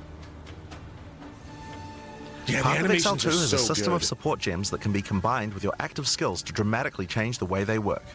If you find a support gem, then right-clicking it will open up this screen. Here you will find a variety of recommended support gems for each of your skills that you can pick between. Oh. For example, this is a multiple projectiles support gem and can be used to add multiple projectiles to any skill. Normally, when you fire a grenade, it'll look like this. But if we add multiple projectiles, then you get 3 of them. Once you have the gem, you can also freely move it between any of the skills on your character. If you want to have a multi-shot sniper rifle instead, then simply move the gem over to your high-velocity round skill. Generally speaking, if it sounds like a support gem should work with a skill, then it will work. So it's a good idea to experiment. Wow. Note that you can only have one of each support gem on your character, so you'll want to think carefully about which supports can be used best with each skill for maximum damage. Whoa. Now, if you want to stick to the recommendations, you should have a perfectly good time. But if you want to experiment a bit more, then uncheck that recommended button and you can see the full list of supports that will work with your skill. There are hundreds of support probably gems for to the choose best. from, and even we don't know the results of all the possible ways these can interact. Each skill can have up to 5 supports socketed into it, and if you're clever, you can come up with some pretty interesting ideas. Now, all of this is just scratching the surface. You can make frost vortexes, break people's armor, make minions explode, make skills repeat, make enemies set each other on fire, cull enemies, or pin them to the ground. Supports let you drastically change the behavior of your skills and create your own unique build, or at least follow someone's OP build guide. So, speaking of builds, let's talk about one of the most iconic Path of Exile systems, the passive skill tree. Yes, it's huge. There are over 1,500 nodes on there. What? Now, a lot of people open the tree and can get a little intimidated at first, but try not to be scared. There are lots of options, but at its core, it's pretty simple. Each level you get 1 point to put into the tree. Each class starts at a different location, but they all share the same tree. Around your section of the tree, you'll find relevant bonuses for your character. You should be safe in the knowledge that there aren't many wrong choices here. Almost all the starting nodes will be useful for your character in some way. But if you do happen to make a choice you regret, you'll be able to respec any nodes you've taken by spending a little bit of gold. We can respec? Now, We the tree can is generally respec divided up into now? clusters which have similar themes. In each cluster, you will find small nodes that give simple bonuses like increased damage, but the real power comes from notables. Notables normally have much more interesting bonuses, and they tend to care a lot more about how your build works and what skills you're using. Best For change example, ever. in the mercenary area of the tree, this one gives a 25% chance for crossbow skills to not consume a bolt. And here's one that gives grenades a chance to blow up a second time. This one gives a chance for projectiles to rebound off terrain, as well as giving you some pierce chance to make that more likely. Note that even though this is in the mercenary section, this would work with projectiles from all classes, so there are often reasons to go to different areas of the tree. In order to get between these clusters, you will generally have to allocate nodes in the attribute highways. Attribute nodes allow you to pick which attribute you would like to use, so it's very easy to get points for any attribute that your gear might need. You get to choose the attribute. You can change which attribute these nodes give you for half price at the respec vendor. That's insane. In addition to notables, you will also find even larger passives That's called nuts. keystones. Keystones have both an upside and a downside, and often require changing your entire build to design around them. Yeah. A great example is Giant's Blood, which allows you to wield two-hand weapons in a single hand, but doubles the attribute requirements of them. You can use a two-hand mace with a shield, or even dual wield them. Man. Or how about Mind Over Matter, which makes all damage go to your mana pool first before your life pool, but you lose 50% of your mana regen. Skills like these can be tough to build around, but if you're up for the challenge, they can be very rewarding. Yeah. Yeah. As we showed you earlier on the Sorceress, you can swap between weapon sets on the fly as you use certain skills. One of the new features in Path of Exile 2's passive tree is that you can choose to have your passive tree change as you switch between weapon sets to take advantage of specific bonuses on the tree. For the Sorceress, you might want to change between fire and lightning specialization. What? Or you could switch between one hand and a two-hand setup in order to be able to block boss attacks while following up with heavy hits from your bigger mace. That's Or perhaps you could have a insane. full curse setup on your witch to debuff enemies before switching to a chaos degen build for maximum damage. Wow. If you want to stick with just one weapon set, you can just use these specialization points as bonus points to invest however you like, but creative players will find plenty of opportunities with this system. I'm gonna have You to can take a get little bit weapon of time to learn that specialization points system. throughout the campaign from optional bosses and quests. For example, if I manage to defeat the Crowbell, I'll get a weapon specialization book. There are lots of other permanent boosts available from the campaign too. On the map, you can see icons that indicate the many optional encounters you can find. Oh. Some of them have permanent character boosts, and others have powerful items. If you're having trouble getting past a boss, it might be a good idea to explore and see what you can find. For example, if you defeat Blackjaw the Remnant, you'll gain a permanent increase to fire resistance. One of the That's most so important sick. finds are spirit bonuses. You can find the first one here in the canopy in Act 1. Defeat the boss in this area to acquire a permanent addition of spirit. The permanent buffs you gain from spirit are very powerful, and every class will find a use for them, so make sure you hunt down these upgrades. Yeah, I There's bet. one in each act. Now, we haven't even talked about the most important element of character progression, items. That's why we're all here, right? Items in Path of Exile can be broken down into 4 rarity groups: normal, magic, rare, and unique. One of the things you're going to want to do as you play through the campaign is upgrade the items you find, and you can do that with currency items. An Orb of Transmutation will allow you to upgrade a normal item to a magic item with 1 mod. You can then apply an Orb of Augmentation to add a second mod, then use a Regal Orb to add a third mod, and upgrade it to a rare. Finally, you can use some Exalted Orbs to add more mods to your rare to a total of 6 mods. One of the things we think is really important is to make these options available to use as you play. All the Nice. items that add mods are much more common than they were in Path of Exile 1. Oh, thank so God. that you can use them throughout your campaign playthrough. Good. We want you to Excellent find things on the change. ground that can be crafted into upgrades much more frequently. That's so As well as good. making the drop rates on these items much more common, you can also get them by disenchanting unwanted gear at the magic item vendor. If you disenchant magic items, you can build up to an Orb of Transmutation, and by disenchanting rares, you can build up to Regal Orbs. That's incredible. Another important area of crafting items in PoE 2 is sockets. Some items you find will have sockets that can have Ezomite runes placed in them that add more mods to the item.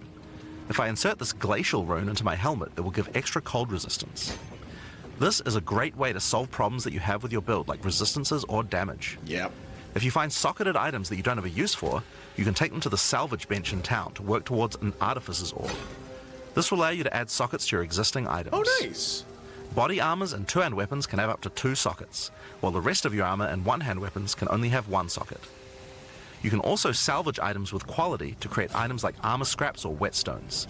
These will allow you to increase the quality of your items for an up to 20% boost. If you don't want to disenchant or salvage your items, you can always sell them for gold.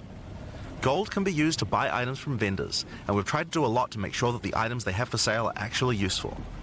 Every time you level up, they get more stock, so make sure to check back often.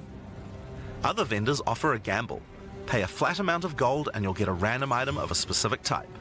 This could be a great way to improve your gear, if you're lucky. Gold is also used to respec your passive skills. Take advantage of this system to experiment with your tree and rework it as required. The other thing you might want to use gold for is the currency exchange. This allows you to exchange currency items with other players on an open market, in exchange for a small gold fee. Now, all items in Path of Exile are freely tradable. We never bind anything to your character, except gold. Now, most gear in Path of Exile 2 is randomly generated, but there's another type that isn't: uniques. They are especially rare, each with a handcrafted set of unusual mods which can dramatically change a character's build. They're not just better rare items, they can do much stranger things that can fundamentally change your character. Corpse Wade will make any corpses you run through explode into clouds of poison. Cool. The Sands of Silk is a body armor that changes your dodge roll into a blink, morphing you into sand as you teleport past your foes. And of course, some uniques are just pure hits of dopamine, like Quill Rain, which just turns your bow attacks into full auto by doubling your attack speed. Each unique is something that you can build your character around. We try to make sure that most unique items have a potential use at endgame, even if you find them early on. Ooh. And as you can see, every single unique item comes with custom art to match. Man, it looks the last so character progression good. system that you can do during the campaign is Ascension. Starting in Act 2, you will come across Ascension trials, tests that you must complete to unlock your Ascension class. We'll explain these trials soon, but first let's take a look at what Ascending can do for your character. Each class has access to 3 Ascendancy classes, but at the start of Early Access, only 2 per class will be available.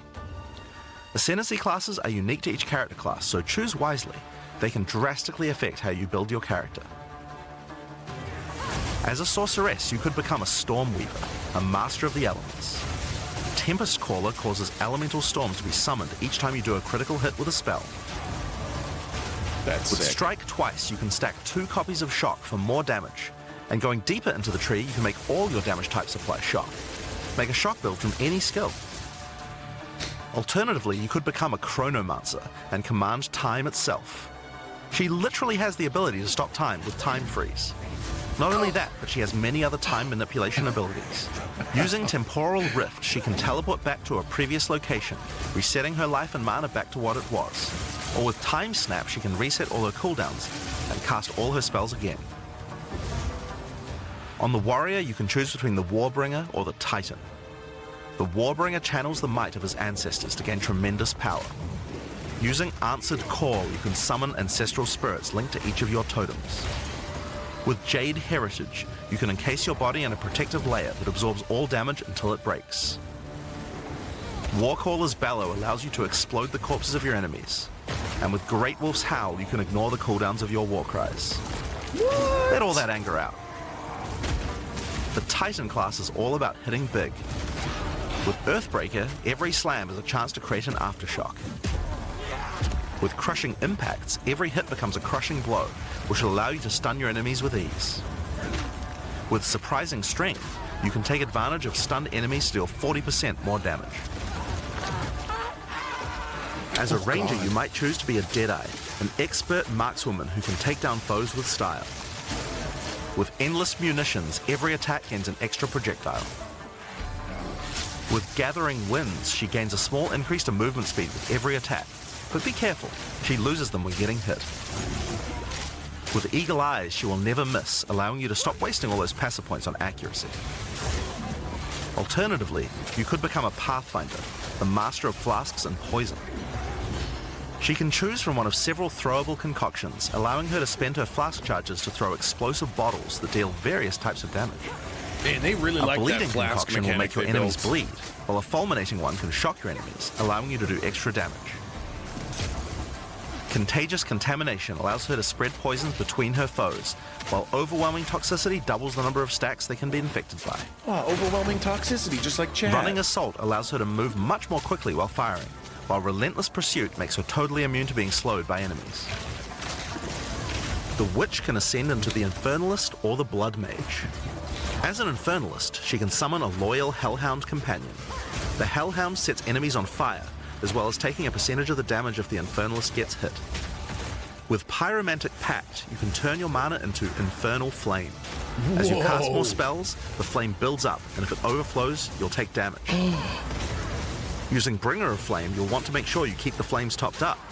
While your Infernal Flame is above 30%, all damage from you and your minions will ignite enemies. She can also transform into a literal demon. While in demon form, she takes an increasing amount of damage, but her cast speed and damage increase rapidly as well. So if you're planning on transforming into a demon, make sure you stack a lot of life recovery. That is She so can also cool. become a Blood Mage, a master of life and energy.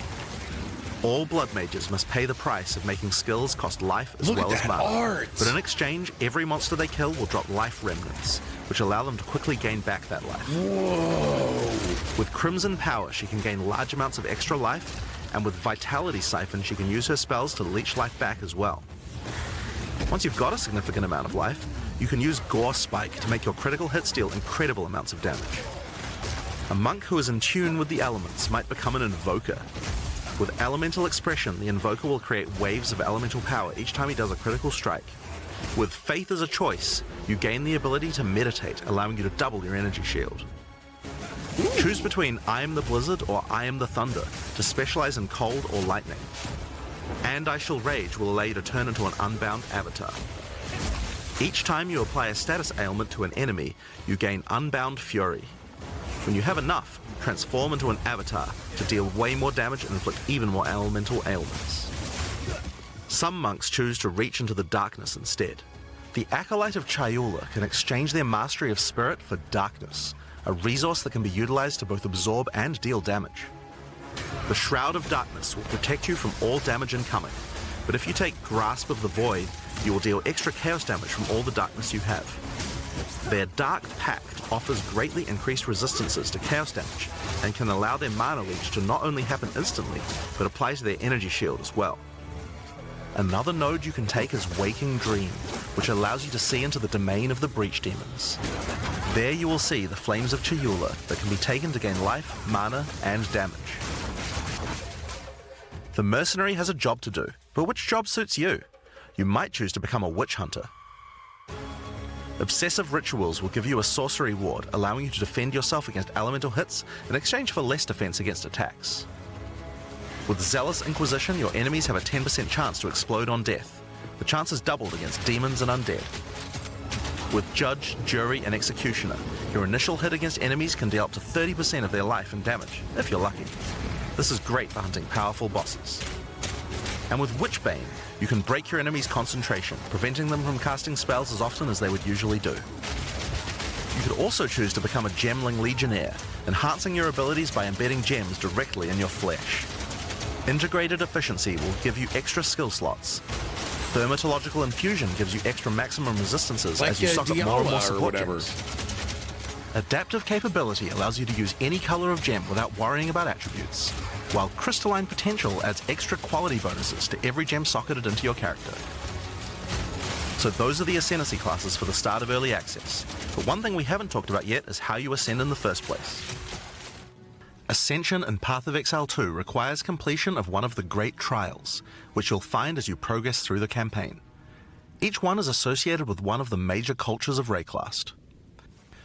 Located in the Vasteri Plains are the Maraketh, a culture of rich tales and brutal traditions, who must do whatever it takes to survive in the desert. The highest position in Maraketh culture is a Sekima, and it is not a title given freely. All aspirants must complete the Trial of the Sekimas, a grueling gauntlet that will test their strength, will, cunning, and patience. To enter, a warrior of the Maraketh must prove their worth by trapping the soul of a djinn in a coin, and you are no different. Cool. Once you have earned your coin, it may be placed in the relic altar to begin the trial. Ah, the trials. In the Trial of the Seconders, each room has its own challenges to overcome. In this room, each rare monster you kill will send its blood to the chalice in the center of the room. Once the chalice is filled, you will be able to proceed. Ooh, that's kind of a nice While fighting system. monsters in the trial, you will need to be very careful. Each hit will not only hurt you, but will damage your honor.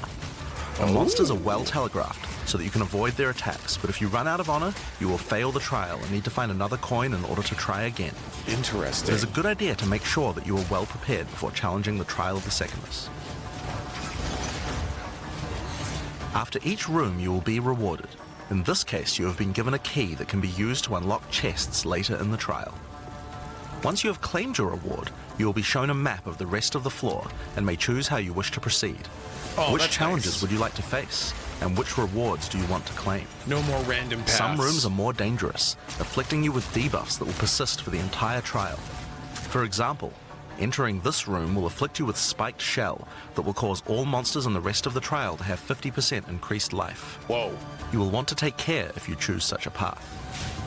Oh, Flat, There are I'm not many playing. different challenges and rewards as you journey through the trial. I'm watching Path of Deadly Exile traps, stream. waves of monsters, and strange artifacts will test your honor. As you progress, you'll be able to gain boons from the Djinn, which will help you on your journey. For example, the Sekima's cloak will revive you once if you die, giving you a second shot at a run. One of the rewards you may find is Sacred Water, an extremely valuable and treasured resource to the Djinn and the Maraketh. Trading it with the Djinn will allow you to receive many benefits. You can recover honor, gain additional boons, or remove afflictions. At the end of the floor, you'll find a powerful boss which will truly test your limitations. In order to ascend, you will need to defeat him. That health bar is so huge.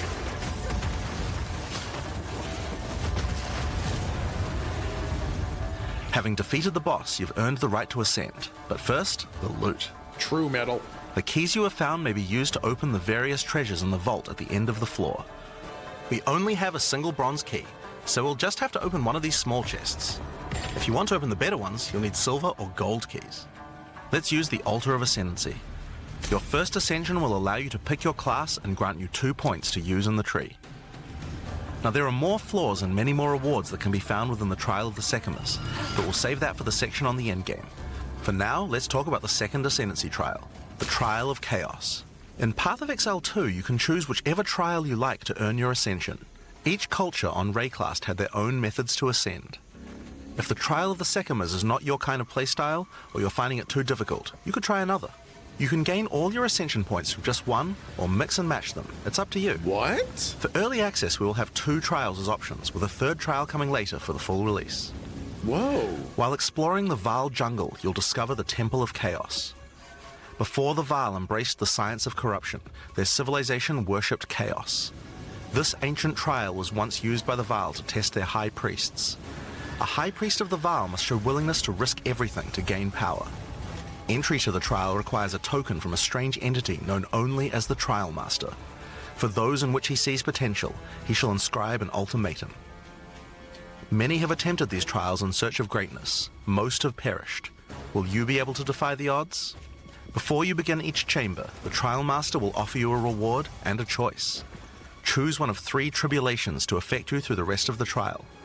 These modifiers might beef up the monsters, curse the player, or add environmental hazards like turrets or trap runes. In this case, we'll be picking shocking turrets. So you have multiple options on As how you you enter want to the do your room, the ascension. Trial Master will fill it with hazards to test your commitment. In this case, you must destroy all the monsters that fill the room, while dealing with the lightning projectiles from the shocking turrets.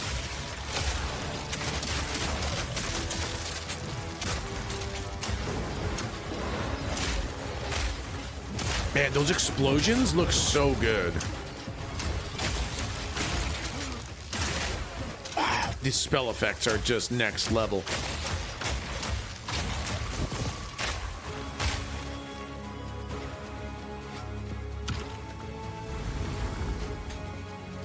After each room, you will need to make a choice.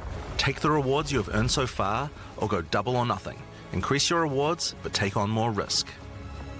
Each tribulation you add is minor on its own, but they quickly stack on top of each other and can become overwhelming. Are you going to be playing There this are later? many You had types about of 2 chambers weeks. in the trial. Each will test your resolve in different ways. This one simply requires you survive for a certain amount of time. Another requires you to escort the stone idol through the level as elevators full of monsters descend to attack you. Should you be able to get through the first 3 chambers, you will face your first boss. The order of the bosses is random, and combined with the tribulations you have selected, the fight will never feel the same. What a horrifying looking After bird. defeating the boss, you may claim your rewards. Of course, there are the items, but you also gain the right to ascend. Ah, that's great. If you already did the Trial of the Sycamores, then you can claim 2 more points to add to your Ascendancy class. Now, it's possible to go much deeper. There are more bosses, rewards, and risks to take, but we'll talk more about that when we get to endgame. So how about we talk about that now? So far, we've only been showing you footage from the campaign, but some people would argue that the endgame is where the game truly begins. Oh, starts at level Something 65. that happens almost every time a new action RPG launches is people saying, there isn't enough endgame content.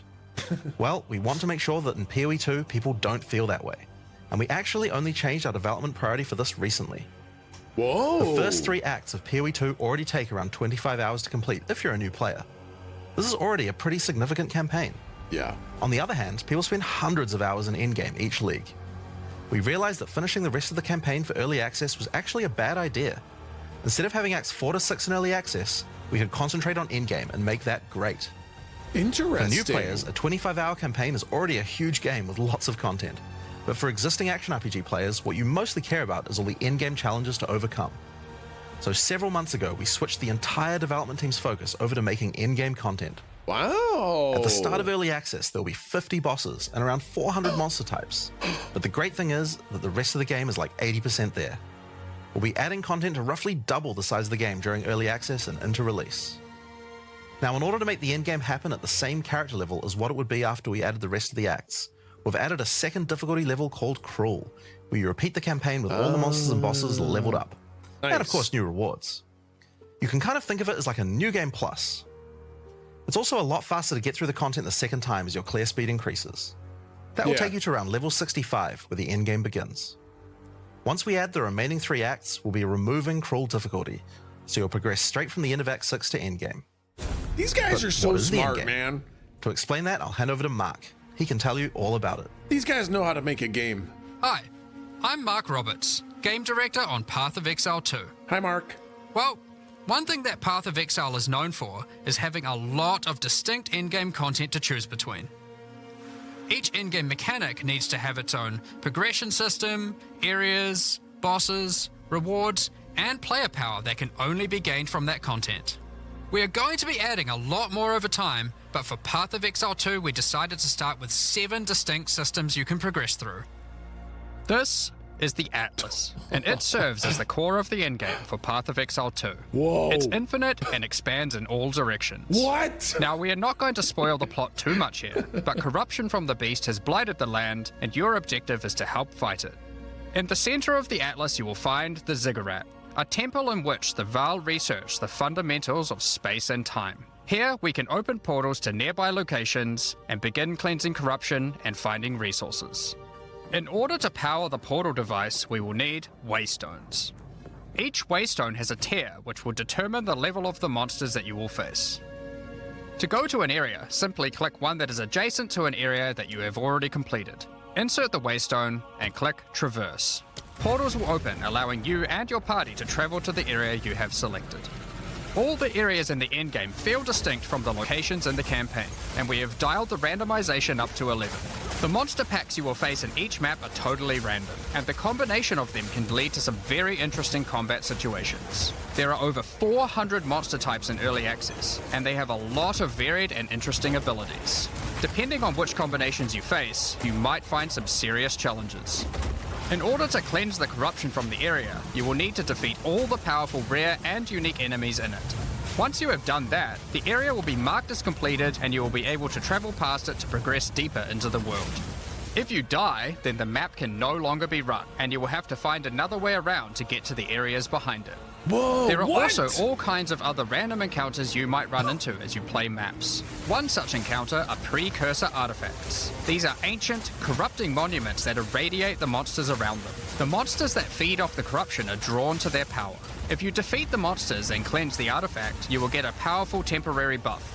Some of the buffs make you faster, others rain lightning or fire around you, and some even give you increased experience or help you find better items. You can also find strong boxes. These enigmatic chests guard piles of treasure, but are always a trap. Monsters lie in wait to attack you the moment you open it, and the boxes often have mechanisms to unleash powerful spells or dangerous debuffs. There are different types of strong boxes containing different items, and you can even use your currency items to craft them on the fly, so you can optimize the contents. But be careful of opening one you can't handle.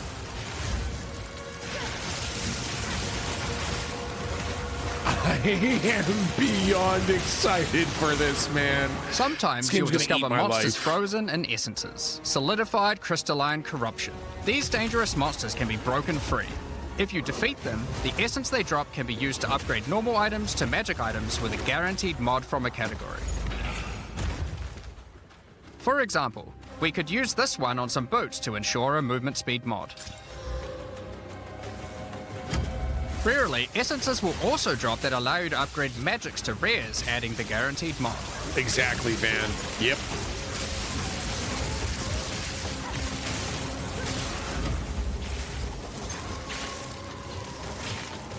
This is incredibly powerful, since it allows you to get a second deterministic mod in your crafting projects. Combining these with the currencies that are commonly found in Raycraft for modifying items, and we can get a very nice pair of boots indeed. Wow! Waystones, like all items, can also be crafted using your currency items. Adding prefix mods will improve the rewards, while suffix mods increase danger. The more dangerous a map is, the more waystones will drop. Adding mods to your waystones is key to progressing to higher tiers and sustaining them, but it will require you to take on larger challenges. There are a variety of factors you have to consider when crafting your waystones. Some maps will have higher density, some lower, some have more magic and rare chests, or monsters, some are more linear, and others more open. Make sure you explore and think about what makes certain maps good if you want to maximize your returns. As you cleanse corruption from higher and higher tiers of the Atlas, you will gain points that you can spend in the Atlas tree. This tree allows you to juice the danger and rewards of all areas in the endgame.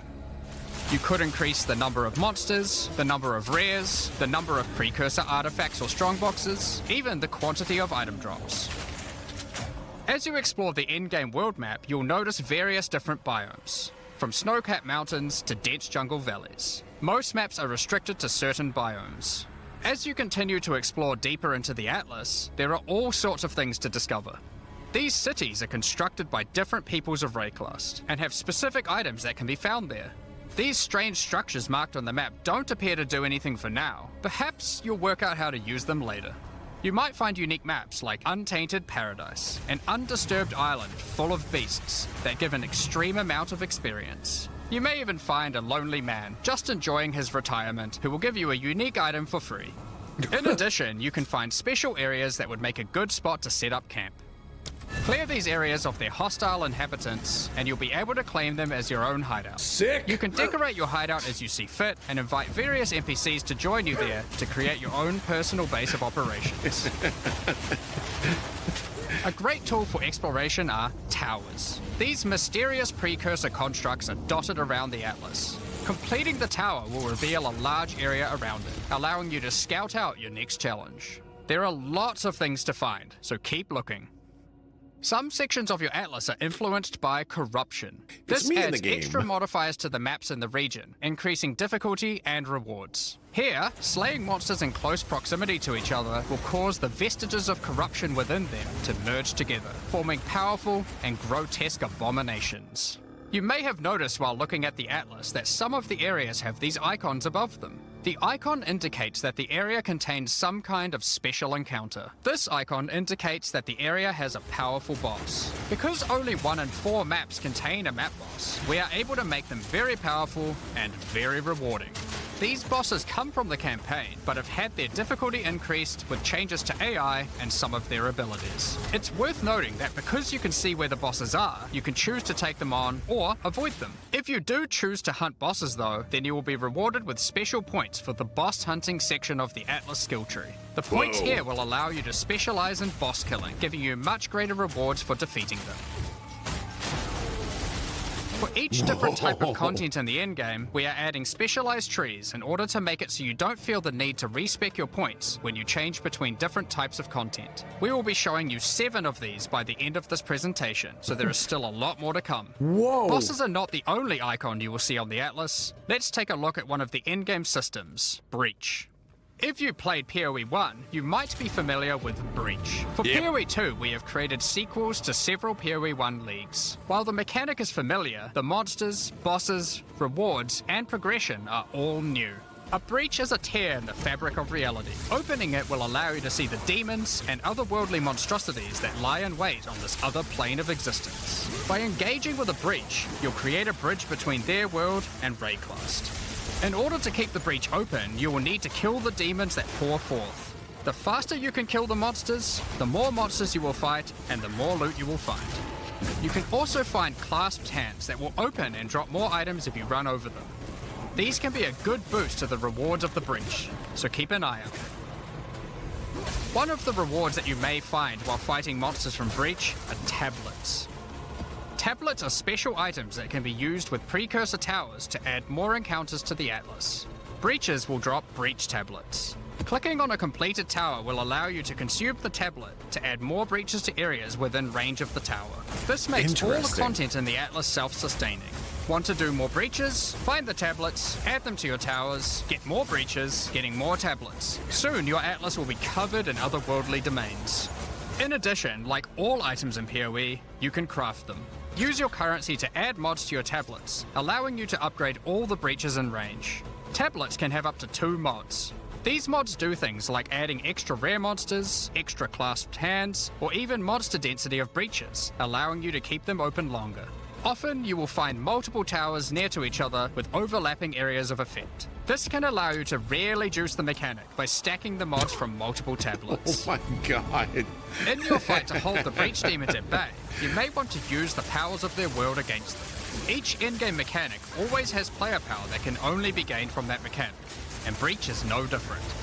In Breach, you will find catalysts, items that can increase the quality of rings and amulets by improving specific mobs.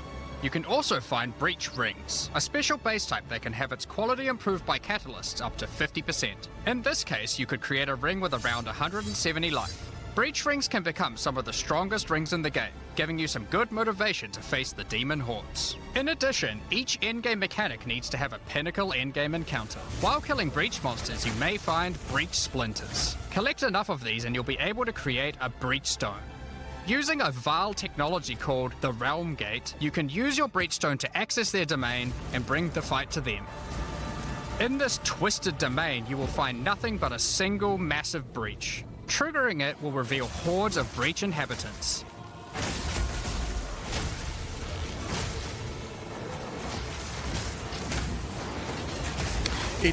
I know it seems super complicated. And should you be fast enough, you will be able to fight their leader. This actually seems more streamlined than Path of Exile 1.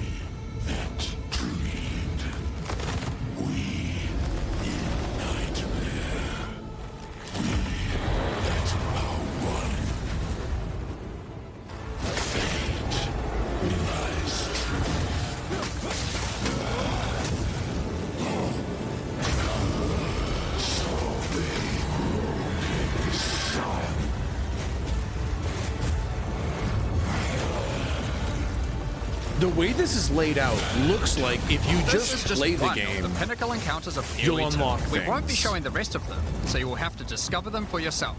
But rest assured, this is some of the hardest content we have ever made. All of these encounters have specific uniques that can only be found from them, but that's not all. We still have the progression system. Defeating Zesht will give you points to allocate into the breach section of the Atlas tree. Allocating these points will make breaches and the breach domain even harder, but will give you more rewards. The small nodes will increase the difficulty of the twisted domain, while the large nodes have more specific bonuses. For example, this node adds more clasped hands to your breaches, and adds a pack of magic monsters that can guard them. Get some more points and you can allocate Waking Nightmare, which will double the number of splinters you get from clasped hands, and inflict you with a mysterious debuff. In order to earn more points, you will need to defeat Zesht at a higher difficulty, and some rewards from Zesht can only be found by increasing the difficulty of the Twisted Domain above certain thresholds. Defeating Zesht at difficulty 4 will be a challenge indeed, but there are many more threats in Rayclast. Ritual altars are sacrificial sites built by the mysterious King in the Mists. If you encounter this symbol on the Atlas, then you know that the area contains ritual altars. Ritual altars demand tribute. Every monster you slaughter in the circle will feed the altar. After the sacrifice, touch it to begin the ritual. The It really monsters you seems like just the killed more will you be play resurrected by content, the King more of the Mist's you unlock dark for that magic, content. and you must fight to survive. So The it looks like tribute it you have flows offered to the altar naturally. can be spent to buy powerful items, but they can be expensive. To gain more tribute, you will want to find more altars. Each successive ritual you do within an area will spawn the monsters revived by the previous ones, in addition to the ones you sacrifice next to it. By the end of an area, you will be fighting a truly imposing number of foes, but will have a significant amount of tribute to spend. One of the rewards you can buy with tribute are omens. These are special items that allow for metacrafting. Crafting items that affect other crafting items. Have an item with good prefixes but bad suffixes? This omen will help you to remove the mods you don't want while keeping the ones you do. There are a bunch more of these with different effects, but we will leave them for you to discover. Now, don't Okay, forget that that's a Ritual lot. will also drop tablets, which can be used to specialize into getting more rituals. If you want to get to the pinnacle boss of Ritual, then you will probably want to use them. They can also be crafted to grant mods, making your rituals more rewarding. The pinnacle encounter of Ritual is the King in the Mists. Feared by the Asmeri people, he is said to have brought eternal darkness to the Wildwood. We won't show the encounter, but just like Breach, there are a range of unique items you can get for defeating him, and you will gain points in the ritual section of the Atlas tree. Some maps have been touched by insanity. A mysterious entity has taken a special interest in you. Step through the looking glass and you will find your nightmares coming to life. When you touch a mirror, the mists of delirium will spread out across the area, infecting your mind. You must stay within the mist to maintain the nightmare, which Exactly, is as Unimoose. profitable as it is terrifying. Everything you kill will increase the rewards that drop. However, the deeper into the mist you travel, the stronger the monsters are. Be careful not to overstay your welcome. Rare and unique enemies will become vessels for terrifying demons, who will manifest out of them to unleash powerful attacks on you. The mist also offers a strange crafting material, distilled emotions. By combining these emotions, you are able to instill your amulet with a notable from the passive skill tree. This is like gaining an extra passive point for free, attached to your gear. They are also particularly great because you don't have to traverse the tree to get them, allowing you to get off-class bonuses that would normally be much harder to get. Distilled emotions can also be used to instill your in-game maps, applying Delirious to I'll be them looking and up a adding guide additional for that. difficulty and rewards, allowing you to further juice your in-game maps. The tablets you can find from Deliria can be used to further improve it, increase pack size, make the fog Anoint! dissipate slower, or improve your progress towards the pinnacle encounter of Delirium. It's like anointing. Speaking of which, every now and then you will find simulacrum splinters. The mysterious entity will create strange encounters based on warped versions of your own memories. Monsters and simulacrums come in waves that get progressively more difficult. You will receive loot at the end of each wave, and you will have to make the decision to leave now or continue on, facing up against even tougher foes from the mist. The bosses you will face as you get deeper into a simulacrum are truly terrifying. If you can complete a simulacrum, you will gain points for the Delirium section of the Atlas skill tree. Next up, we have Expedition. Occasionally, while clearing corruption, you will encounter these Kalguran settlers. The Kalgurans have discovered ancient burial sites with lost Verisium artifacts. I love and these they want you to help dig guys. them up with explosives. The Kalgurans have marked the locations where the relics can be found. Place explosives as best you can to dig up as many as possible. There is just one problem. Corruption has brought the corpses of their ancestors to life, so you might have to do a little cleanup before you can reclaim the artifacts.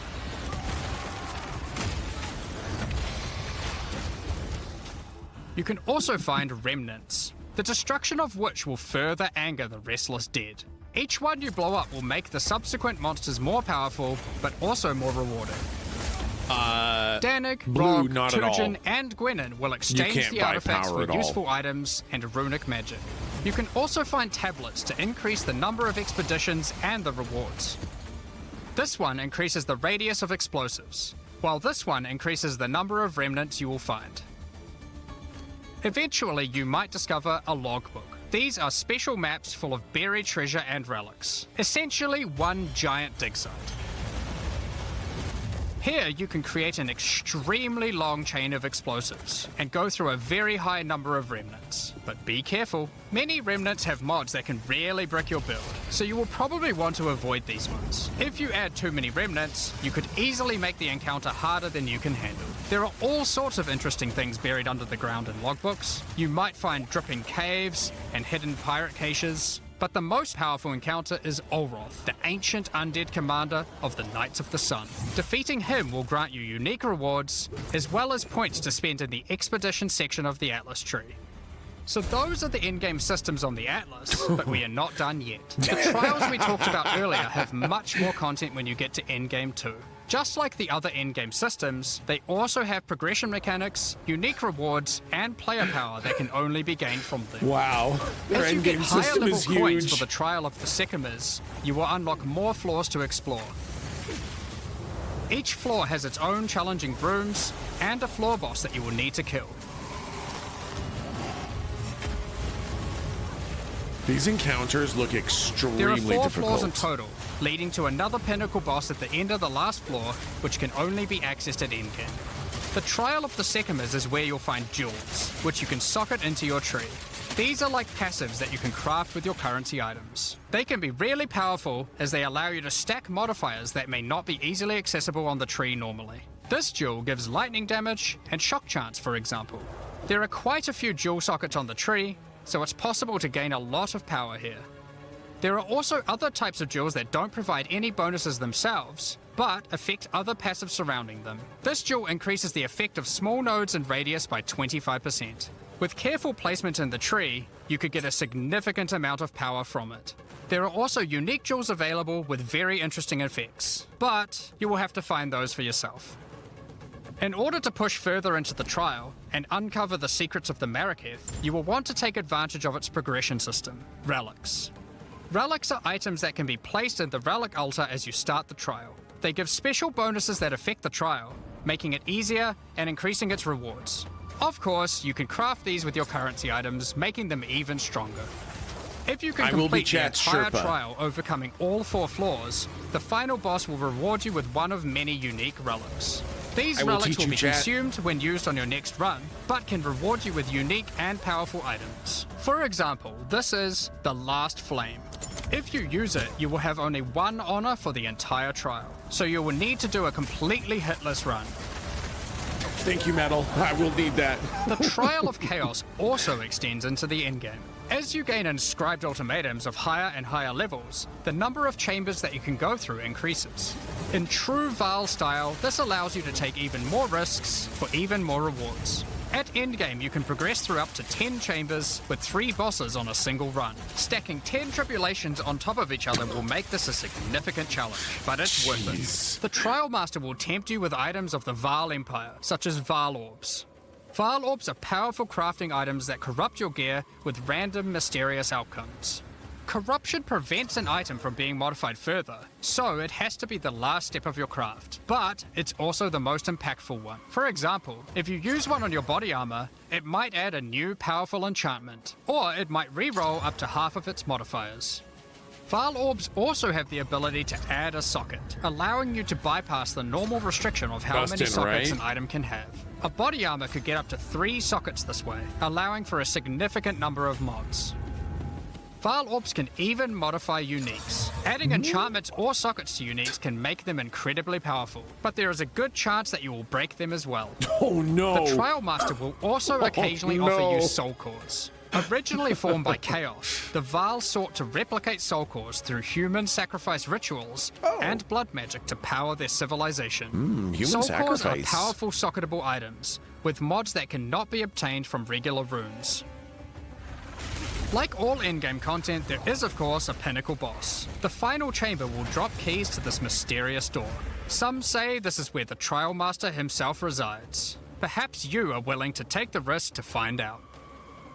Had enough yet? Because there is still just one more thing. The most difficult content in Path of Exile 2.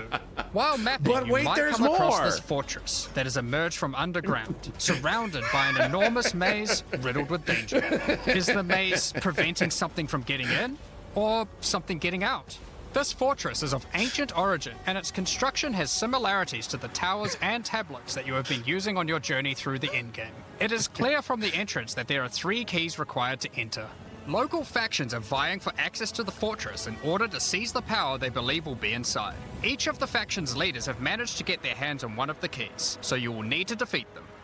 Each faction is led by an Uber-Act boss. You can see one of them inhabiting the city, but in order to fight him, you will first need to defeat their 2 lieutenants in the adjacent zones. Be careful. If you fail against either of the lieutenants, or to kill the leader, they will move on, and you will need to find them again. Kill all the Uber bosses and you will gain access to the fortress. We aren't going to spoil it as we can't wait to see you guys attempt it for the first time. But is there a tree you get points in after killing it? Of course there is. This is Path of Exile. There is always another tree. So these are your challenges for PoE 2. As you can see, this project is crazy huge. Way bigger than even we expected when we started out. But how do you gain access? Well, during early access you'll need a key to get in. To thank our existing PoE supporters who have spent more than $480, we'll be giving you guys a key for the PC version for free. Anyone else who wants one can get one by purchasing one of the new early access supporter packs that have just been released to the store. That's me. If you just want early access to PoE 2, then you can get a key in the $30 early access pack. The pack also comes with $30 of points to spend in the MTX store. But we also have a variety of other supporter packs filled with exclusive microtransactions, points to spend in the store, and even physical items. I'll be buying another one of these The cosmetics can be used too. right now in PoE 1 and in Path of Exile 2 when early access starts. Most of this footage has been recorded in Path of Exile 1, since that's where you can use them immediately. The Lord of Ogham supporter pack contains a cosmetic armor set befitting of the Count of Ogham himself. There is also a matching back attachment which has an alternate variant depicting the influence of corruption. Also That's in this so pack, cool. you can find a portal formed of the rusted armor of the fallen soldiers in the Red Veil of Ogham. That looks sick. And the offspring of a vicious crowbell boss found in the hunting grounds. That looks dumb. This one doesn't look so vicious though.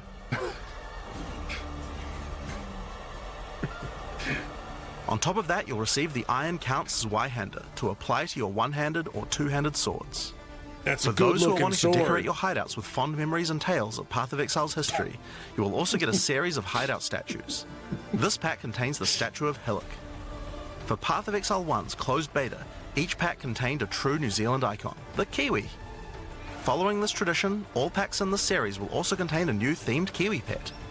The pet Yay! will loyally follow you into battle, but run away at the first sign of trouble. Become the ruler of the desert with the King of the Faradin supporter pack. Show your mastery of traversing the sands of the Vasteri Plains. The body armor will allow you to glide along the ground with ancient sand magic. Ew! Now each armor set comes with body armor, boots, gloves, and helmet, but the boots are covered in sand. If you'd prefer to show them off, you can turn the gliding off if you want. That's cool. Man, The a lot accompanying of back player attachment equips agency. you with two powerful pillars that can control and manipulate lightning. They will periodically release their energy in a powerful blast while in town, and hover in a circle around you, arcing lightning between them, forming a barrier of energy. That looks so cool. Replace the appearance of any bow with the Faradin's Glory skin. God, Or that's replace disgusting. the appearance of a spear with the Tyranny's End spear skin. This spear skin can be applied to staves and war staves in Path of Exile 1. If you want to truly show your worth as a King of the Faradin, then you definitely need your trusty, moving, entire city fortress known as the Dreadnought to travel across the Vasteri Plains. In Path of Exile, you can decorate your hideout however you like, and it's no exception here. that comes with a variety of thematic elements to use, I or use decorations from need it! elsewhere in the game. I need Additionally, that! you'll get the Deshret's Blessing level up effect. The King of the Farad'n Kiwi pet. Man. And last but not least, a statue depicting the Vaal Oversoul from Path of Exile 1. I remember that guy. For those who don't know how supporter packs work, each pack comes with all of the cosmetics from the previous tier, so you'll get all the items from the Lord of Ogham supporter pack as well. The Thaumaturge of the Vaal supporter pack features an armor set and back attachment themed around the Vaal and their pursuit of science and progress. It looks so good. You can find the Soul Core weapon effect in this pack, Look at the which causes detail, thaumaturgic man. energy harnessed from sacrifice to spill from your weapon. This pack also contains Doryani's Idol. Look at the It replaces the gems. default appearance of any foci to an ancient relic once used by Doryani, and this can be applied to shields in Path of Exile 1. That's not the only Vaal weapon you'll find. It also contains the Wand of the Thaumaturge skin, and the Royal Sacrifice Dagger skin. You wouldn't think to put sacrificial gems on a Kiwi, but the Vaal did. Thaumaturge of the Vaal supporters will receive the Thaumaturge of the Vaal Kiwi pet, and the Statue of Dominus. This is also the first pack in the series with a physical item. When purchasing this pack, you'll receive a Path of Exile 2 logo t-shirt, but if you don't want one, you can opt out and return for additional points to spend in the store. Becoming a Warlord of the Karui supporter will grant you an armor set and back attachment adorned in jade carvings and iridescent feathers resembling power. I'm gonna get that Enough shirt. to even impress the ancestral gods, specifically Tukohama, the Karui god of war. Overkill, you say? I think the Karui people would disagree. Why not drop a gigantic totem on rare enemies you slay to crush them to a pulp?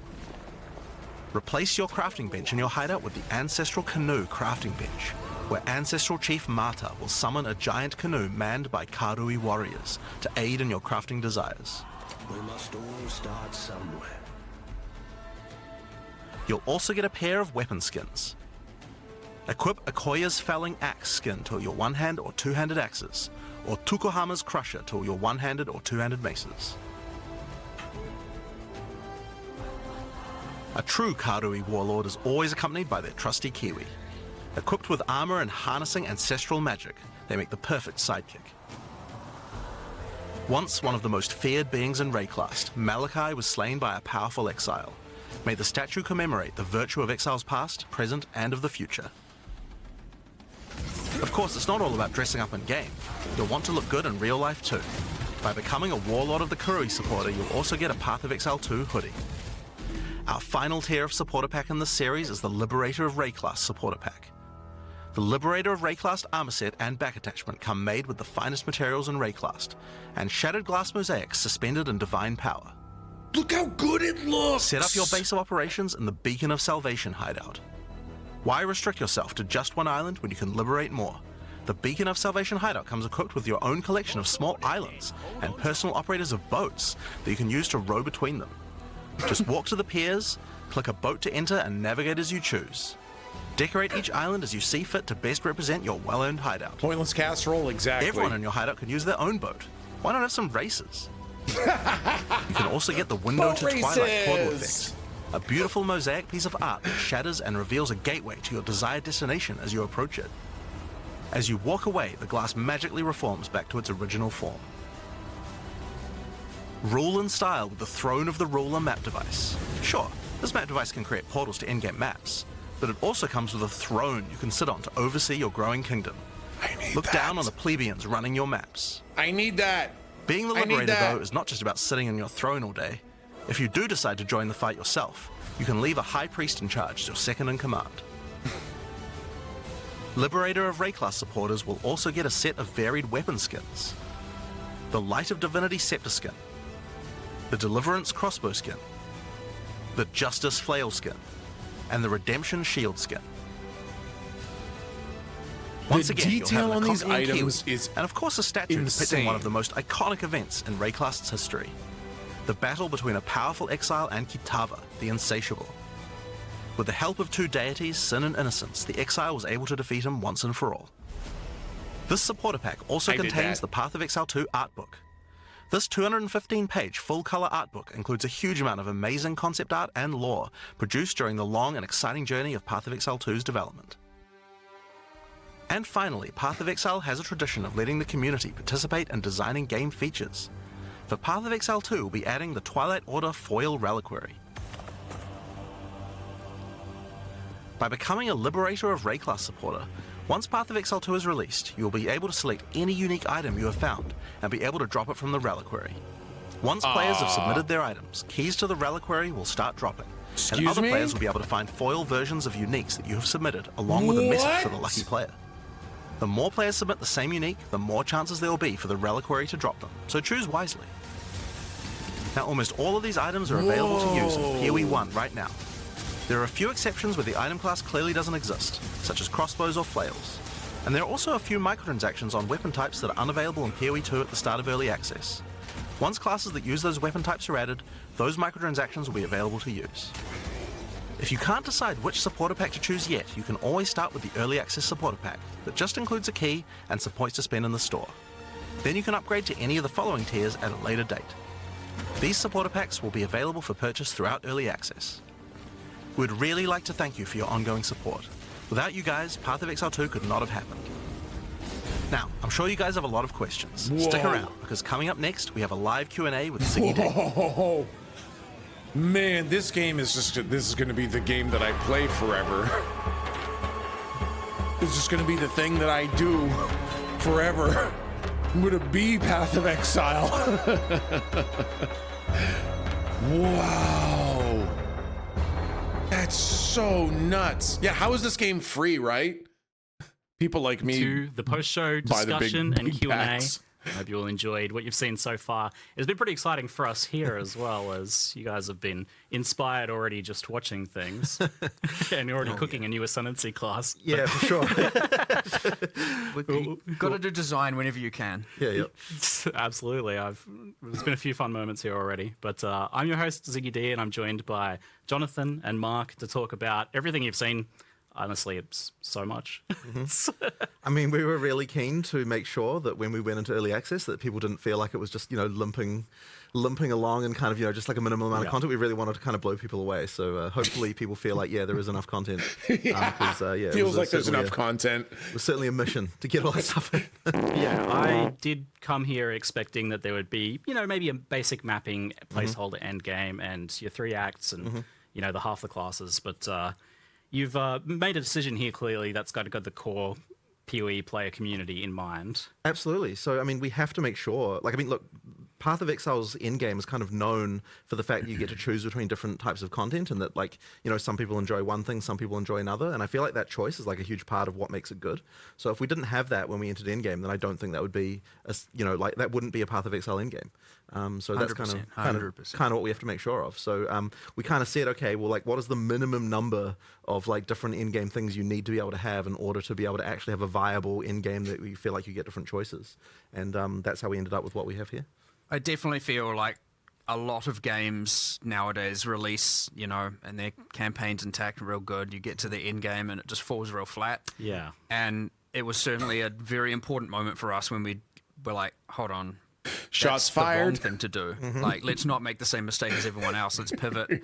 And we actually did that, and it made a world of difference and made the game all of a sudden, 100 times bigger with an infinite amount more content, right? It was definitely hard though, because we're progressing. It's we would have made it. We would have gotten, all these acts in if we hadn't have changed direction. It's to actually say, you know what, we're going to specifically not finish this content that we'll be working on, that we it's pins down everyone. We're stopping work on this. We're going to move over to endgame because it's actually more important. That was certainly a hard one.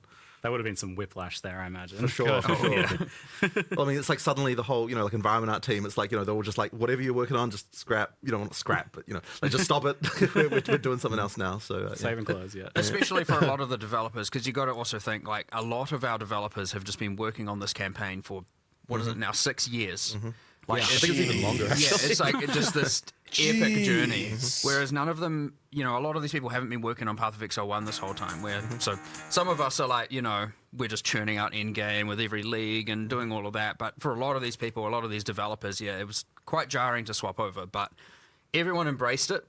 We talked about it. Everyone was happy about it and stoked about it. And it just ended up coming out real awesome. So I think it's landed well. Hello, Raiders. Kip Boga, thank you for the huge raid.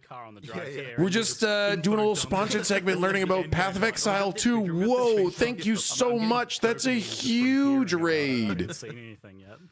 We're on the Q&A section of sponsored Path of Exile 2 stream. Man, welcome on in, everybody. We're just learning about Path of Exile 2 here. Kip Boga, thank you so much, man. That's so kind. I really appreciate that. Welcome on in, everybody. I'm having a big old nerd explosion over one of my favorite games. I don't think you're going to make good progress, right? So that's what you really have to do. Yeah, but cracking that out for beta even. Yep, absolutely. Well, as I said, I just think it would not have landed nearly as well without that. And I think it's important that our existing Path of Exile 1 community feels like they're also served. Like, yeah, sure, we're doing all this stuff for new players, and that's really important, and that'll expand the audience. But, you know, if we launched and all the PoE 1 players are unhappy, that wouldn't be good. So, you know, we have to make sure that they also feel like, you know, they've got a game for both them and for all the new players we hope to bring to the genre. And you definitely want all those different axes as well. Like just having two, right? You'll get a lot of content can be immediately divisive, right? Obviously, that's the nature of it. That's how it goes, right?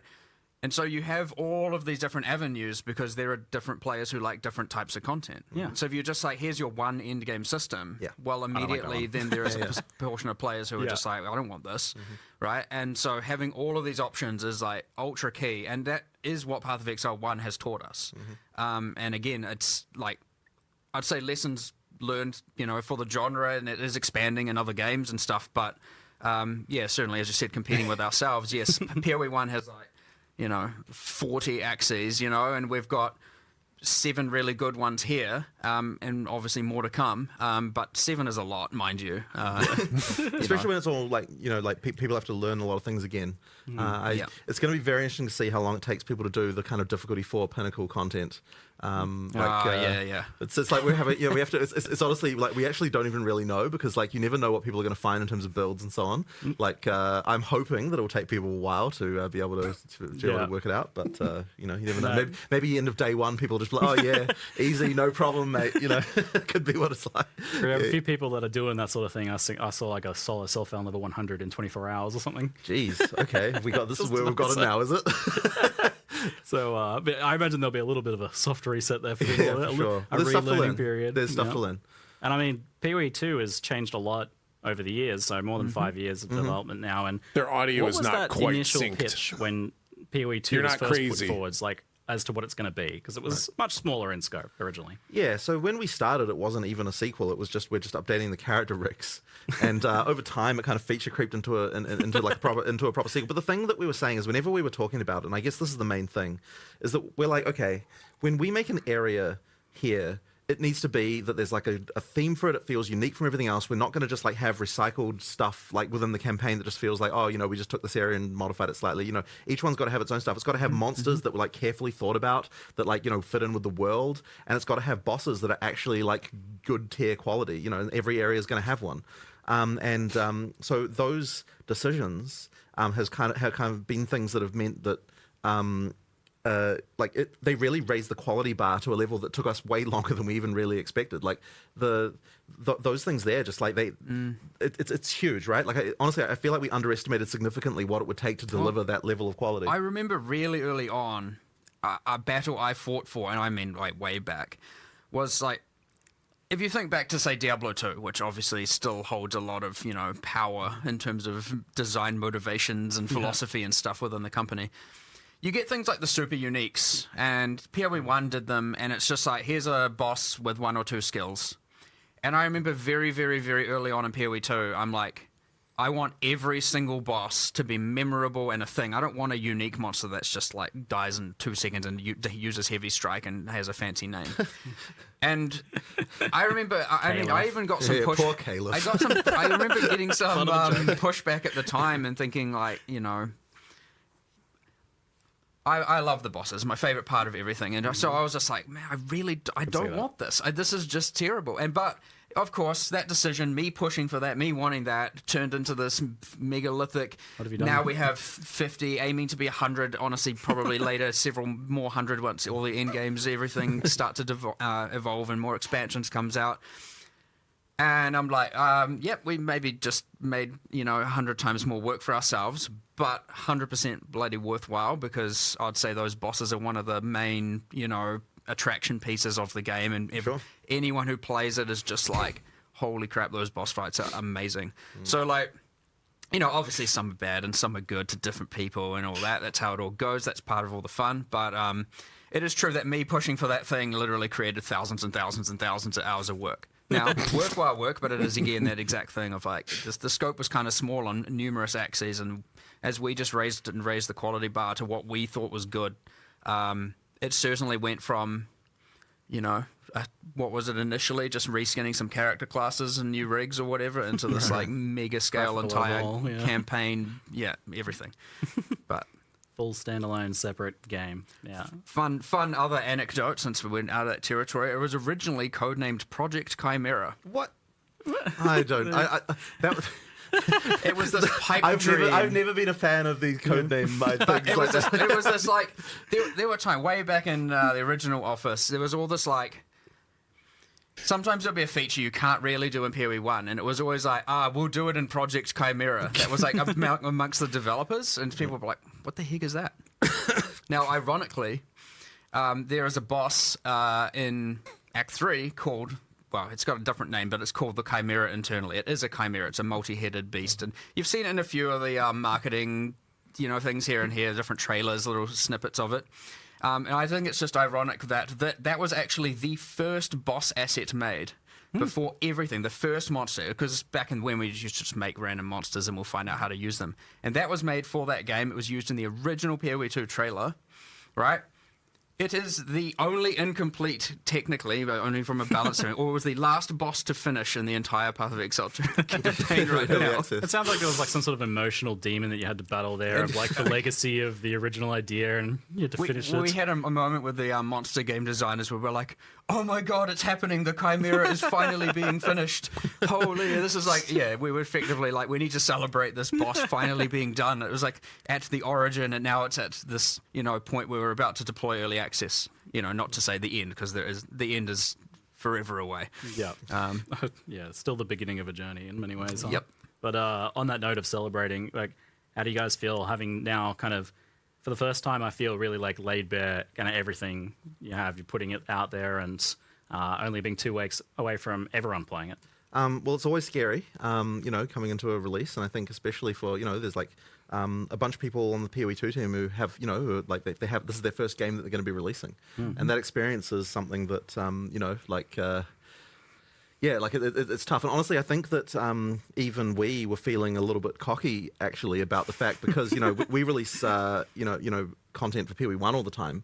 And I feel like we kind of felt like we knew what it took to get a game released, but honestly, like, PoE 2 was just a whole entirely different demon as far as getting things out right. Like, it's just way more difficult. Like, when you actually have to make everything, like the whole frickin' thing right from the ground up again, it's like, wow, there's way more stuff there. And like, there's even things like the passive tree, where it's like, I feel like we underestimated what it would take to get something like that to an actual releasable state. Like, that was a huge amount of work, just like absolutely colossal, to get it to get that kind of stuff in shape. Like, it's just been crazy. Obviously it's nerve-wracking, coming up to a release day, but I think we do have something that players are going to really enjoy. And it's always comforting when we had a live event in LA recently. People, we got to the time limit and everyone's like, oh man, we don't want to stop. So like, I think people are going to really enjoy it. Mm-hmm. It's been a whole different experience for me here playing this time around as well, whereas before I was playing a very buggy kind of internal version of the game that was very experimental. Now playing almost what I'm going to be playing. Well, I heard you still managed to blow the count up the elevator with some kind of knockback bug. I was going to mention that. Yeah, we have to get that one. I did send the Act 1 boss up an elevator with knockback. It was intended mechanic. I thought it was pretty funny. He was in his like big wolf form and kind of trapped in there, so just barking at me through the wood.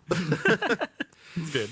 So a few little, I'm sure there's a few things to work out over this next 2 weeks. I hope the team can have a little bit of a rest for a day before they get back into it. Maybe. Yeah, it's been a lot. So you've done that pivot to the end game focus and got so much for us now to play around with in the beta, and it seems like originally I was thinking, we might be playing for a few weeks here, and then maybe going back over to some Path of Exile 1 stuff. But it seems like you guys want us playing through Christmas. That would certainly be good. Look, there's enough stuff there. I think it will take people a long time to get through. Yep. And I mean, obviously, it's also going to be the first time people are playing through a completely fresh campaign as well. I think that will take people a fair amount of time. There's and then of course the end game as well to explore. I mean, it should be pretty significant. I mean, we've always wanted it to be that Path of Exile 2 leagues, are going to be, like how PoE1 leagues are, where you play them and you play them for a reasonable amount of time. Yeah. And then, sure, you get done with them eventually, and then you've got the next content that comes out. So, in order to be able to realize that, you have to have enough of a base to make that happen. Yeah, people are definitely wondering how invested they can get in the beta. So I definitely want to ask a few questions kind of around that idea. Firstly, is there going to be wipes and resets, and will there be something before launch as well? So we are going to be having new leagues effectively throughout the beta whenever we launch something significant, because we want to make sure that all of the effectively that people are able to play through. But that stuff will be merged into an early access league, and effectively after we go into full release, that league will stick around. Now, I can't promise that everything about your character will function exactly like how it did in that thing. I imagine it'll be a glorious kind of snapshot of all of the here's all the broken stuff. Yeah. But effectively, we can contain all that stuff in the sort of early access league, and then if you still want to play those characters, then you can go right ahead and do that. But the action is always going to be in whatever the most recent league is, and then of course after that point there'll be a standard that everything goes into, which all our economic sins will forevermore be archived in the in standard. So that's. No doubt what will happen. Well, it's nice that it's not going to be affecting what will be the standard league. Yeah. Also, that's the idea. People will be able to kind of get invested in their characters. Because, absolutely. I mean, there's even something kind of cool about the idea of making something that will be like that little historical piece. Yeah, absolutely. A little collectible. Absolutely. And I'm sure there'll be some handful of legacy things that only exist in early access leagues. So, I guess we'll have to see what gives a unique balance. You talked about the, playing for a week or how long are we expecting? Yeah. Well, we also got to remember, and a lot of the PoE1 players will be thinking very differently to people who are obviously going to experience this as a new game, but it is a new game, right? You don't have all these predefined, hyper-refined builds to play to immediately, go through things. You don't have people coming in with fully detailed 7 million line build guides of exactly what to do with what items.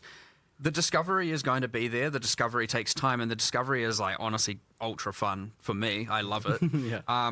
Now, those things will emerge after time. Of course they do. Completely fine. But you just got to remember, there's a lot of game to play here, to discover, to learn about the world, the new narratives, the new world building, the new unique items, the ascendancy classes, the massive passive tree, which is bigger than PoE1's, the, end game systems, the bosses, it's not going to be this, personally, when a PoE1 league comes out, for example, I play for a month, sometimes a bit longer, sometimes a bit less. It ultimately also depends largely what's going on here and how much I need to invest here.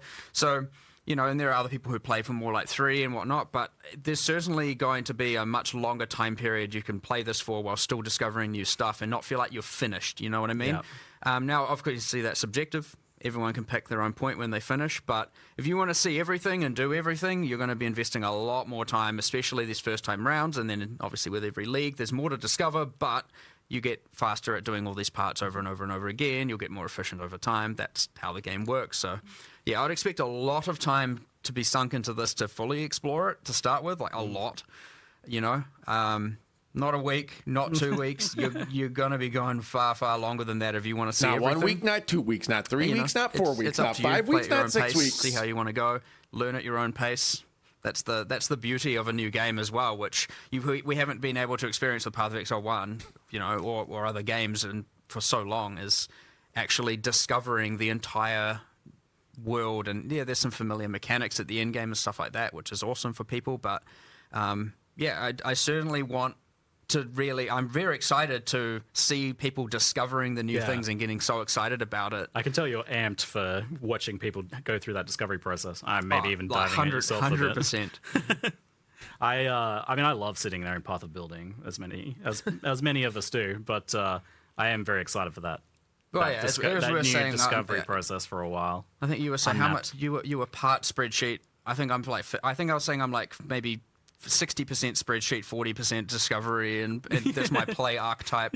You know, so coming up with our player profiles, Timmy spikes, and things like that for both of Exile characters. Yeah. The discovery part of me is ultra excited, and I'll mind you, that's coming from someone who kind of knows all the content. I'm still, because there's something different about making it versus actually playing it live with the players, seeing them discover it, uniques being linked in chat and on Reddit and all of that is just so cool. So we're gonna get a massive dose of that, and it is like genuinely exciting to just see how people are gonna think. You know, what's worth 1 chaos or what's worth 10 chaos, what's worth if chaos is even the metric. Is chaos even the currency that people settle on? We were arguing about this earlier. I'm pretty sure that 1 C spam in chat might turn into 1 E, because 1 Exalt, given that Exalt is now... I think it'll be chaos. People probably... Ad remove will still be... People don't appreciate, by the way, like, so when we say we've increased them, you're going to be getting multiple Exalts in Act 1. In PoE 2, like we actually have increased that a lot. It isn't just like an idle, like. I can see Exalts becoming the new kind of like chaos. I think actually chaos that being will the new be. divine. I like that the currency is going to be so much more common, so we can build some beefy items early game. But it's a new economy, right? Like who even knows? The market will have to. But I like that we're already arguing about this. It's good fun. So, do you have some kind of like beta release roadmap for updates and things like that for people to look forward to? I mean, we certainly did have one 6 months ago when we were. now that we're sort of getting to release, it's like, oh my god, like we have to look at it. So, I mean, look, I don't think it'll be any less than 6 months, and I think it could easily end up being more. I certainly don't want to. I mean, look, 2025, I think. Really want to be full release in 2025. I don't really want to be spending more than a year. That would be pretty crazy. But I mean, honestly, like we have to get all the content finished and all that sort of stuff. We always feel like we underestimate these things, and of course we have to learn what we need to learn. We have to get the game to the point when it is really fun. We have to make sure that like all of the things like we've got the difficulty right for all the players, we've got the economy right, like all the stuff. I mean, there's a lot of things that we're gonna have to sort out. And so I kind of have a feeling that the first few weeks at least are gonna just be a scramble of like oh crap, someone like worked this crazy thing out and we found this thing, and like that's early scary. access is gonna stretch this just, way out. When we add content to PoE 1, it's like at least the kind of base of stuff that we have is kind of well tested and people know kind of what's going on with it. But here it's like just complete new world, and we're the kind of game that has a lot of ability for players to do stuff that we wouldn't anticipate. We have super true. Just the way support gems work and everything like that. So there's certainly a lot of worry that like there's just going to be builds that are like completely ridiculous that we just never anticipated, combining certain things in different ways we don't expect. With hundreds of support gems, it can be like that. So that's going to be an interesting one. It will happen. Yeah, for sure. It is inevitable, right? Like there's nothing we can even do about it, because you need hundreds and thousands of hours of testing to be able to do that with what can only be done with hundreds of thousands of players. But that's also the magic of it all, which is awesome. That's why I was asking you, like, are you literally really doing 12 classes and 36 ascendancies, like actually? Yeah, that's absolutely. We have, we know what we want to do. It's a bit unhinged. It is a bit, but we like a challenge. I mean, a studio that produces a passive skill tree like we do clearly has a bit of a glutton for punishment with regard to just like mixing. You totally could have done 6 and then like, I don't know, added more later in an expansion or something. Yeah, I mean, maybe we could have. I mean, look, this is the plan. This is the plan. I mean, like as you go through, if we'll go through early access, Ziggy, new game director. Like expansion content coming out. Oh yeah, that would have been. Because, we could have done that. Got some of the way. They want to give us too much stuff. Yeah, there's stuff for free. I'm pretty sure. Like, I really want to get the Druid out. Like we announced it, we've talked about it. It's a lot of fun. I'm keen to get that out there as soon as we can. The Huntress we've talked a bunch about as well. There's like those kinds of things. I think we'll be able to move towards those pretty quick. But there's obviously more to do. The other thing you mentioned, talking roadmap like things, is we've always been. It's hard to predict because a lot of what will happen is, and what we leave space for is reacting to what the players want. And so if you plan everything for so long, you're going to have very, very, very slow reaction times to fixing, or adding certain content where there may, maybe the issue is like, the campaign needs more of this, or this class needs more of this, or something. So if you're planning, then you're going to be delivering on what they want solved like a year down the line or even longer. And where we like to remain very, very dynamic and like, you want to be able to fix that stuff like, oh, well, this is the main problem. Like, sure, obviously you need more than a week sometimes, most of the time. But we want it generally to be that the next releases, expansions, updates, whatever, can alleviate as many of those problems as possible. So, yeah, you try not to get too strict with the planning has generally been our philosophy, because especially when it comes to actually having the live service product out, because that is very, very important. Otherwise, you're never going to seem like you're doing what people want. And what are you doing if not that? So that actually is a good point. Like, I was going to ask, what do you folks, what do the team want out of the beta? Because obviously it's like a good way to market the game, but it's also, key to shaping the game in the future. Like, the actual beta, it's not just early access. I think one of the most important things, I think it's going to be really good for the development team to get back into a live mindset and like get it back into the idea of like everything we make is shipping. People are seeing this. Like get back into this. People are seeing. Like actually getting back into that and like being able to sort of see directly like, okay, we make something, it goes in the game, people like it, don't like it, like that kind of stuff. Like, and that really like that has been our studio for like most of its lifetime. Obviously, before we released PoE1, it wasn't, but after that point, I mean, we are a company. We are a company that likes to think that we can do live service better than anyone else. Like that is our goal. And so, like getting back into that again, for everyone in the studio, so that everyone's working on things that are going to be releasing within, certainly in less time than 3 months away. Is going to think be really, really good for us again. I look forward to just being able to do that, because these long term, like really long term things, like that span over years. It's like you go so long without proper feedback, like stuff kind of gets made, and then it's not really in a real game, and so it doesn't. Dude, these guys know how to make a game. And you absolutely lose perspective on this stuff. So I think that that's just going to be a really great to get back to that again. Yeah. They're super smart with their game honestly, dev as you said, ethos. It is early access. It is a beta period, and I'd say personally speaking, the thing that, and we mentioned it briefly about the character balance and the builds that are broken and all that, that's obviously pretty useful to me, right? Yep. Plus we have other systems in there, like, the checkpointing system, right? You have to kill the boss in one life. These are things we haven't mass tested, and obviously other games have, and they work, and that's awesome. There are other things like, the end game system is a little bit less forgiving in that if you die, you fail the map, right? These things are things that we obviously need to test and iterate on in the future by adjusting the difficulty and stuff like that. And especially as you get towards this point of, the end game, like, okay, Act 1 has been tested like crazy. Yep. Right? And you get less and less testing as it goes on, because you get less people, they've just been around for less time. And so, it's going to be a huge amount of iteration and feedback, and from the players and us just, reevaluating all the stuff. And the thing is, we're always dynamic about that stuff. Like, we'll just change things if it's wrong. We'll redesign it. We'll come up with a new way. Jonathan's a firm believer of if A doesn't work and B doesn't work, then we'll find C, we'll find option C, we'll find option D, and we'll keep changing things and we'll make it work. So, it's going to be a lot of that iteration on our design decisions, how forgiving, because, like, the game is pretty hard. It can be pretty hard. And so it looks when you're hard on that fine line of, like, if things are difficult, it's not too easy to know if you've tilted one way or the other. So, finding what everyone agrees should be the common corrected difficulty is something that I will obviously be paying very, very, very close attention to. It's a pretty hard thing to nail down when you are making the game.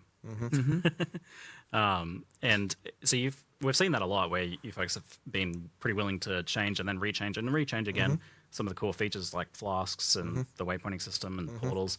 And you're keeping that kind of mindset going into the beta then? Of course. I mean, look, we're always willing to change stuff. Like that flask thing, like the most recent change to that was like change stuff recent. all the time. Like, have we even had like a closed beta of that yet? Was it? No, I think we haven't. Yeah, but I mean, I think it's way better than it was. Like, it's the things have improved a lot. And honestly, like that's one of those things we've been wanting to do, something to sort out flasks for ages. Yep. And it really came about because when actually looking at what new players were having trouble with when they were playing, Flask Piano was actually like, even from the very beginning of the game, actually ended up being one of those things that like people just had trouble, just like just the manual dexterity required to like hit all your different flask keys, and then you have to know when one of your flasks has run out so you can move to the next one, and like various things like that. Like all that stuff actually was like just a large amount of mechanical complexity right from the very beginning.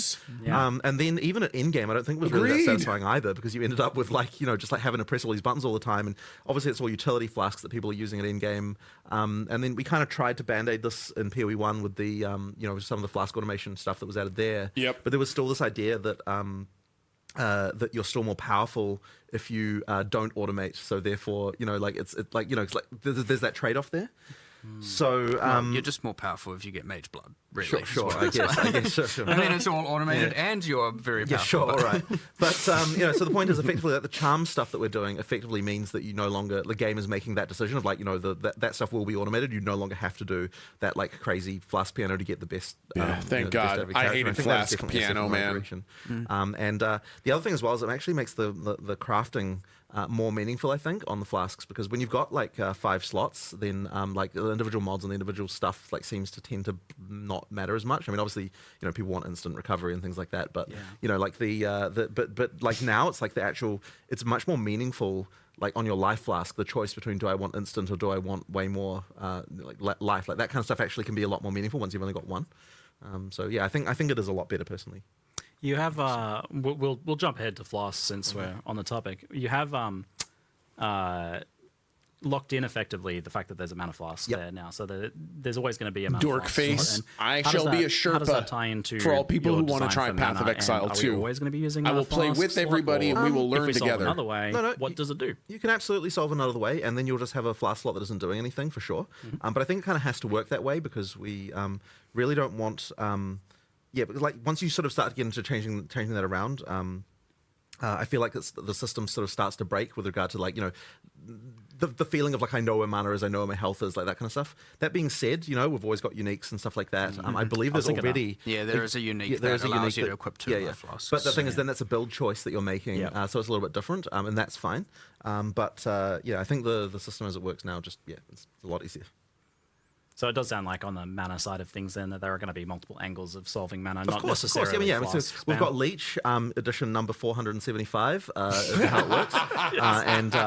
We've finally got it right this time. I think it works. I think it's perfect. good. So I think that Leech will be more common. Am I going to have to like crack out the Leech diagram showing the different buckets and things like that? I was saying I think that Leech might be I was going to say Leech is one of the topics in the studio that has wasted the most designer time of anything in the industry. But I actually don't think it's that. I think the actual worst offender is what stats should Dex give you. I think that is like that one has wasted there's so many arguments about that. I feel like that one's never come to the fore. Like we know about the Leech one, but no one is happy about it giving accuracy. But no one has a better idea than what accuracy that it can give. And then, like everyone's going to come up with like in chat a bit. I bet they'll be like saying, it can give this or this whatever. But there's like seriously, there's been endless arguments about that topic. It's like it's outrageous. Yeah. You've got me thinking about it now. Yeah. I mean, speed would be good, but then that's probably too much. Something like Dex, you just can't. Dex stacking speed. We can get all the designers down here right now. Yeah, I know. We'll just have it out again. We'll just have it out again. The longest Q&A about it. It's already going to be that. Sometimes you're just you start the day, you're like, all right, here are the problems we need to solve, and then you're like, what about? But then accuracy on Dex comes up again. No, it's 3 p.m. and we're still discussing dexterity. So I go home, just make it accuracy again. Exactly. That is literally how it comes back to accuracy every time. This is great, man. This is okay. I love these kinds of devs. Rewinding a little bit, we can't forget our roots with Path of Exile 1, of course. So for the PoE 1 enjoyers, what is the plan for PoE 1 during the course of this beta? Is there going to be leagues launching? Is it on the back burner? Yeah, there absolutely will be leagues launching. Now, I don't know the exact date, but the plan is kind of late February. Yep. But I mean, look, we'll see what happens. I will admit that unfortunately we did have to steal a few PoE 1 resources just towards the end here, which is kind of been a bit unfortunate. I really wish we didn't have to. But as I said, we kind of underestimated some of the stuff. But everyone is going to be going back to PoE 1 again for the February league, and we're going to make sure that we can do that. Like one of the things that was a big problem for our studio when we had a long-term project and a short-term project, is that. You've always had that thing of like you always want to work on the short-term thing. Yeah. So now that we've got 2 short-term things coming up, I actually think it's going to be a bit easier to prioritize in some respects because funnily enough, it's just like all that stuff is then is like coming up soon. So definitely we'll see how it goes. But we need to get that PoE 1 expansion out next.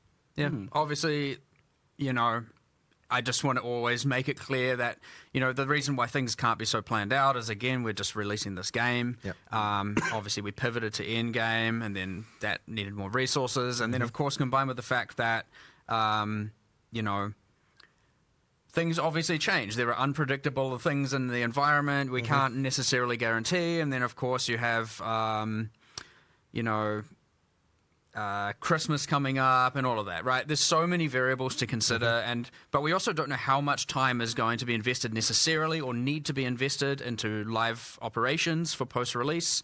How many problems are going to go wrong? How many builds how many of the uniques are broken? How many, you know, and where do all these resources go? There are like just millions of variables here to consider, and so like it can get very, very difficult, especially at this time. But once you release, you have a bit of a grace period, so to speak, where well, more like a period of extreme amounts of fire, where we're putting out fires everywhere. But we have a period where we're fixing everything. You get everything stable, and then we're going to be like, all right, let's recalibrate, figure everything out, and what is our plans, and then establish all of that, based also on the feedback we get from that, you know, period where everything's on fire. Not to make it sound like it's going to be bad, but that is the inevitability, is that there's always problems. Well, hopefully it appears good from a player perspective, but there's always going to be like, oh my god, people found this, and you know, like, we don't have to see all the fires. Like ideally, the best thing is when we're able to fix some kind of exploit before people even hear about it. And when I say exploit, I'm just talking about some broken thing. Like if we we obviously normally have to worry about like the whole mid-league nerf concept, but it's like if you can deal with something within like an hour or two of it happening, then it's like you're kind of okay, because you know, no one had a chance to kind of like everyone didn't swap their build over to it or whatever. But we're gonna have to be really on the ball for PoE 2, just because there's so many things that are new. Well, I mean, look, we have several bosses with several elevators. How many of them can be pushed up the elevator? You know what I mean? Well, that's what I mean. When I say fire, I'm talking about bosses getting pushed up elevators. Like, that's not okay. I am liking my mercenary flashbang knockback is very fun.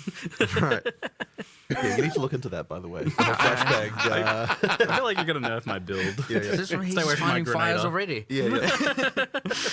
No, these are the fun things. Discovering that stuff can be very fun for the players. It's just internally, it's like, oh no, what are we doing? It can get a little bit panicky after release, you know, and it you know, there's lots of things going on. You're like, oh geez, what do I solve first? But obviously, you know, it's the same as PoE 1. We're good at it at this point. Got some experience. Under belts. You aren't going to be torturing us with like releasing beta stuff at the same time as PoE 1 league launches. The plan is to keep them separated a bit from each other, so that you know, you get a chance to play. Don't with make me both choose. Yeah. So we saw a cinematic, to put it lightly. It was that was quite epic, and I know has been cooking for quite some time, and that was pretty exciting. But we've also seen just a lot of story stuff happening on a much higher level than previously now. So stepping up your storytelling game here a bit. Yeah, so we're really wanting to make sure that the storytelling in PoE 2 is much better than what it was in PoE 1. Like, you know, there's a lot more kind of, I guess, like that kind of like stuff with the introductions to boss fights and the outros and things like that. Like all that stuff, we've just got a lot more storytelling going in. All of those things.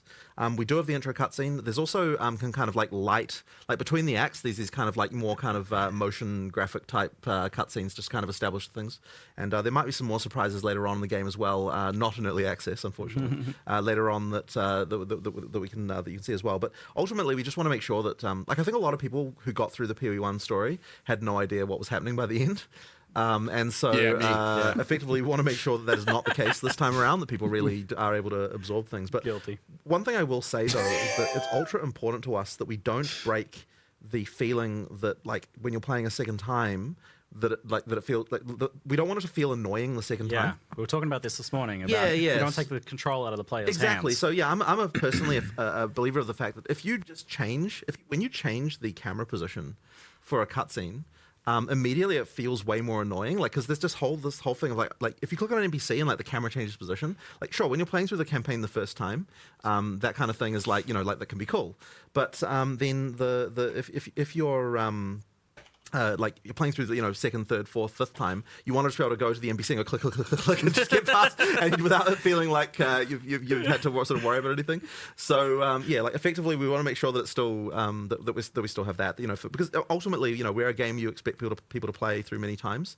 So ideally, we can kind of deliver both the situation where the first time you play through it, it feels like an amazing story that you're getting, that you're taking seriously, that you're understanding, that there's like all those sort of touch points and little things just all through, while also maintaining the fact that if you know what you're doing, it's like you don't have to go talk to some quest giver just to get a quest. Like you can just go do the thing, without having to talk to someone about it first. That kind of stuff is really important, just to make that stuff work well when you know what you're doing. Yeah, you said something this morning that stuck with me, where you said like Path of Exile is a game where the player's meta knowledge is allowed and yes, encouraged. Absolutely. So you're allowed to cheat. There's quests. Effectively, there's what the character knows and there's what the player knows, and in our game, what the player knows needs to be sufficient as far as like being able to progress the storyline. If you don't want to have it so you just talk to an NPC just to find out something you already knew as a player. If you kill this boss, you get the next area's waypoint. So you just like kill it, log out, log in, waypoint, right? I love doing that. Meta knowledge. Yeah. So you explained to me the other day the kind of the context for the beast and how that leads into the cutscene in the beginning of PoE 2 from PoE 1, and that I think helped put it in a lot more perspective for me and made me appreciate and understand what's going on with the story. So effectively, what you're seeing in the opening cutscene is effectively a new seed of a beast that is going to be is growing. Now in PoE 1, the beast was killed. And then what happened in response to that is a bunch of all the gods in the world were able to effectively rise again. And you killed a bunch of them, but there are more, in the world. And effectively, we don't want to spoil too much about the storyline overall, but effectively, obviously someone here, the Count is wanting to harness the power of the beast once again. And then we have the mysterious figure there who is saying, no, don't do this. This always turns out badly. There was a comment in chat that I loved that was like, stop opening Eldritch boxes. Yeah, exactly. Why do people keep doing this? Yeah. But I would. If someone handed you a mysterious orb, wouldn't you press the button? I mean, there's a puzzle box. Exactly. Exactly. Yes. I mean, I'm going to try, but who knows how many hours it's going to take me. Indeed. So we had a fun moment earlier where you were watching it and you were like, "Oh, we really need to rename that passive because he's a Karui and it's a wolf. It's called a wolf. Great Wolf's Howl. And the Great Wolf obviously being so he went out there. Ismite history. He started telling him. I stomped out of the room and I was like, "We need to rename that notable. He's Karui." And then I was kindly reminded that actually he was an orphan who orphan and was adopted by a Ismite and raised and so yes, there is a mixture of Karui and Ismite background, and I was like, it works. You were wrong. Fair enough. I walked back in here all sad and whatever. My bad. It's fine. The name is good. He looked so chastised when he came back in, but that just like points to the fact that I feel like you're doing a lot more with the characters here. For sure. You even mentioned that ascendancy stuff is going to have an impact story-wise. So that's wild. We just think a lot about this kind of stuff. So the acolyte of, I always get this name wrong. The acolyte of is it Chalula? Chayula. I always say this wrong. The acolyte of Chayula, for example.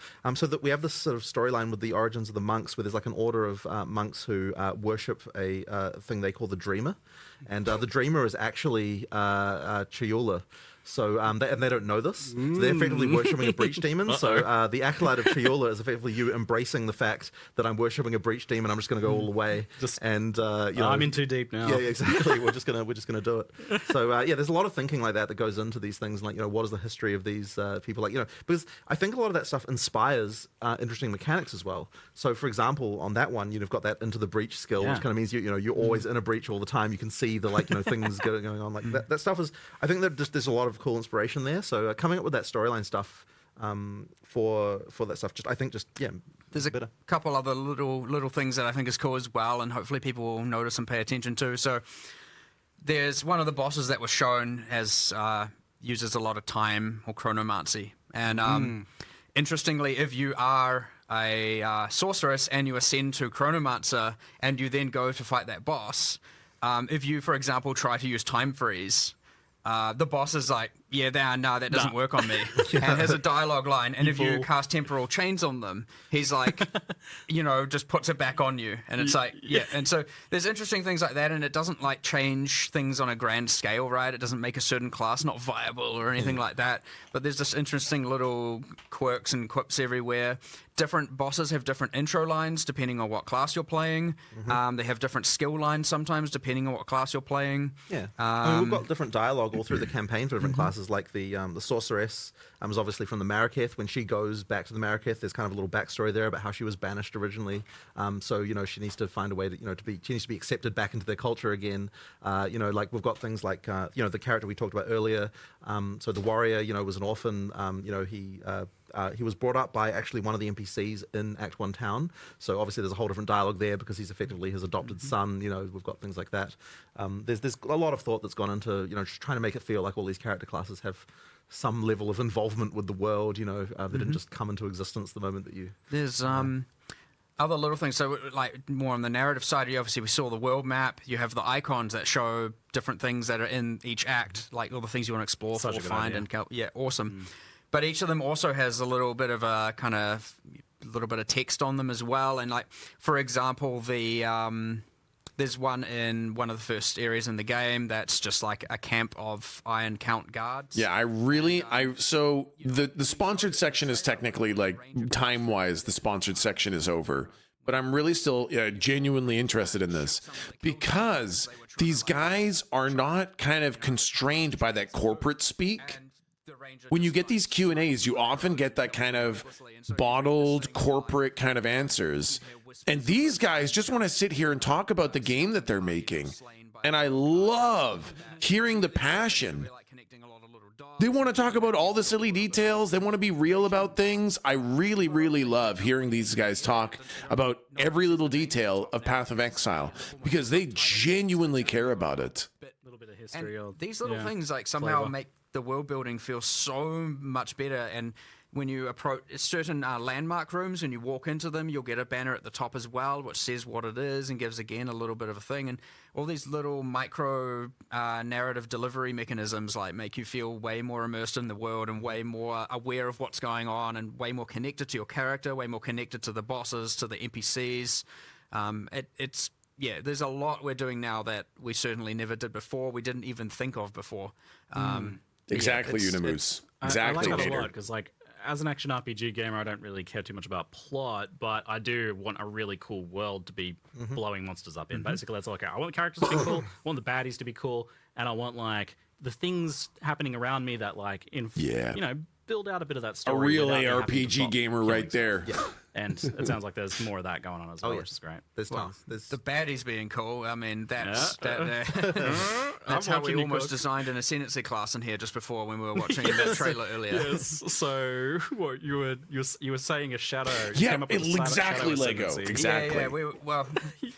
Internally we had some developers watching the trailer yesterday, getting excited about it, and then I was like, I want to play that. I want to play that character. I want to be that character. That's awesome. That like.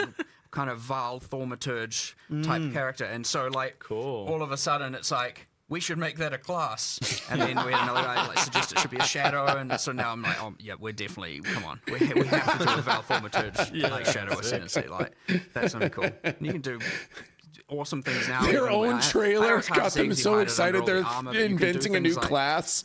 With our character classes, just due to the upgrades and models, where all of a sudden now the character can have tattoos. Dude, our game is so cool. We need to make that a class in the future. And like, I want to do a lot more of that stuff. Like for the there's little things like for the Warbringer, I think was the class name on the warrior.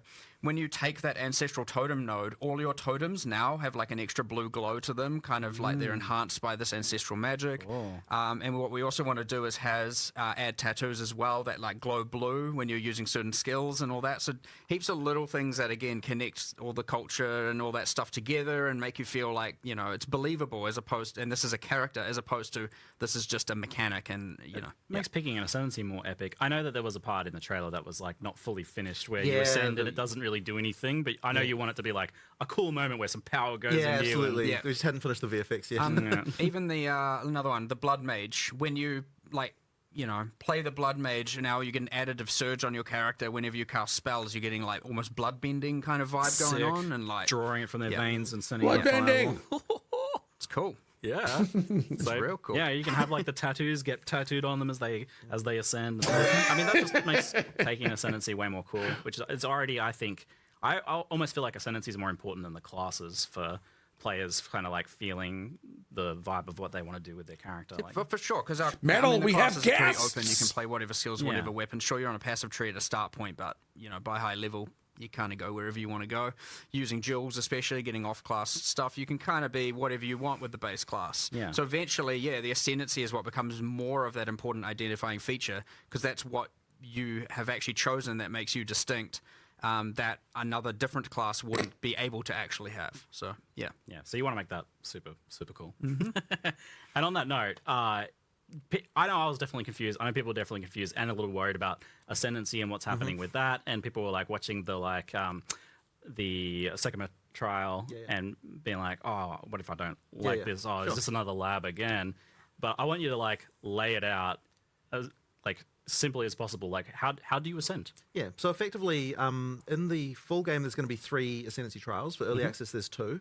And effectively, you can use any of those Ascendancy trials to be able to do your Ascension. You choose. You choose which one. And effectively, if you as you get to higher level keys for those trials, that will unlock more points. Like if you do it at certain level breakpoints, that will allow you to get more points for those classes. So if you want to just play the entire, just only the Trial of the Chaos God with to get all your points, then you can just decide to do that. Just play it at higher and higher levels, and you get more points as you go through. If you want to do a mix, that's fine too. Personally, I think people will want to try out all the different content. I mean, you might think that you, but even within the trials, there's choices, right? Like, I know that there's always contention around traps, but because in the because in the Trial of the Sekimas, you can choose which rooms you want to go to. If you don't want to deal with traps, you just don't pick those rooms, right? Like, you don't go to the gauntlet rooms. Don't go to the gauntlet rooms. You can just go to other things. Do the combat ones. Do the combat ones, and that's fine too. So effectively, it's like you always get to choose like what you're doing there. It's extremely nice, much better than labs. Also, there are other people who just enjoy that stuff. So we want to have something for all those people too. There's these Path of Exile, divisive content, but lots of choice, and you can choose what to do and what not to do, and then we're embracing that here now, and that is. I mean, you're clearly leaning into that now. You have such a competitive advantage in that you have so much content, and even with PoE 2, that's still going to be the case. Player so agency, the game, exactly. That is spicier but divisive for sure. And now you're like separating trees and having these things be able to be focused on a lot more. And you're doing that with the trials, with the Ascendancies. So, and you can kind of do all of them and drip feed yourself smaller progression if you want. And there's also stuff that you're going to be getting from those, like specific rewards and everything that might incentivize you to do that. But of course, on the other hand, if you don't want to do that content, we have full open trade, right? You can just trade for the rewards, and that's fine too. So that's always part of the. Yes, like the rewards there, for example, like jewels drop throughout the world. But if you want to get more jewels, you go and run Sanctum. Now, if you want to get the Radius jewels, it's Sanctum. I can't. Trial of the Sekima. So just for anyone who isn't a Path of Exile 1 player, this is effectively a sequel to Sanctum League that we did in Path of Exile 1. So it's mechanically very similar, but it's obviously a Mariketh, like a Mariketh trial now, and we've changed a lot of things about it have changed, and like the content is new, but it is effectively the same overall mechanic, in terms of that sort of roguelike mechanic that we have. And it's the same with the other one. You have Ultimatum and PoE 1 being the theme, and of course now it's redesigned and it's evolved into Trial of Chaos. A lot of people in chat would have been spamming Ultimatum, and for those who haven't played would probably be like, what? I don't understand. Effectively the Trial of the Chaos of Chaos is a sequel to Ultimatum. Which is and we just have to get used to the new names, which is very hard. Anyway, the point being, of course, and Varlorbs drop in the world as well, and if you want a larger dose of Varlorbs and you don't want to trade, feel free to run some ultimatums. Thing is, because they're all item generated keys as well, it's not like you have to do it right then and there. You can trade the keys away. At any point, you can also buy more keys if you want to farm more of that thing. And if you just want to do it later, just stockpile a bunch of them, run them all at your leisure. You know what I mean? It's like you have the freedom. They are itemized, tradable, as is a lot in Path of Exile tradition. But well, as is everything, right? We do the Yeah. only thing you can't trade is gold. Yeah. So we're like the exact opposite of most games, where it's like the gold is freely tradable and the items get locked. We're like the gold is the only thing you can't trade, and every other item is free and open. Yeah, and that's because you've made gold be this like way to be like you're playing the game, so you have access to this, and Absolutely. so you Yeah, don't yeah. want to trade that away. Effectively. Yeah. So how on the ascendancies and the trials, how hard do you foresee getting your ascendancy to be while leveling? Do you expect people to fail out and attempt these things multiple times, and what does that look like if you do? Well, I failed the first time I did this. Yeah, did the trial. It is important to know that first itemized key is a quest key, and we have special rules around it that if you do fail, you can just repeat it, right? Yeah, you changed that recently because Yes, I did. that was something that I didn't actually realize you'd changed. I guess it was a little bit too harsh to require to get another one. Yeah, you weren't the only one failing it. Yeah. Yeah, so pretty much you get to reattempt it, and for something like Ultimatum, just to immediately start thinking of exploits, it's like, I can just do 3 of the waves, then intentionally fail, and then repeat them. Well, we've thought of that. Don't worry, you can't. But the first ones are repeatable. You're not going to be like, oh, what the heck? Now I have to just play to the whims of random generation to ascend like that. Right. Yeah, so it is pretty hard though. Like it'll take. I definitely don't think you'll do it on your first attempt. I did. Not you to did. brag. You did. Not to brag. Wow, I did. well, I did pass on. I was clenched though. Yeah. Okay. Yeah, especially in that boss fight. I was yeah. watching him do the boss fight. You came from by afar. right as I was doing the boss fight. But you had some kind of powerful boons there, to be perfectly honest. So. I got 60% move speed. But Yeah, that was were part of my strategic choice. I was watching you from. I'm like, how is he so fast? This isn't the PoE2 design. I was like, what was dodge rolls going across half the arena? This game's supposed to be slow. No. Yeah, it was good. It was good fun. I quite liked it. I mostly like Sanctum. I don't want to do it all the time, but I did quite like the Trial of Second, but knowing that there's other choices, so I can do Ultimatum instead or something like that is fun. 100%. So you've got these like 2 roguelike dungeons that are going into the beta that launch, but they're done very differently. One's got the honor system, which is like a separate health, but it's based on and scaled by your health, which I noted as quite and your defenses interesting. now. It can be And your fully defenses. mitigated and Yeah, everything. so fully scaled by your character. You go in as a tanky character, you'll be tanky in the dungeon, which is really cool. So And then with you've solved Ultimatum, that. and just because people will ask, in Ultimatum there aren't any traps. Yes. So that's the no thing traps that in Ultimatum yeah. and no honor system in Ultimatum. If Correct. you just want more of a pure Yeah, combat correct. You can do experience, Ultimatum, then that's your choice. And then there's going to be a third one as well, which They will eventually. is a secret for now. So but- once Act 4 goes in, then we'll have a third trial. So people sort of broadly know that the Kuruia in Act 4. So it's the question of how would the Kuruia ascend is the question there. Yes, and if there's any other things that have been called trials associated with the crew at some point in the past, and how likely that is to be related. I'm just thinking now, we're just thinking of that Val Thaumaturge class with 4, and I'm already thinking like, oh, it'd be so cool if you ascend and Ultimatum, we want the Trial Master to say different lines to you because you're like choosing the way of the Val. I can't stop thinking about all Live this. debbing during a Q&A session. Some of the gameplay Jonathan was showing me is quite good. I love that he's back, the Trial Master. Yeah, he's cool. Good. A little salty sometimes that you're taking this power, it seems. So we have the unique rewards from each of them. We got like the like you said, the jewels are global, but there are unique jewels, and then there are unique socketables from the other one. Yep. And there's something planned to be unique from the final third trial that will be added later? Of course. Yes, there is already. Secret. I know what I'm not going to say. Don't worry. Okay. Keep some secrets. Fine then. Yeah. Again, I value the discovery, right? I'm certainly if I accidentally say it, it is certainly by mistake. But yes, don't. And that Val orbs from the Ultimatum in particular they seem like they're a lot more important, a lot more powerful. I mean, I certainly think that like some of the stuff is a lot better with how they work. So So one of the things that we wanted to change was that implicits on items are truly implicit. Like you can't get rid of them; they stay there. And so that means that when you do a Val orb, the mod that you get there now is an addition to whatever implicit already had, which is obviously good. And then the next one being that you can get plus 1 socket above the normal limit, which is also kind of powerful. So especially with the soul cores, so that in the Trial of Chaos, you get soul cores that you can't get from anywhere else, and those effectively are mods that are typically a bit beyond what you would normally get, like on regular items. Whereas runes, which kind of drop everywhere, those ones are just kind of normal. A lot of this stuff is really nitty gritty details. So, you know what? So effectively, the soul cores is is kind of the more end gamey socket. Yeah, levels that end you might game, want. exactly. And obviously being able to get +1 socket. I mean, it's something that everyone will want. But on the other hand, there is that risk of just bricking your item. So that's the deadly gamble you have as your final crafting step there.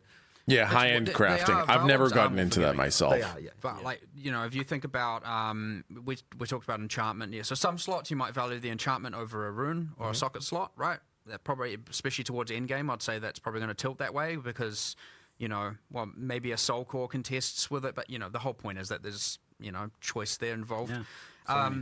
Yeah, and then there's enchantment. We just talked about the socket.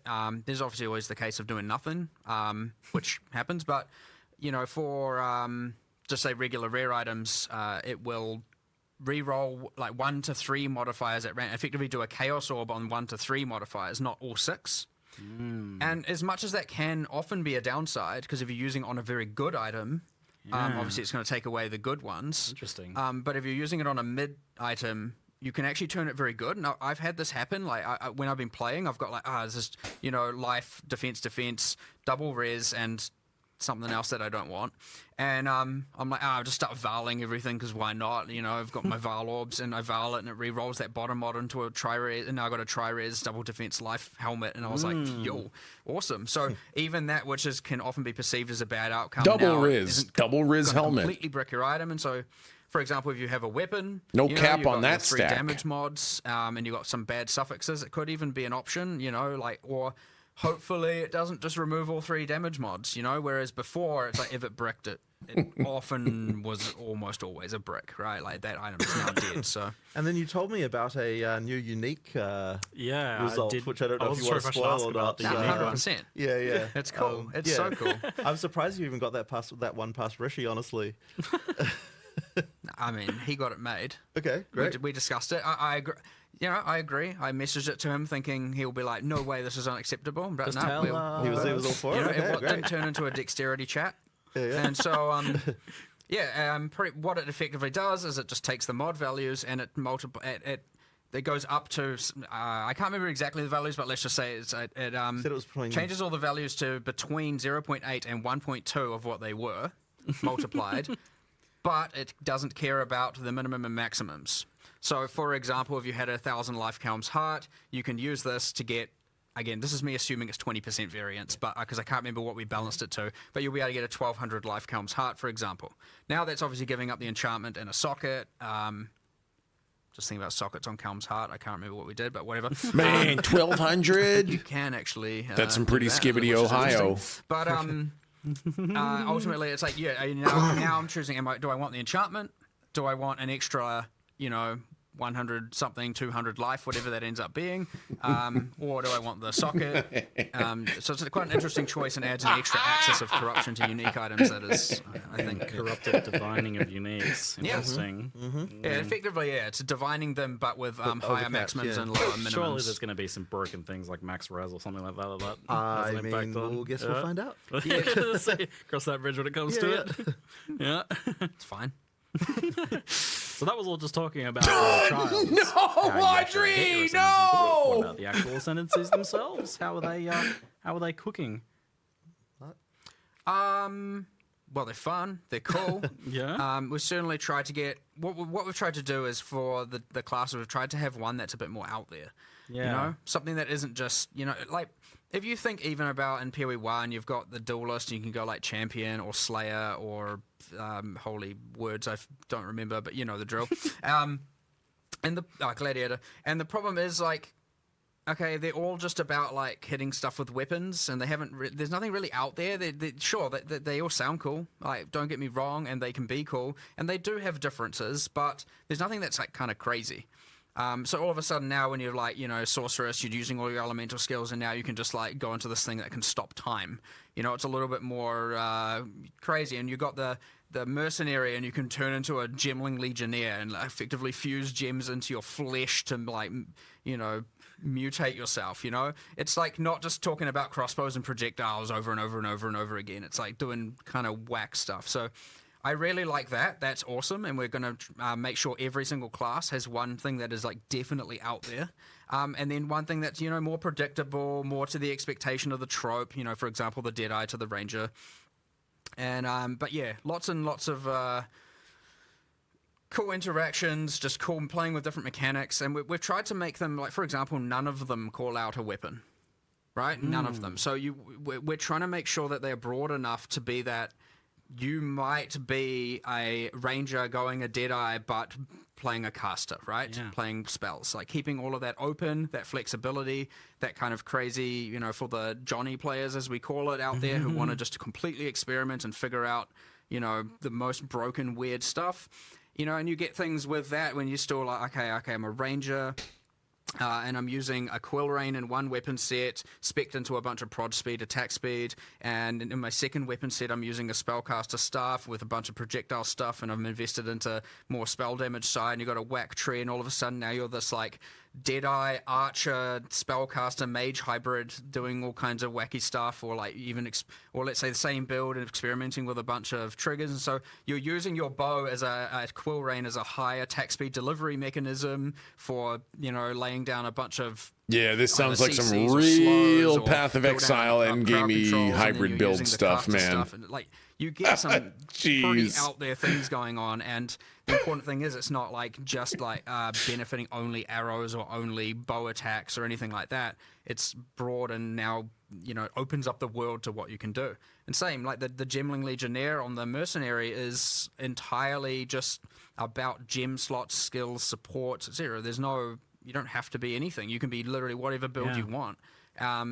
And yeah, so that's embracing that and making sure that people still, even though we have all these classes, we're embracing that Path of Exile. You can do anything fantasy that we want people to be able to do. And yeah, if you don't want to, go with the trope, perfectly fine. Yeah, and so you'll still be powerful. It sounds like you're really trying to avoid that thing that we've had a couple times in PoE 1 where like a certain niche is relegated to one ascendancy. Like that's the only way to go for it. Sure. But it sounds like that's not going to be the case here. Well, at least if we're doing our job right, that should be the case. Yeah. And with so many of the ascendancies as well. Got a lot of choices. Originally the plan was to like have all of the PoE 1 ascendancies available. All right. And it was some sort of weird Okay, chat. stuff and all that. I don't The sponsorship technically ended about a half an hour ago. They're going to keep talking about details, and you can find it over on the Path of Exile stream. So if you want to keep watching the Q&A, they're over there.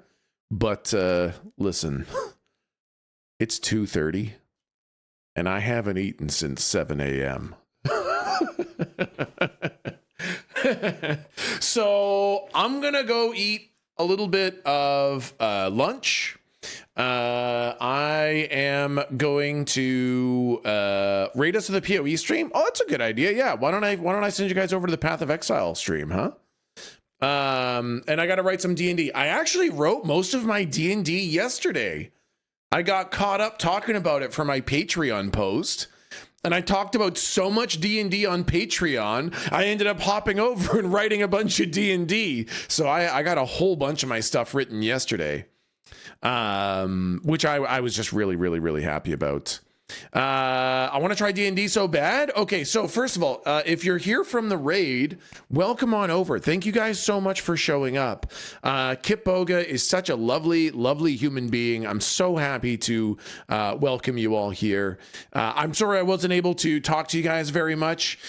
This was a big sponsorship for Path of Exile 2, and I'm a huge lover of ARPGs, huge lover of Path of Exile. Listen, I had to spend about $1,000 on Path of Exile to get this shirt.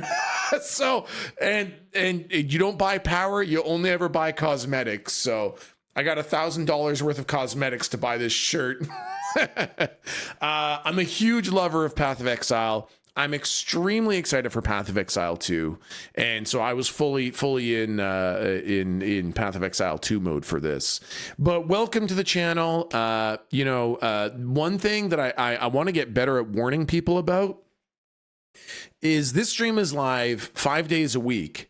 It starts at 6 a.m. is when the stream turns on, but the live stuff doesn't turn on until 8 a.m. Pacific. So if you show up early, there's going to be a bit of a rerun. People like to joke about whether this is a VOD or not. But listen, when it's a VOD, it's going to look like this. Okay, here, this is what it looks like when it's a VOD. If Doll passes the check, put in on the approval conveyor. If there is, so that's what it looks like when it's a VOD, okay? It says very clearly on the bottom of the screen that it's a VOD. I've got a big timer counting down. That's how you know that it's a VOD, that it's not live. I like to make it really, really clear. If it looks at all like it's live, okay? I will clearly mark everything when it's a VOD or a rerun or something like that. I don't want people to get confused about whether or not it's me or not. But I will be live again tomorrow. Tomorrow's Friday, right? Yeah, tomorrow's Friday. Usually on Fridays, I play with Milton T. Pike 1. A lot of you guys probably know Milton. If you're coming from Kip Boga's channel, you probably know Milton T. Pike 1. He's my actual real life brother. He's my younger brother. And on Fridays, we like to play games together. So his life is a little bit chaotic, doesn't always work out. But if it works out, then Fridays we play together. So tomorrow it'll be me and Milton probably playing something. And I will be ignoring chat all day. So I ignored you all day today. I'll ignore you all day tomorrow. But usually I like to chit chat with you guys, hang out, talk while we play and stuff like that. So listen, today and tomorrow are standouts for being weird. I do not ignore you every day, unless you're a dumb frickhead, okay, who deserves to be ignored. Hey, Tech, since you're going to ignore chat tomorrow, where's Milton? What? Neglecting chat. Yeah, sometimes I like to neglect chat. I like to the people who have abandonment issues. I like to push their buttons on Fridays.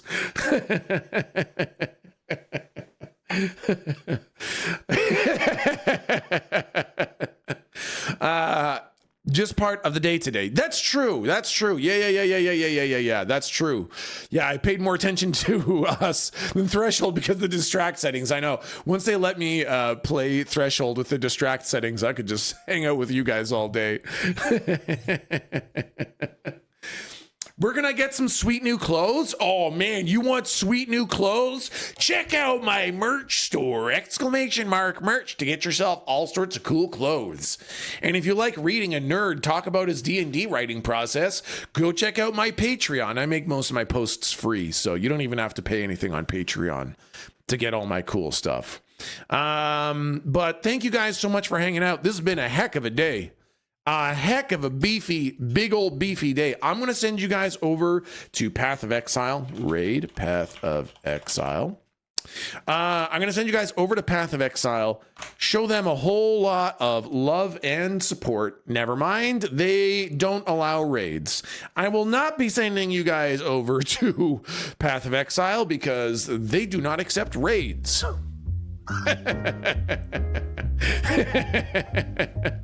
Frey, thank you for the 50 bits. Anonymous, thank you for the gifted sub to Dorkface Mage. Wow, I've been reading your name as Dorkface McGee all day. Morning Lemon, thank you for the Prime for 4 months. Shrimply Pibbles 69, thank you for the 44 months. And Drusk Tech, thank you for the 27 months. Monty Python, thank you for the 15 months. And thank you guys for the raids. You guys are awesome. I love you guys. I'm going to send you guys over to Free. Yeah. All right, chat. I'm sending you guys over to Free. Real 33. Amazing guy. Fantastic content creator. Genuinely wonderful dude. Show him a whole lot of love and support. And I will see you guys again tomorrow morning. You guys are amazing. You bunch of dang frackin' cuties. Bye, chat. Bye. I love you. Bye.